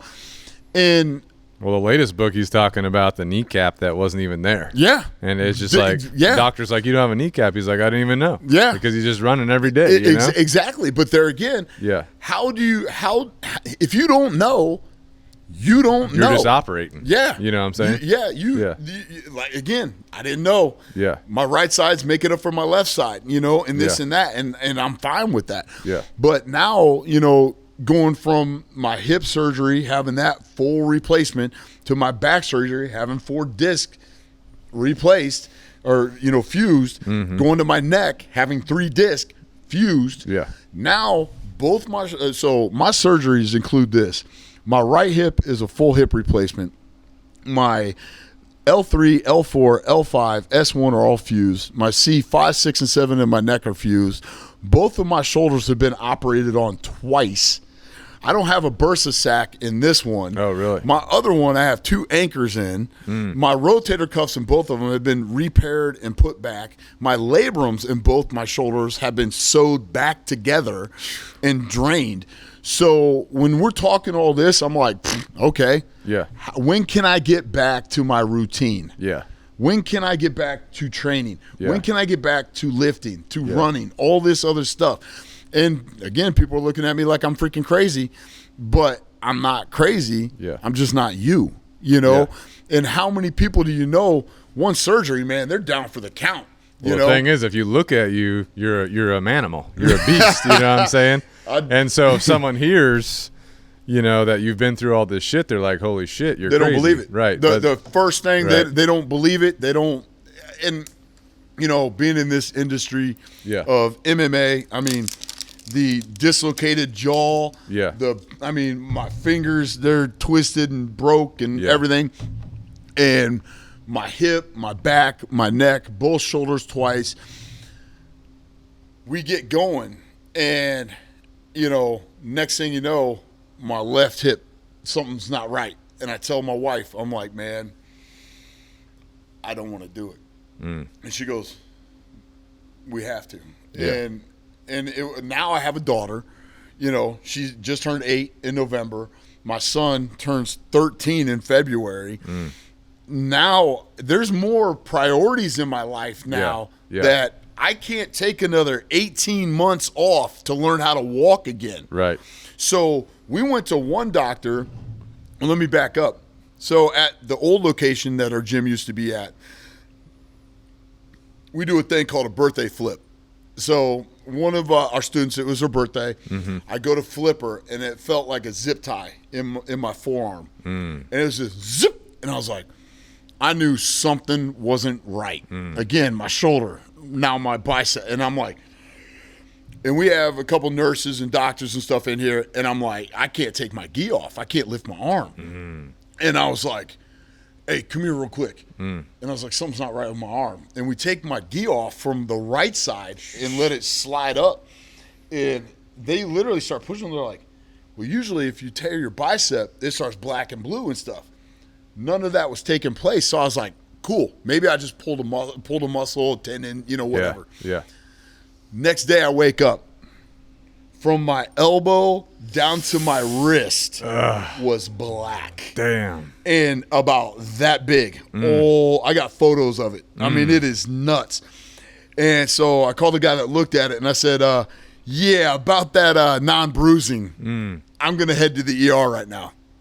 He's like, well, what's going on? I tell him, and I sent him a picture of it. Yeah. And he was like, oh, man. He goes, I would go to the ER. So I go to the ER, and we're sitting there. They do the scan. Sure enough, they come back.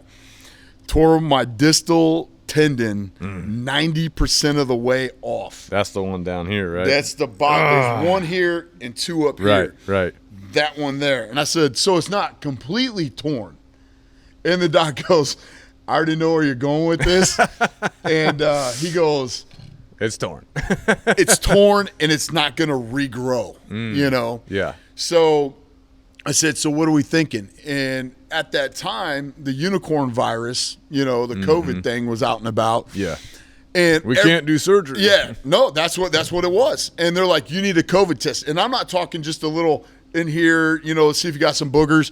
They're rotor-rooting people. Oh, yeah. Babies, everything. Yeah, they did that to me when I tore my bicep. Yeah. Yep. They my nose, bro, just to go in for the freaking doctor's appointment. Yeah. And I'm like, I told him flat out, and I said, no, I'll find another doctor. And he goes, whoa. Because now we're talking this. Yeah. Now we're talking his pocketbook. Yeah. And he's like, well, let me go talk to somebody. So he steps out of the room, and the nurse is in there just bird dogging me. Oh, yeah.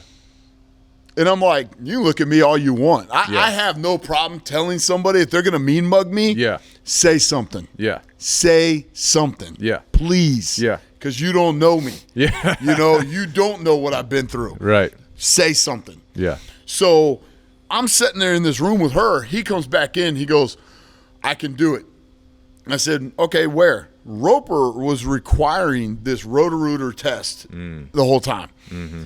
So we didn't go there, but he goes, I do surgery at Trident. And I was like, here we go. Trident? No way. And he goes, well, listen. He goes, it's a different building, but I do the surgery. He goes, I'm not going to hand you off to another doctor because he's already gained my trust. And, I mean, this guy's legit best at his job. Yeah. This is all he does. Yeah. So I'm sitting there, and I'm like, okay, cool. Here we go.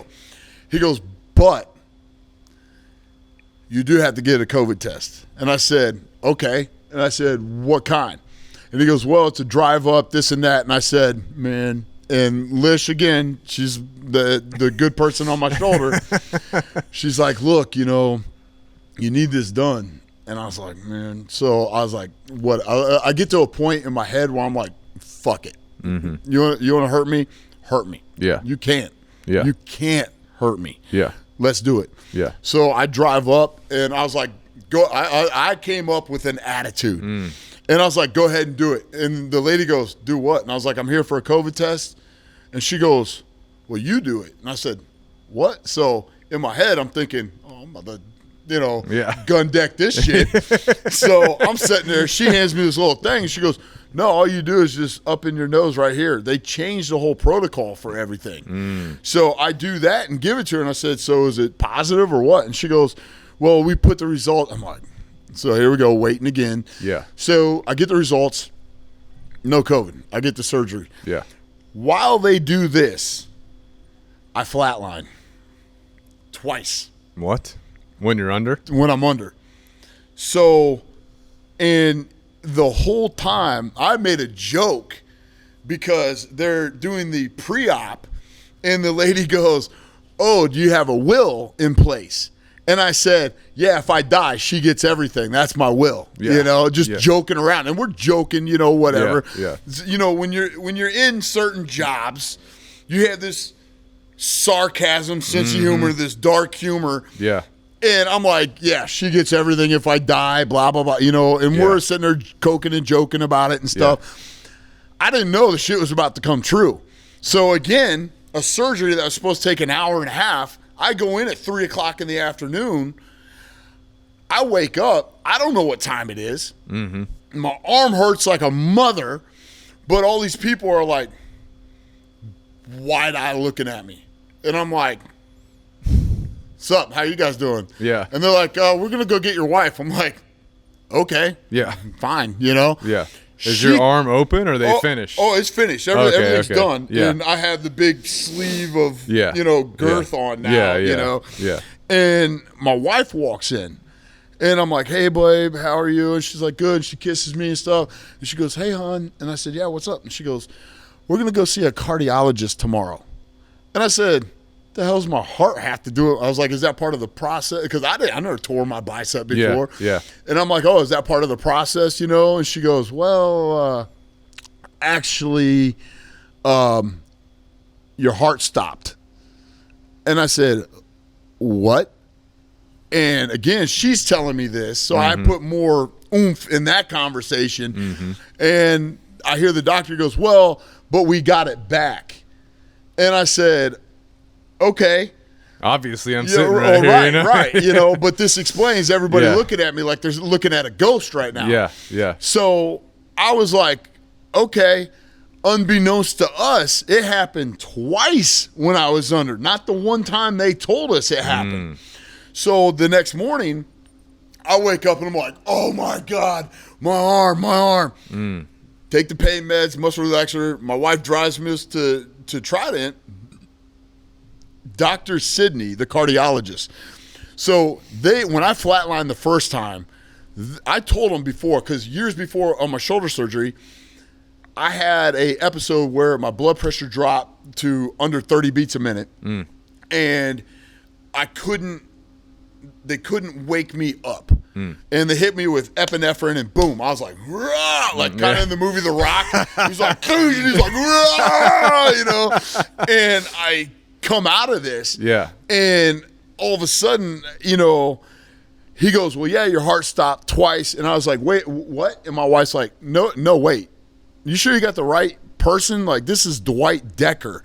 And he goes, yeah, it stopped twice. Why? And I go, they only said it did once. He goes, no, I'm looking at it right here. And he had the ticker tape. And I said, can I get a picture of that? And he goes, oh, yeah.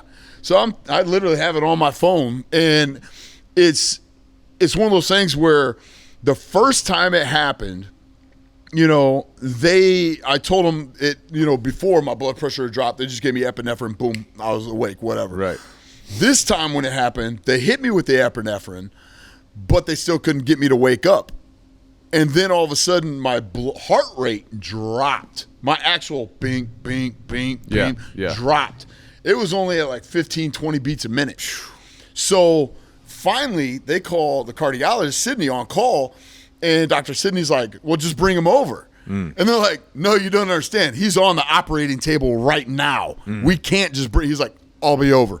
So he's in the same building. He comes down, and he starts getting his cocktail around and stuff. It happened again while he's preparing all this shit. And luckily, they hit record on the machine, so it printed the ticker tape. And that's what I have a picture of. Yeah. And, I mean, you can see it right there. And I'm showing our doctors, and they're like, dude, like, that's like code. Like, you know, and I was like, oh, I know. Trust me. I know that now, you know. But because it didn't happen, like, I'm here. I can joke about it, you know.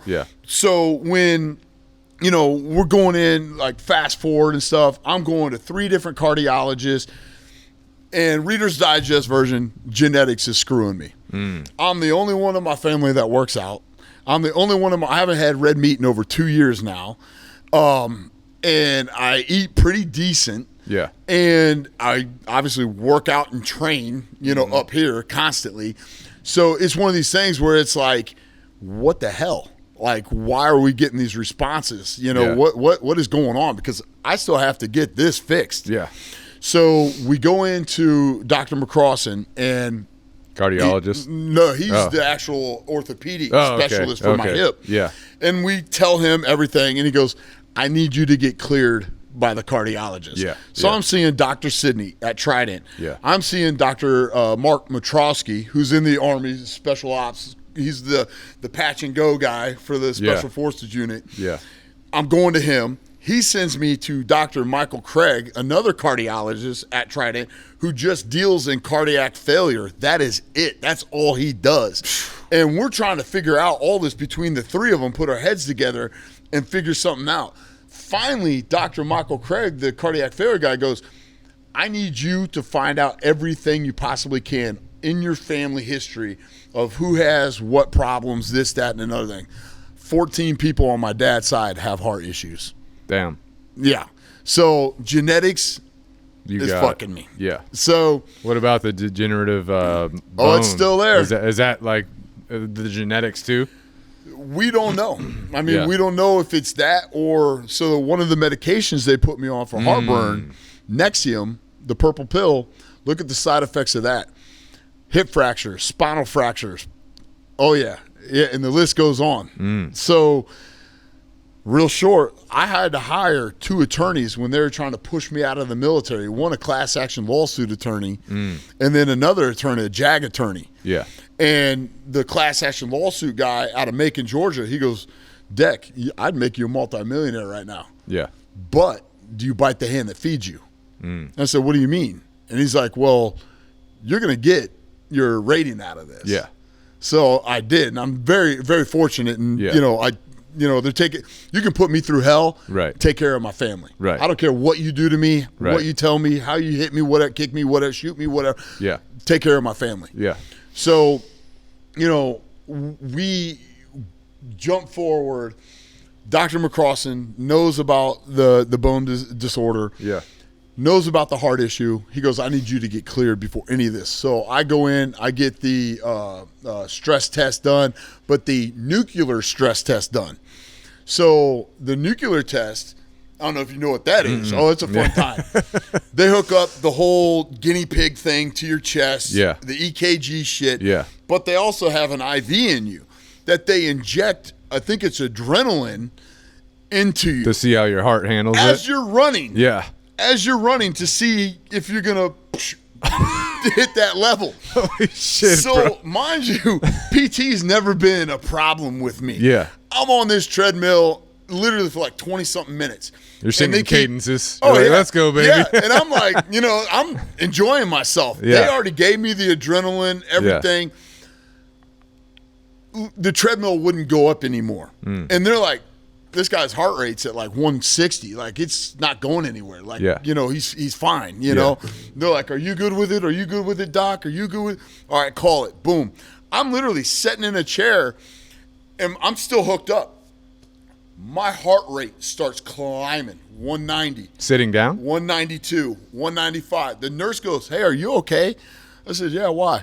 And she goes, you sure? And I said, yeah, I'm fine. She goes, your heart rate is over 190 right now. And I said, okay. I didn't know what that meant. I'm like, all right. And she goes, that's not normal. And I was like, do you need me to get back on the treadmill? She goes, no, just sit there. We have to observe you for at least a half an hour and make sure your heart rate starts coming back down. She goes, I don't know why it didn't do that on the treadmill, but when I'm sitting here relaxed, it's spiked up there. So everything worked out. I get cleared to do the surgery and stuff. Yeah. I go in. We drive all the way to Roper in Mount Pleasant, clear out on the other side of 17, past Boone Hill, everything else. And one of the hardest things I've ever had to do in my life, and my kids will probably hear this later down the road, but I had to have another coming to Jesus meeting with myself because of what happened with this. And I wrote 3 letters that day.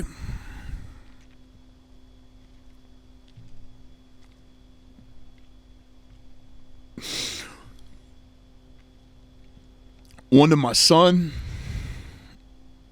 just telling him everything from the age he was at to becoming a man.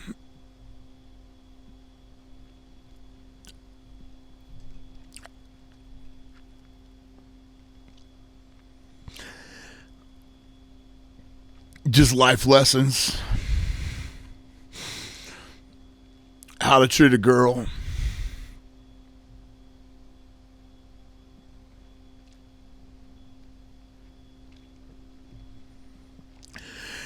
Just hoping he could be a better man than what I am.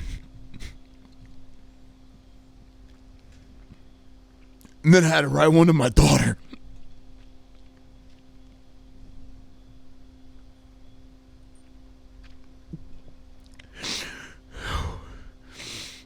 Same thing, you know. Daddy loves you. Make sure if anything goes wrong, you tell your brother. He's going to take care of you. Mm-hmm. I'm sorry I'm not going to be there to walk you down the aisle.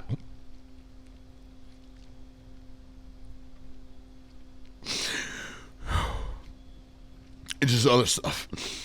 And then I had to write that to my wife. And I came home and I had all 3 letters in my hand. And my wife saw me and she goes, "You're not giving that shit to me."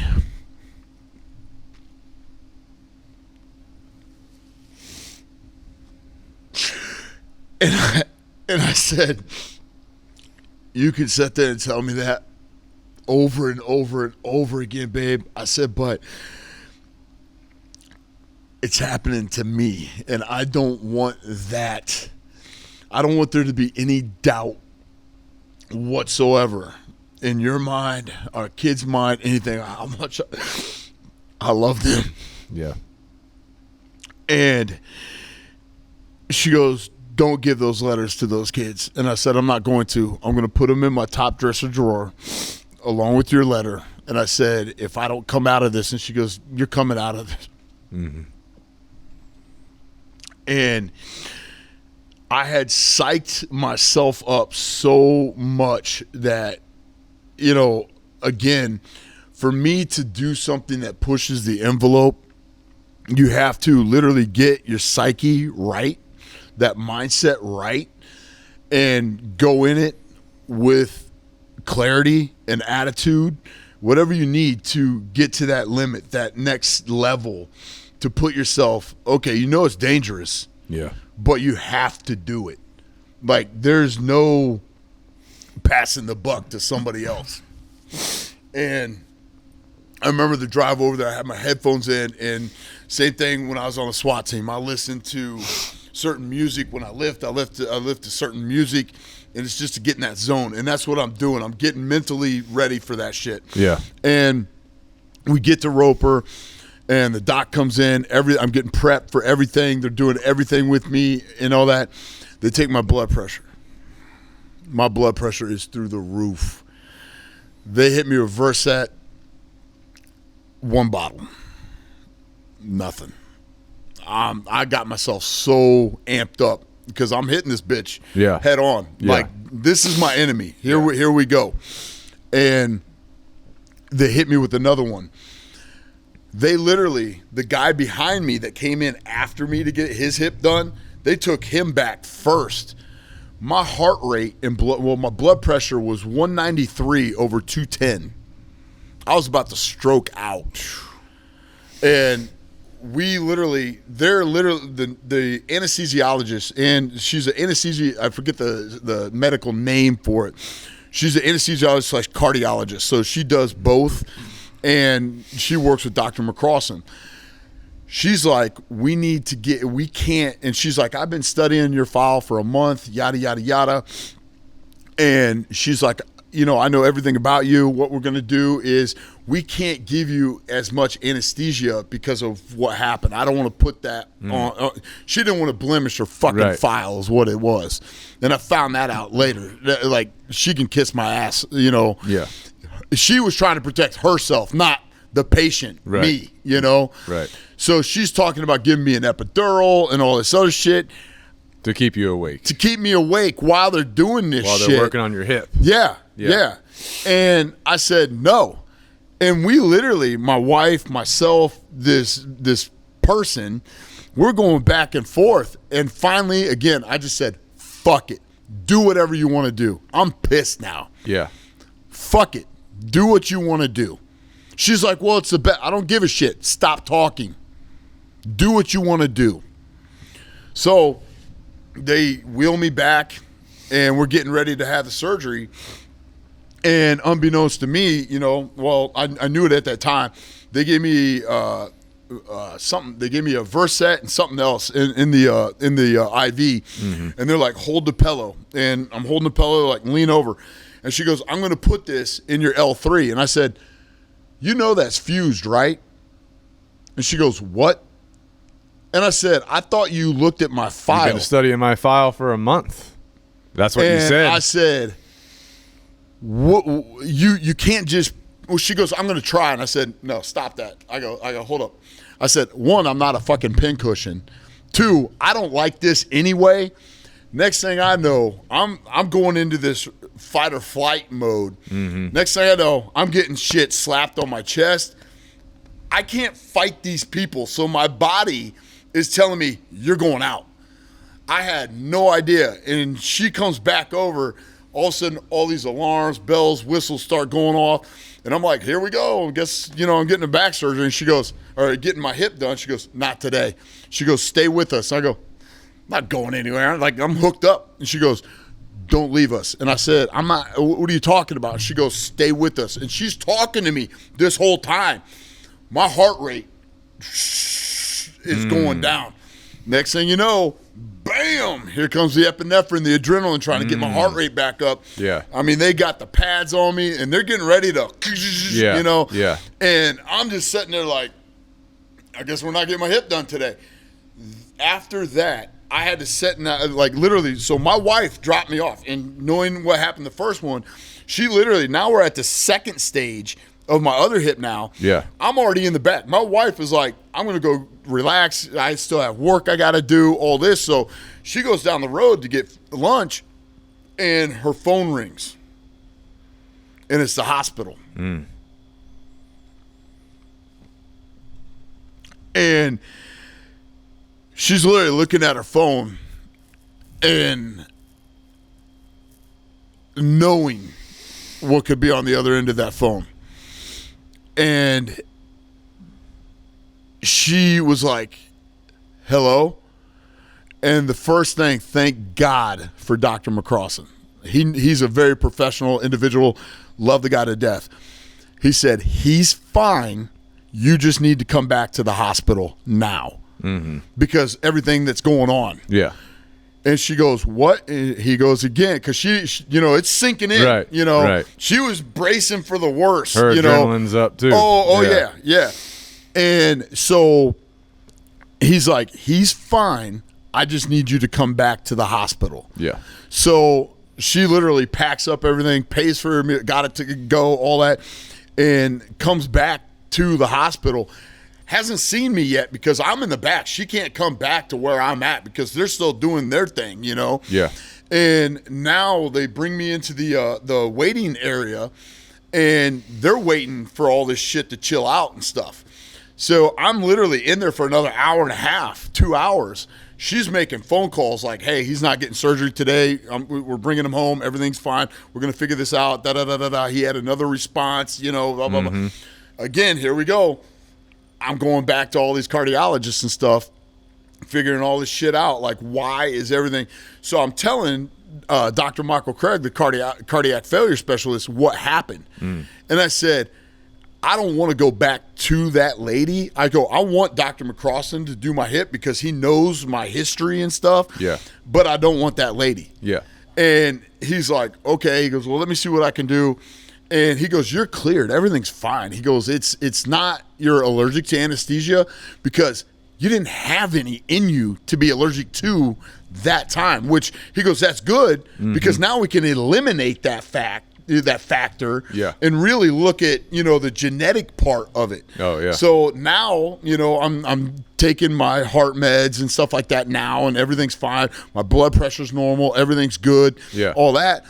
But now we still have to get this done. So we're sitting there, and we literally go in, and after I get cleared, Dr. McCrossan's like, look, I understand you want me to do your surgery and stuff, but he's contracted with this anesthesia team. Oh, my gosh. So he goes, I can't do it. And I was like, are you kidding me? Here's another obstacle. Mm-hmm. So he goes, but my partner, that's all he does.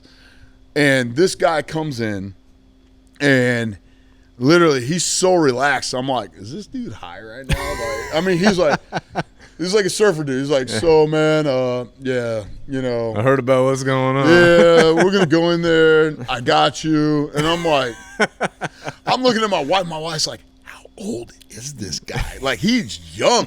And we're both Googling this dude. Like, is this guy really a doctor? like, you know, we're doing our own research, you know?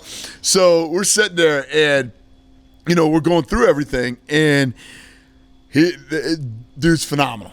We go in, the anesthesiologist comes in, he does his thing. We go in there, in and out, hour and a half, boom, Good to done. go. Yeah. Brand new hip. They went through the front, didn't cut through any nerves, any muscles, nothing. The whole thing from this hip to this hip, there's so much less damage in this one, although my labrum was torn through, but there weren't a lot. Like this one, I mean, it was missing half the head of the femur, bone chips, all that. Yeah. This one, the labrum was torn all the way through because bone chips had like pretty much like sawed their way through it. Oh, yeah. But there wasn't a lot of damage to that femur. So when he cut everything, he's like, dude, this is great. In and out. Boom, here we go. Yeah. I literally spent the night in the hospital because I was still coming out of everything, and spent the night in the hospital. The next day, I could not wait to get out of there. Yeah. And I'm just like, I need to get the hell out of here. I need to get the hell out of here, you know? And so the PT guy comes in. Yeah. He's like, look, for you to get out of here, this is what you need to do. And I said, get out of my way. And he's like, what? And I said, get out of my way. He goes, well, I got to help you up. And he put the safety, like the weightlifter belt on me with the handles so he could hold me up. I said, don't touch those handles until I'm falling. Yeah. I go, I got this. Yeah. And I'm walking, and he's like, man, you're doing great. And I was like, let's do another lap. And he's like, what? And I was like, let's do another lap. He goes, no, no, you're good. Like you're fine. Yeah. He goes, but you got to walk up that flight of stairs. Like they had like the little, almost like you're going into a trailer, like the little steps, you know? Yeah. And he goes, all you got to do is go up and come down, and I'll get you out of here. And I said, that's music to my ears. Here we go. Yeah. You want me to Rocky Balboa this shit real quick, or how are we going to do this, you know? And I get up there, turn around, I come down. Everything was great. And he goes, you actually did that wrong. Like, you're supposed to put your other leg up. And I go, I don't give a shit. Yeah. Get me back to my room so I can get the hell out of here. Yeah. I'm calling my wife, hey, they're releasing me. Get here. Yeah. Okay. I'm like, where are you? She's like, I'm still at home. I'm like, that's like 40 minutes away. Get here. Like, come on. I'm about to get an Uber. Yeah, I don't want somebody saying, well, let's keep them another night, you know, patting that pocketbook, you know. Yeah. So she comes back in, and we're literally like, I'm like, got everything. I'm like, put it in the bag. Put it in the bag. You don't know where it goes? Put it in the bag. Yeah. I don't want to hold shit. Put it in the bag. Yeah. Let's go. Let's Yeah. get this. So we get home, and having my other hip done and being around so many injuries on my own body, I already know the PT shit that they need me to do. So I'm like, you know, here we go. Rocky Balboa, this shit. Yeah. I'm out walking to the stop sign outside my house and coming back. Walking to the stop sign, coming back. 2-3 times a day doing this shit. Yeah.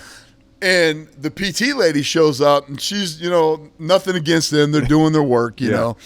And she's like, so what we're going to do is these exercises. I said, you want to go outside and walk? And she goes, what?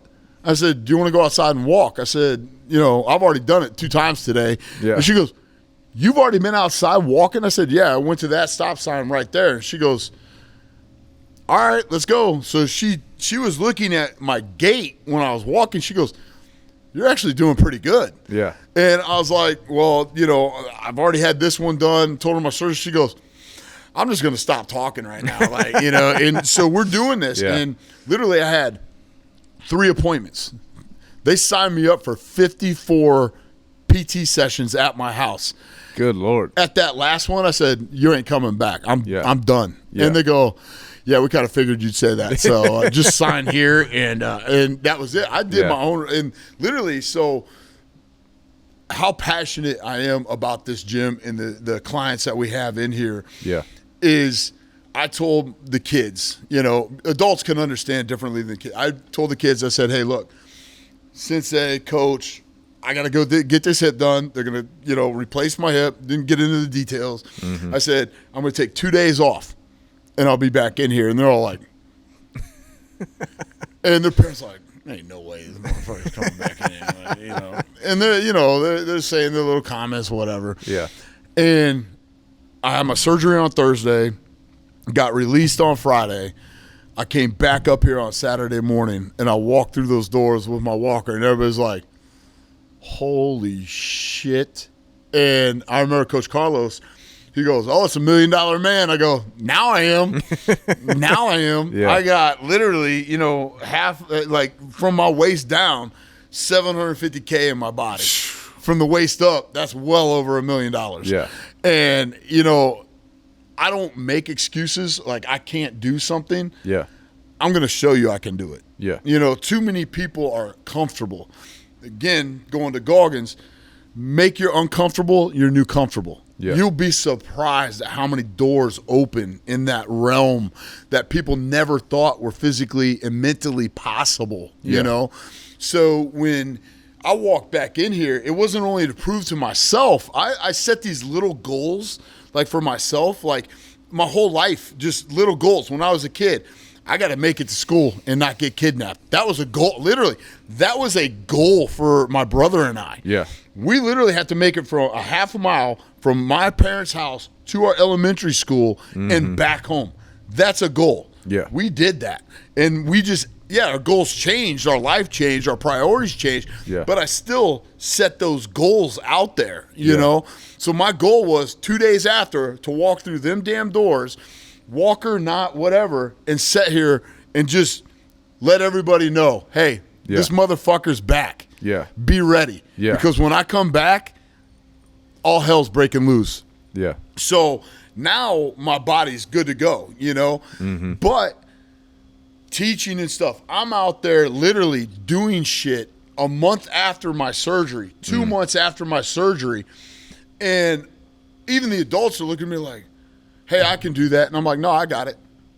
And they're like, but we're doing guard stuff. And I'm like, yeah, I know, which is wrapping our legs like this. And they're like, okay. Yeah. But I don't sit there and make an excuse. You know, I get a solution. Exactly. And I push through that. Yeah. And I'm not one to set a limit on myself and say, oh, I can't do that. It's how can I do that? Yeah. And, you know, when we're doing different things in here, now we're months later down the road, and it's just that almost like that push. You know, Goggins talks about it, that 40%. You know, when you want to give up, you're only really pushing at that 40%, you know? And, you know, when I'm sitting there and, you know, I'm feeling sorry for myself or, you know, whatever, I get in that funk, you know, there's a lot more people out there that rely on me and count on me that I can't let down. My family being one of them. Everybody else up here being the other ones too, you know? Yeah. And that drives me. That pushes me to not give up, not quit, keep pushing, keep going further. But, you know, when you're doing that and people see that action time and time again, they go back to what they know, their little comfort zone, their little safety net. Yeah. And they start hating on you. Oh, that bitch. Oh, fuck him. Blah, blah, blah, blah, blah. Say it to my face. Yeah. And that's another thing. Take all these people that talk shit about me, put them in the same room as me, and watch how friendly they become. Yeah. Watch. Yeah. Because you don't know half the shit I've been through. half the shit I've seen, half the shit I've had done to me. You don't even know a quarter of the shit I've lived through. Yeah. You think you know me because you know my first name. Yeah. You don't know me. Yeah. You don't know what I've been through. You don't. I'm done with that part. I use all that shit now as motivation to keep pushing forward and to keep doing more. You want to doubt me? You want to call me out? There's the door. The waivers are in there. There's the mats. Yep. I'm not calling the cops. Yeah. Hope you're ready to take an ass whooping. Yeah. Because all these people, these keyboard warriors and all this, you know, and there's a lot of gyms out there, you know, and what's crazy is, you know, I've been around the world and back again, and it's one of these things that, like, I'm literally turning 45 this month. If you take every surgery I've had, there's people in their 80s and 90s still alive that haven't had one surgery. Right. I've had 9 Yeah. major surgeries, almost life-ending surgeries, and I'm still going. Yeah. And, you know, there's people out there that they twist their ankle and they're down. They're done. Yeah. Oh, I hurt my knee. I can't do that. Really? Or you just don't want to? So you take all this animosity and you take all these egos and this and that. I'm not wasting my time with that shit. Yeah. Because, you know, and the guy right there with the son, the hero, Steve Hyman, he moved down here. His wife, Tiffany, they're over in Mount Pleasant, but he passed away. And I spent the last 2 weeks of his life with him. And he had 70% of his liver killed off. 90%, I'm sorry, 70% of his liver killed off, but he had over, I want to say 14 inches of his intestine removed. Holy smoke. He was a vegetarian, didn't drink, didn't smoke, and still had that shit. He had chemo treatment and came in and rolled for 3 hours. And I had no idea. He just got done with chemo. And he came in and rolled for like 3 hours. And the guy he had with him, Chad Kuhn, shout out to Chad. He's up there in Ohio at East Coast Martial Arts. But we're sitting there, and he leaned over and he goes, "You would have had no idea he had chemo today." And I said, "What?" And he's like, "Yeah, after we got done with chemo," he goes, "I literally was driving him home." And he goes, "Where are you going?" He goes, "I'm taking you home. You just had chemo." And he goes, "No, you're not." He goes, "There's hills over here by this lighthouse. We're going to go run some hills." He goes, "We ran hills for an hour and a half and then went home." And he goes, "Who the fuck does that?" Yeah. And then I get a call later in the day that Chad didn't know about. And he's like, "Hey, is there jiu-jitsu tonight?" And I said, "Yeah, Steve, why? You in town?" He's like, "Yeah." I was like, "Well, come on through." He showed up and literally taught our jiu-jitsu class for like 2 hours and then rolled for another hour. I didn't even know he had chemo that day. And if you've ever been around somebody that's had cancer and that has gone through chemo, sucks the energy and life out of them. Yeah. But do you just sit there and feel sorry for yourself? Or do you take it and push and set a little goal? Hey, when I get home, I'm going to walk around the block. Hey, when I do this, instead of laying down, I'm going to do this. Because your body's made to repair itself. That's how it's made. It's made to move. Yeah. That's the issue is people get injured. They sprain their ankle, for example. What do they want to do? They want to sit down. So they're building the habit that their body gets injured. You're going to be sedentary. When it's actually supposed to be you move your body. Motion is lotion. You need that blood to be pumping to get the nutrients get those around red your blood body. cells, everything back in there to repair that. Yeah. And that's why anytime you have surgeries, what do? They get you up and start moving. Yeah. Because before they just let you lay, right, and that just stiffens everything up. And also, like with the bicep, you got to extend it. Oh yeah, you know, you have to put the range of motion back into it. So he said 4 to 6 months with this, and I said I'll give you 2. Yeah. And he goes, "What?" Yeah. I said I'll give you 2 months. Yeah. And he goes, "What do you mean?" I said in 2 months I'm out of this. Yeah. So what I would do is I come to the gym and I pop my brace off, and I take like a 5-pound dumbbell in my hand. Because mostly they don't let you move that arm a certain range of motion because that tendon has to heal. Right. Well, the thing you go to PT for is you have to stretch that ligament back out, that tendon back out. Right. So I would literally put that in my hand and just let it hang and let it stretch. Yeah. 2.5 weeks later, I look at my wife and say, hey, I got a doctor's appointment for my boss. And she goes, oh, hell no, I'm going with you because I ain't going to believe a word you tell me. If you say, oh, take it off, you're fine. So we go in, and he's like, hey, Mr. Decker, how you doing? I was like, well, this thing's bothering the shit. I can't stand this thing. And he goes, let's see how you're doing. And I was like, okay. So I pop it off, and he goes, well, how's the movement? And I go, oh, you mean this? And he's like, are you kidding me? And he looked at his watch, and he's like, sure as shit, 2.5 weeks. Yeah. He goes, you told me 2 months. He goes, just don't. I go, I know, push it, roll, all this. He goes, yeah. And my wife looks at him and goes, well, what about physical therapy? And he goes, I send people to physical therapy to do what he just did. Yeah. Like, that's the whole purpose is to get the range of motion back into it. And he goes, I'm not going to tell him how to work out. Look at him. Yeah. Like, and that's the thing. It's just like, everybody puts these limitations on themselves, but never ask themselves why. Right. Well, I shouldn't do this. Yeah. Why? Well, you shouldn't do that. Why? Or you get these doctors that never played a sport in their life telling this high-functioning athlete, don't do that anymore. Well, I'm sorry. You know limitations how? Yeah. That's the other thing that ticks me off is like a professional in the field is telling you what to do a certain way, but if you look at them, they are no reflection of what they do. Like what you do, obviously you're training people for MMA, right? So you're leading by example. Right. That's the part of being a leader. Yeah. I'm a dog trainer. I should be leading by example with my own dogs. Right. So if a professional in their field is telling me to do something, I'm looking at them. I'm like, are they leading by example? Because if not, I'm not going to be using their services. I'm going to go to someone that is leading by example. And that's the way it should be across the board, whether you're law enforcement, military, doctor, jiu-jitsu coach, dog trainer, anything. Baseball lead by player, example. Yeah. And that's just it. It's so often people don't research enough on their own to really get into the meat and potatoes, the nuts and bolts of whatever it is they're interested in or might be interested in, and they take everything at face value. Yeah. But dig a little deeper. Yeah. And actually find out, do your research. Find out, if you want this, find somebody in that path. You want to do this, find somebody in that path. But research how they got there. Right.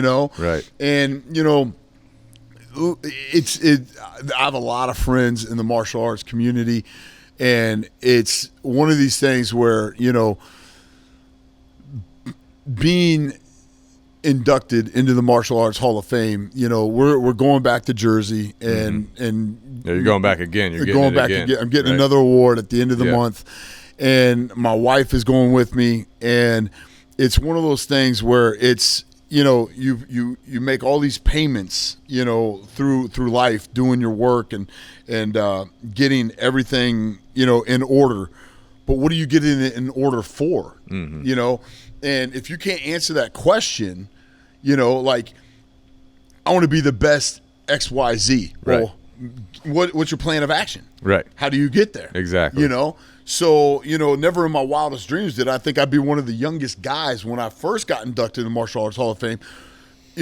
Never in my wildest dreams did I think I'd even be in there, especially alongside some of these other celebrities and stuff that are in there. Yeah. And that's truly like, I'm here, talk shit about me. That's fine. Go over there and talk shit to that photo. Yeah. Go over there and talk shit to that photo. Yeah.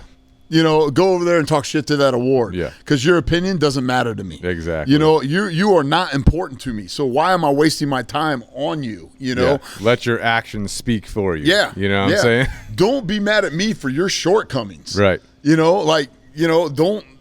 And that's just it. There, like you said, there's just too many people out there now that, put up this whole front on every level. Mm-hmm. You got your fake doctors, your fake lawyers, your fake teachers, everything across the board. People are faking everybody out. Yeah. But then, do you really blame them?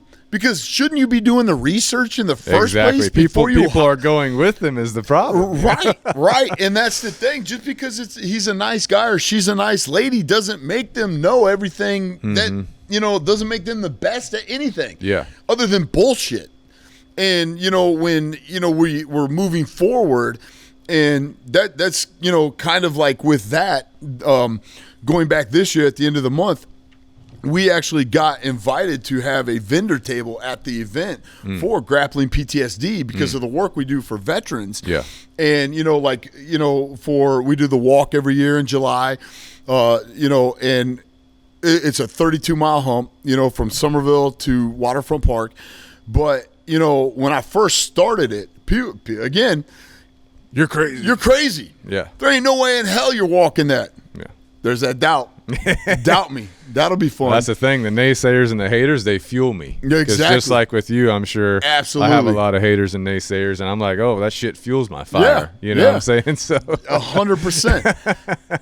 And it's one of these things where, and Goggins talks about it in his book, and he I don't want to ruin it, but he actually made a playlist out of his haters and their quotes, and he put a beat to it and stuff. And he listens to it constantly. Yeah. Because that gives him motivation to keep going forward and keep pushing, that fuels the fire. Yeah. Yeah, absolutely. Going, And if you're that kind of person. Right. If you're not that kind of person, you'll let it crush you. You know what I'm saying? Absolutely. So. I mean, I know you donated to it. This Thanksgiving, we fed over 300 homeless veterans. This Christmas, I can't even tell you how many toys, we bought for kids of veterans and stuff. Yeah. And, we're literally, as small as this nonprofit is, we're helping those. And the ripple effect from that hasn't even, you can't even put a distance on that. Right. How many lives it has affected. And it's just, one of the big things is we have a storage unit full. Our big thing is repurposing medical equipment for veterans in need. So I have a whole entire storage unit with canes, crutches, back braces, wheelchairs, scooters. I mean, a hospital bed, everything that, I've heard stories of so many veterans that, and being a disabled veteran, I get it. I mean, I get it. Yeah. They don't have access to it. They can't get it. They don't. Yeah. And that's and a lot of these veterans, they don't know what is actually their benefits. Yeah. They don't know what's available to them. It's not very clear. No. It's muddy water. And that's the thing. I think they keep it like that because if they don't it want was to pay clear, it out. there you go. Hitting that pocketbook,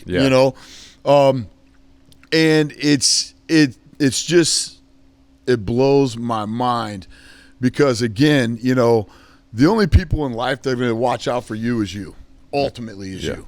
And, if you get that ride or die person, with you, and like my wife, is that person for me. She's physically and literally been there through me needing help going to the bathroom. Yeah. Needing help putting my socks and shoes on. Needing help getting dressed. Yeah. How many people, can actually say, their wife would have stuck around for that shit. I wouldn't have found a side piece or, whatever else to get her through that time. I can, and I just, I say this a lot and I put this out. I'm so loyal. It's ridiculous. But if you have that in your life, you don't want to go anywhere else. You know what I mean? That is your circle. That is your network, your crew, and people that run marathons and stuff, they have that crew that they're in that escort vehicle, just like when we do the walk. We have those escort vehicles, and my goal is 5 miles at a time. 5 miles at a time. As if I get it to that 5 miles, I know I get a little bit of a break. Yeah. And then I can push for another 5. Yeah. And if I get to that, I know I can push for another 5. Yeah. So that crew, that safety net that we have is absolutely amazing, but you need that in life too, You need that partner, that connection, that best friend, that family, that brother, that sister, that bond, whatever it is, in the military or, in the civilian world and stuff. You need that. And some people need it more than others, but, you need that to get by. And one of the big things, I went through a very, very, very dark section in my life getting out of the military because, and most people think, oh, you just flip a switch and your feelings are gone, your training's gone, all this, you can just shut it off. I'm here to tell you that ain't it. Yeah.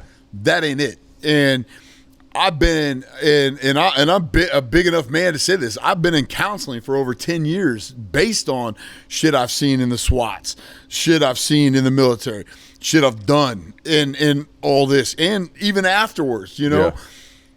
People, guys are the hardest ones to get to sit there and say, hey, you okay? Mm-hmm. Are you all right? Yeah, I'm fine. No, I mean really. Like, it's just me and you. Really. Are you okay?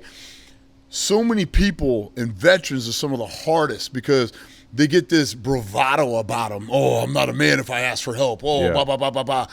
But in reality, I think you're more of a man if you do ask for help because you're actually showing that other side of you, that other side of you that says, hey, I can't do this on my own. Yeah. I need help. And with Grappling PTSD, that's what we do. We pay for those services.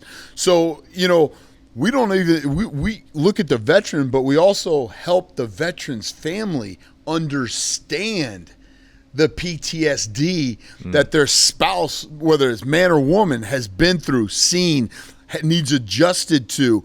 And we pay for those counseling services. We have dentists that literally will clean a veteran's teeth, and just check them out just to make sure, hey, you might want to get that looked at later down the road, or hey, you might want to do this, or, whatever down the road. Yeah. We have so many resources out there that are available to these veterans that's our biggest push to help, is in through, martial arts, through everything that I've been through. And it's kind of like I see these kids now where a lot of them have lost hope. Their heads down, and they're moping around, they're on their phone, living a life that is not real. Mm-hmm. And that's and I thank God I didn't grow up in that time frame. Yeah. Because that would have been us we're talking about. Walking around with the head up our ass on our phone, like this. And it's just it's crazy. Yeah. It's crazy to see how many kids have a bright future but don't know it yet. Yeah. And, when they come in here, and they find these people just like them, but yet they're doing great things. They're going to other levels they never even thought were possible. Just like the little boy from the hood, I never thought any of that was possible either. Yeah. I never thought I'd own this gym. I never thought I'd own my nonprofit. I never thought I'd go in the military at one time. Yeah. I never thought I'd be honor graduate for that matter. Yeah. Class leader, Yeah. SWAT, undercover narcotic, any of that. I never thought any of that was possible. Yeah, master's degree, And I put limitations on myself because of other people's limitations on me. Yeah. You're just that kid that plays football. You're just that kid that wrestles. You're just that kid that this. Oh, you're a bad kid because you hang out with these people. Mm-hmm. They give those labels, and so many kids nowadays are so quick to not try to abandon those labels, Yep. but they embrace them. Yeah. And then what? Oh, that's a bright future. What's that going to do for you in 5 years, 10 years?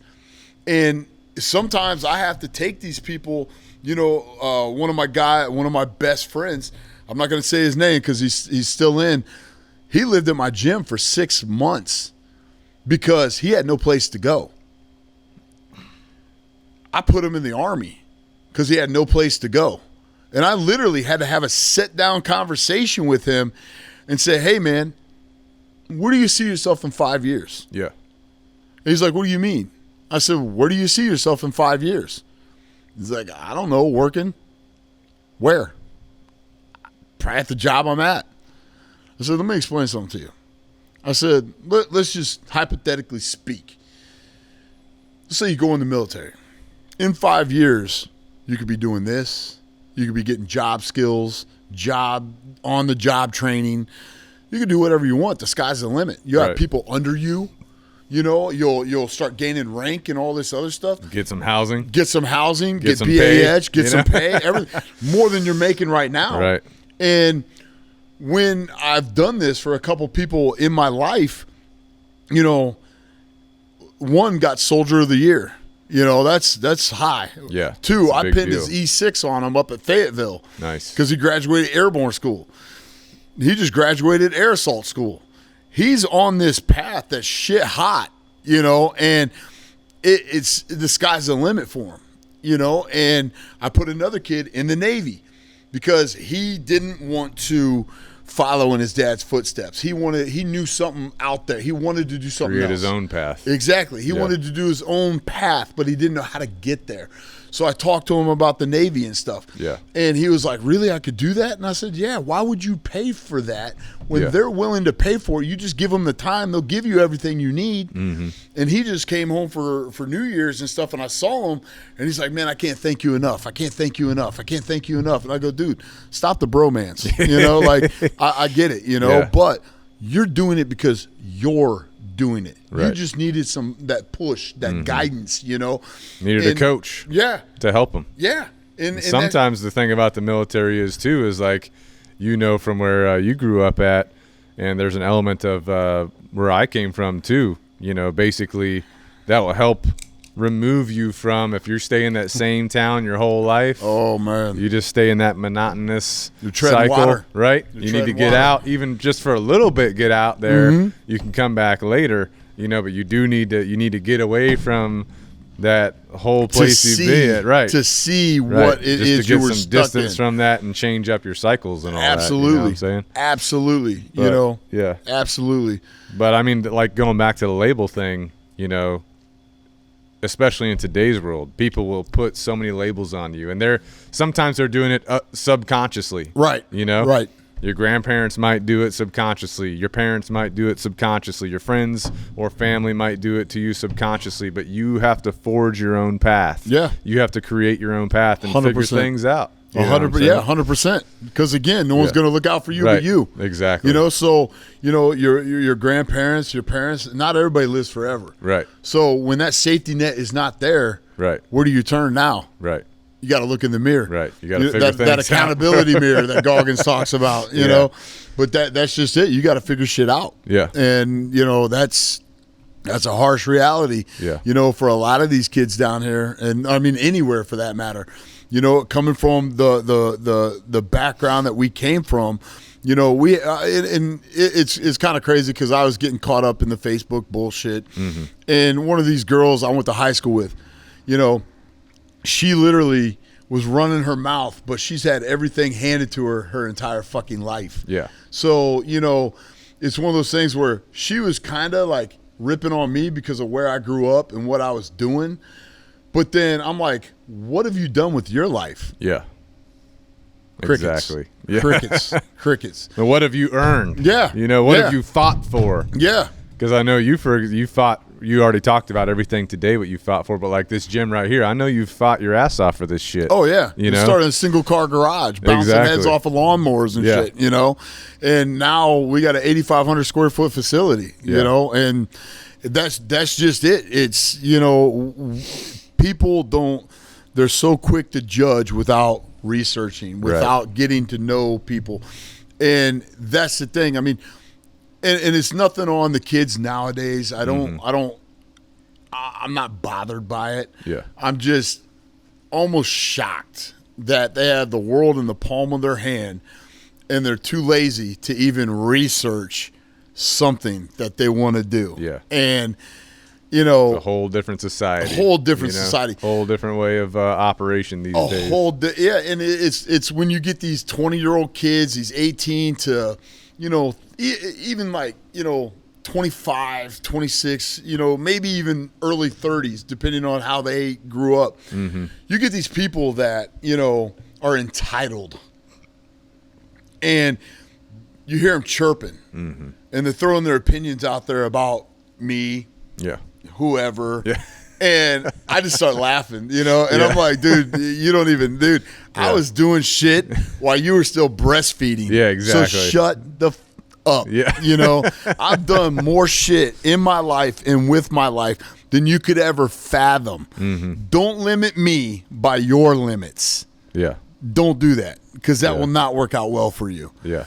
And that's the thing. I think because people don't know what I've done and what I've been through, they think I'm just like everybody else. Yeah. You know, and I'm not. Well, you can come in here to one class, or you can come in here and meet you in your gym, and you'll understand you're a different animal. You know what I'm saying? And I will literally take my shirt off my back and give it to somebody if they need it. Yeah. You know, and if I can help people, I will. And I do constantly. Yeah. You know, but that's just it. People won't do that because that might bruise their ego a little bit. Right. You know, that they might find out, oh my God, this guy is a nice guy. Yeah. Oh my God, I was wrong. Yeah. Oh, I got to admit I was wrong. My friends aren't going to like me now because I actually like this guy and I was talking all this shit about this guy, but I like him and he's a good guy. Oh my God, I'm such a dick. You know, it's like, dude, you know, come on, man. You know, it's that reality we live in now, though. You know, and you know, coming up on 45 years, I'm trying to come up with something in my head to be better at than I was last year. Yeah. You know, what can I do this year to make a huge difference, a huge impact, you know, and along with what we have going on. Yeah. And, you know, there's different businesses that, you know, options that we have, you guys coming in and training and stuff. We have Sean Fowler from IDS. My bad. IDS. He does CWPs. And we do, he wants me to head his tactical training side of that, the weapons retention side of that. So it's kind of like that next level shit, you know. Oh, I can get my CWP, but I could also do this. Oh shit, here we go. Yeah. Great. That's awesome. And it's one of those things where I wish I had a crystal ball, you know, to see into the future, but if I had that, I'd be playing the lottery and everything else. But it's I don't know, man. It's I love it. Yeah. You know, I mean, I'm very passionate about things. Yeah. Martial arts being one of them. My friends, my family, you know, and I'm just very fortunate and very blessed to come from where I came from to have what I have now. Right. And I honestly could not say that would have happened if it were just me, because my wife, Alicia, she deserves so much credit. I mean, so much credit. Our two kids, you know, I love them to death, even though sometimes they drive me nuts. But I love them to death. You know, it wouldn't be life without some obstacles. But that's right. They're amazing, and I just hope for the best for, you know, everybody, my friends, my family, my clients. I mean, everything. You know, and you know, we need to take this year back. Yeah. You know, and this is the year of you. Yeah. You know, and I thought about that last night and my mind's going crazy. I always, you know, try to come up with these like nice little rhymes and reasons and stuff to advertise and all this. Yeah. And I just said, you know, make 2023 about you. Yeah. You know, you should be the focus of this year. Yeah. Because if you don't focus yourself, man, you're yin and yang. You will not be balanced. What I tell people is you got to take care of you so you can do what you need to do to take care of other people. Exactly. You know? Yeah. So 100%. I mean, like I tell, you know, obviously I'm a dog trainer, but like I tell my dog owners, I'm like, hey, you need to work out. You need to take care of your body. You need to eat right. Yeah. So that you can like do what you need to do for your dog. Don't let your dog outperform you. You know what I'm saying? Oh yeah. Yeah. And that, I mean, you know, the other thing, the police, you know, police force and stuff like that. Like, you know, I hope and pray they continue, you know, to do what they're doing. You know, but, you know, 20 minutes from my hometown, that girl got killed with a machete on New Year's Day. I think it was, or New Year's Eve. Yeah. And I mean, that was literally right around the corner from Findlay, Ohio. And it was Upper Sandusky. And we're driving back here and my wife's like, holy shit. oh my God. Yeah. And she's like, do you see that? I'm like, I'm driving. No, I don't have time to scroll, And my wife always says that too when I'm driving. I'm like, I'm driving. But it's even more important now to like have a skill set to like take care of yourself. You need to be eating right. You need to be exercising so that you're ready for the test at all times, like you talked about earlier. But also be ready to defend yourself, especially if you're a young person, a young lady, a young woman. Man, there are so many people with ill intentions, especially in today's world, that are watching you, targeting you. Man, you've got to be ready. You have to. You've got to be maintaining that situational awareness, which you teach in your classes and in your conversations. Absolutely. Human trafficking is at an all-time high. I talked about this in our women's self-defense class. We had close to 30 ladies in here, and I looked at the one girl flat out. She's, one of the younger ones, and she does jiu-jitsu and stuff, and she's a beast. But to put a face to the price, I was like, for you, just last year, you would be $10,000 in my pocket. And they were like, what do you mean? I said, $10,000. I said, the price has probably gone up now because the demand. I said, and inflation, whatever. Yeah. But these criminals go out there with a shopping list, and they literally can make $100,000 in a week. In a week. Yeah. So, you have people, that run Operation Underground Railroad. They just put a headquarters in Colombia. Deliver Fund is another. They do more stateside stuff than. I follow Deliver Fund on. I've listened to some of their podcasts. Oh, they've my done. Lord. The shit they uncover is crazy. Oh, yeah. And look where it's at. Yeah. Tennessee, Georgia. Yeah. I mean, literally. Yeah. I could literally, in an hour, be in a different state. Yeah. Right here. Well, the thing about Charleston is we've got the port. We've got I-95 corridor. Yep. So it is a hub for human trafficking, drug trafficking, cartel action. Oh, big time. And they're moving that, in. You got local crime rings and all that. So again, you've got to be ready. You've got to pay attention. Absolutely. You've got to know how to defend yourself. You could get your CWP. Because you can use that in some situations. But in other situations, you literally have to use your body. Yeah. Because just because you own a gun doesn't mean you're Billy Badass. Exactly. And I can prove that to you easily. Well, also a dude on drugs. You know what I'm saying? He ain't gonna he might not feel that shot. Yeah. You might have to break his arm. Yeah. Literally. To stop him from doing something. Yep. 100%. And that's the big thing. We just redid our website for Black Force MMA. So if you go to blackforcemma.com, that website, our pictures are uploaded. There's tags for your business, the K9 Revolution on there, Sean Fowler's IDS system on there to get your CWP, your tactical training. There's so much that we have available on our website now that wasn't there before.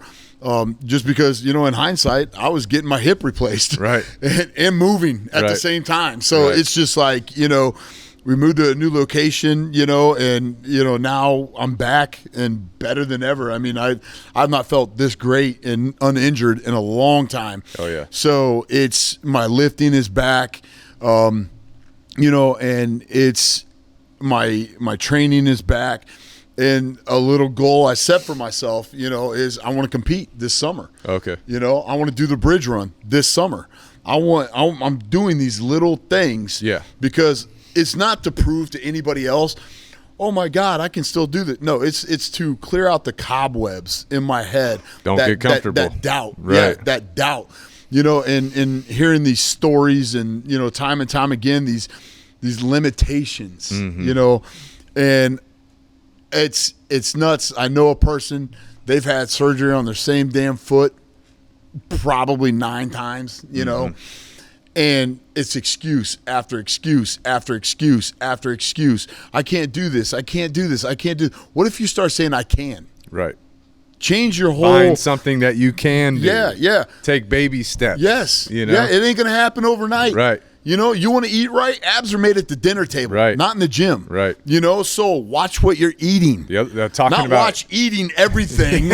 Watch the consumption of what you're eating, the sugar content, the starches, the carbs, all the the sugar. It's insane that, people when they get hungry, a lot of them overindulge themselves, you know. Grab a bag of potato chips. Yeah. How about you grab a freaking banana? How about some carrots? How about some celery? You know. Yeah. And it just different. You'll still get that same full feeling. Yeah. But it's not going to make you feel like shit. It's better for you. Yeah. You know what I'm saying? Yeah. Especially if you're trying to get on that physical level.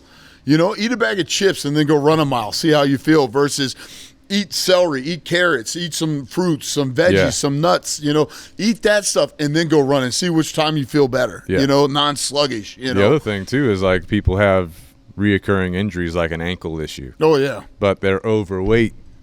That 100%. That excessive weight is what's creating because they got more comfortable. issues, right? They got comfortable. It's creating more issues too, you know what I'm saying? And the crazy thing is I heard a doctor say this a long time ago when I was doing my bodybuilding, you know, and powerlifting, stuff like that. He kind of broke it down for me and he's like, look, he goes, you're not 6'4", which I know. And I'm typically one of the shortest guys in the room or average, but I know for a fact that everybody's body, regardless if you're 6'4" or 5'9" or 6'7", a basketball player, whatever it is, your frame's built differently. So it can carry more weight or less weight, whatever that is. But when you're literally 5'9" and you're 270, 280, 300 pounds, take an x-ray. Just do an x-ray. Yeah. You think your bones are growing? The weight is. Yeah. But those bones are not made to carry that weight. Or your joints. And that's half, like you said, that's half the reason your ankles hurt, your knees hurt, your back hurts. Have you ever thought it's the extra 100, 150 pounds you're carrying around? It's creating inflammation in your joints. Yeah. You know what I'm saying? And the shit you eat, you know, and that creates a lot of acid, a lot of lactic acid. I mean, just all this stuff. And I never knew about it until, you know, a little over 2 years ago. I literally went to Seoul, the restaurant up the road. I went there and I was like, my wife and I was date night. And I was like, man, I've never had their steak. And I was hungry. You know, oh, my God. I was like, I'm getting their steak. And my wife's like, yeah, good, you know, because I've always talked about it but never just pulled the trigger, you know. And I sat there, I took 2 bites, and I was like, I'm full. She's like, what? I said, I can't eat anymore. I was like, it's weird. Like, I felt ballooned. And I was like, man, that's weird. So I kind of, you know, just kind of fiddled around with, you know, the sides and, you know, and I was like, man, this is weird. And I get home and I was like, oh, I'm going to be out in the garage. So I'm drinking a beer and I'm sitting there. And all of a sudden it's like somebody took a bucket of water and just dumped it on me. And I was like, oh, God. I couldn't even make it in my house fast enough. I had to run outside my garage into the side yard and throw up. What? And it was just undigested steak. What? It never broke down. So Really? I was like, okay, maybe I had a reaction to the steak or the meat or whatever. I'm, you know, because I love meat. Yeah. Oh, yeah. I love steak. Prime rib, forget about it. But I was like, okay, whatever. So waited a little bit, you know, and I told Lish about it and stuff. And we go out again, and I get steak. And again, I take a couple bites, and I'm like, damn, I'm full. What's going on? And she's like, what? And I'm like, I don't know. Yeah. We get home. Here I go again. What the heck? Undigested steak. And I'm like, I'm tired of paying for this shit if I ain't going to eat it. You know, I ate it twice, so I guess I got 4 bites out of the 2, whatever. But it's one of those things where it's just like something wasn't, you know, something wasn't right. Then I was like, you know what? I'm going to start researching, doing my own research. I found out through a nutritionist that a 7-ounce steak takes a guy our age, you know, 7 days to fully digest a 7-ounce steak. So when you eat that, they talk about the meat sweats. They talk about, oh, I'm going to take a nap now. Yeah. Because your body's trying to digest that stuff you just ate, you know, and your body's, you know, we're not made to eat all that shit, you know. The thing on Netflix, Meat Eaters, that's another one, you know. They literally compare athletes to these vegan diets and stuff. and these plant-based this and plant-based that. Yeah. And you know, any way you look at it, you know, they do their research, and, you know, sometimes it works out well for people. Sometimes it doesn't, you know, but my big thing was, you know, Arnold Schwarzenegger eating meat and steak and all this other stuff and potatoes and beer and, you know, but now I can't do that. So now, you know, I'm looking at it and I'm like, why in the hell can't I eat this anymore? I love this shit, you know? And then, did you get bit by a Lone Star tick? Did you get this? Are you know, this? Yeah. So I'm in the process now of getting blood work done to find out why I can't process this, you know? Yeah. But some people, they just hit that age and they had so much of it growing up that, you know, your body's not doing it anymore. Yeah, you different know? for every person, you know. So if you have that kind of problem, you need to do your own research and figure out what's going on. Do the blood work and all that. 100%, because they can test you for that stuff. Yeah. So, but it's crazy. I mean, it's absolutely crazy. Yeah, we're kind of wrapping it up, man. Yeah. Thanks again for sharing your story and your time. We, for the listener, you know, we at Canine Revolution, we train with Dwight. We're very honored to be able to do that twice a month. Oh yeah. Very honored that he takes the time because and he throws us down. He lets us. He reminds us that he is the master, right? Gently. But teaching us how to defend ourselves, how to maintain situational awareness. Also throwing in some case studies from situations that have happened to you or people you know, describing, hey, this happened, here's what we did, here's what you would do. Preparing you for those worst case scenarios, and also how to integrate it into your overall, what I call force protection plan, which we would talk about in the Navy. Absolutely. But like if you're talking about like force protection plan, like when you're at your house, you've got your house, you've got your property. Yeah, you got to have a plan. If you're traveling, it's your vehicle, it's where your family's at. Everybody's got a job. Right. Everybody's got a job. You do your job, stay in your lane. Right. I got this. Don't worry about me. Right. You stay in your lane. Right. So I know you got that. Exactly. So I don't have to micromanage and do this and look over my shoulder and all that. Part of that situational awareness. Part of that's maybe CWP stuff. Oh, absolutely. Part of that's MMA, self-defense. Yep. Could be a dog involved in that, depending on what's going on. Security cameras, you know, all that kind of stuff. So get a plan of action. Right. So you guys can come into Black Force. You can talk to Dwight about this kind of stuff. You can train with him in his classes. You have classes throughout the week. Oh yeah, we're open 7 days a week. Technically, we have classes 6 days a week. So Sundays kind of hit and miss. We do like an open sparring, open gym, open roll. Yeah.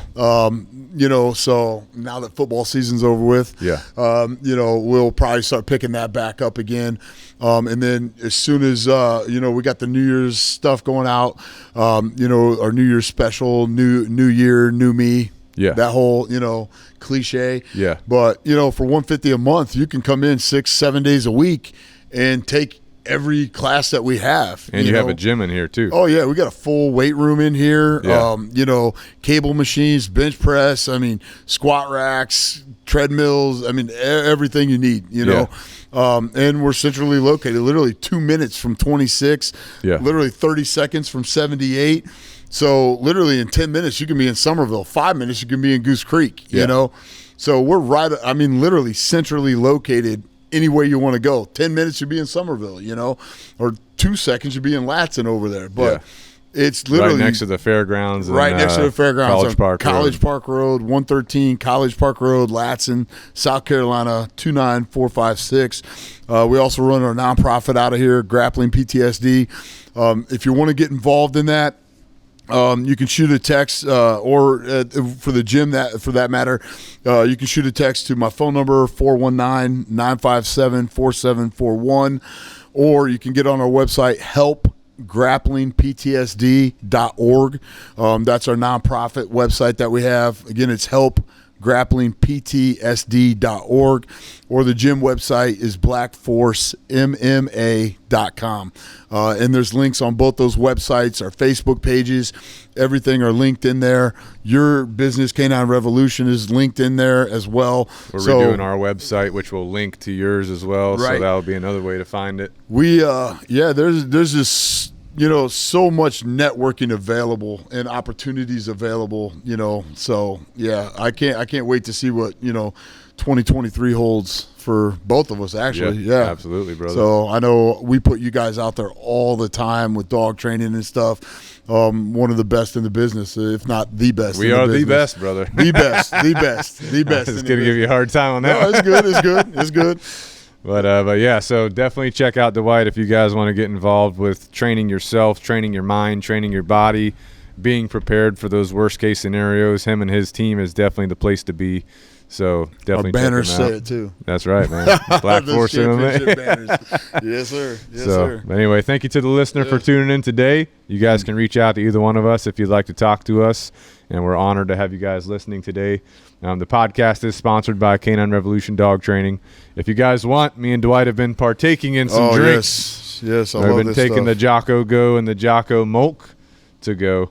And if you guys want to partake in that, you can go to originusa.com and use the code SINGER101 for 10% off for things that are good for you. Yes. Right? Because there are things that are bad for you. Yes. Right? But these drinks are good for you. So absolutely. Or you can get the jeans, stuff like that. I got them on right now. Are you wearing yours? Delta 68s? Yeah. Only way to do it. Yeah. Because another thing that we're big on is supporting America. Oh, yeah. So 100%. Find things that are being made in America so you can support America to the maximum extent possible. So absolutely. Anyway, thank you guys, and until next time, out.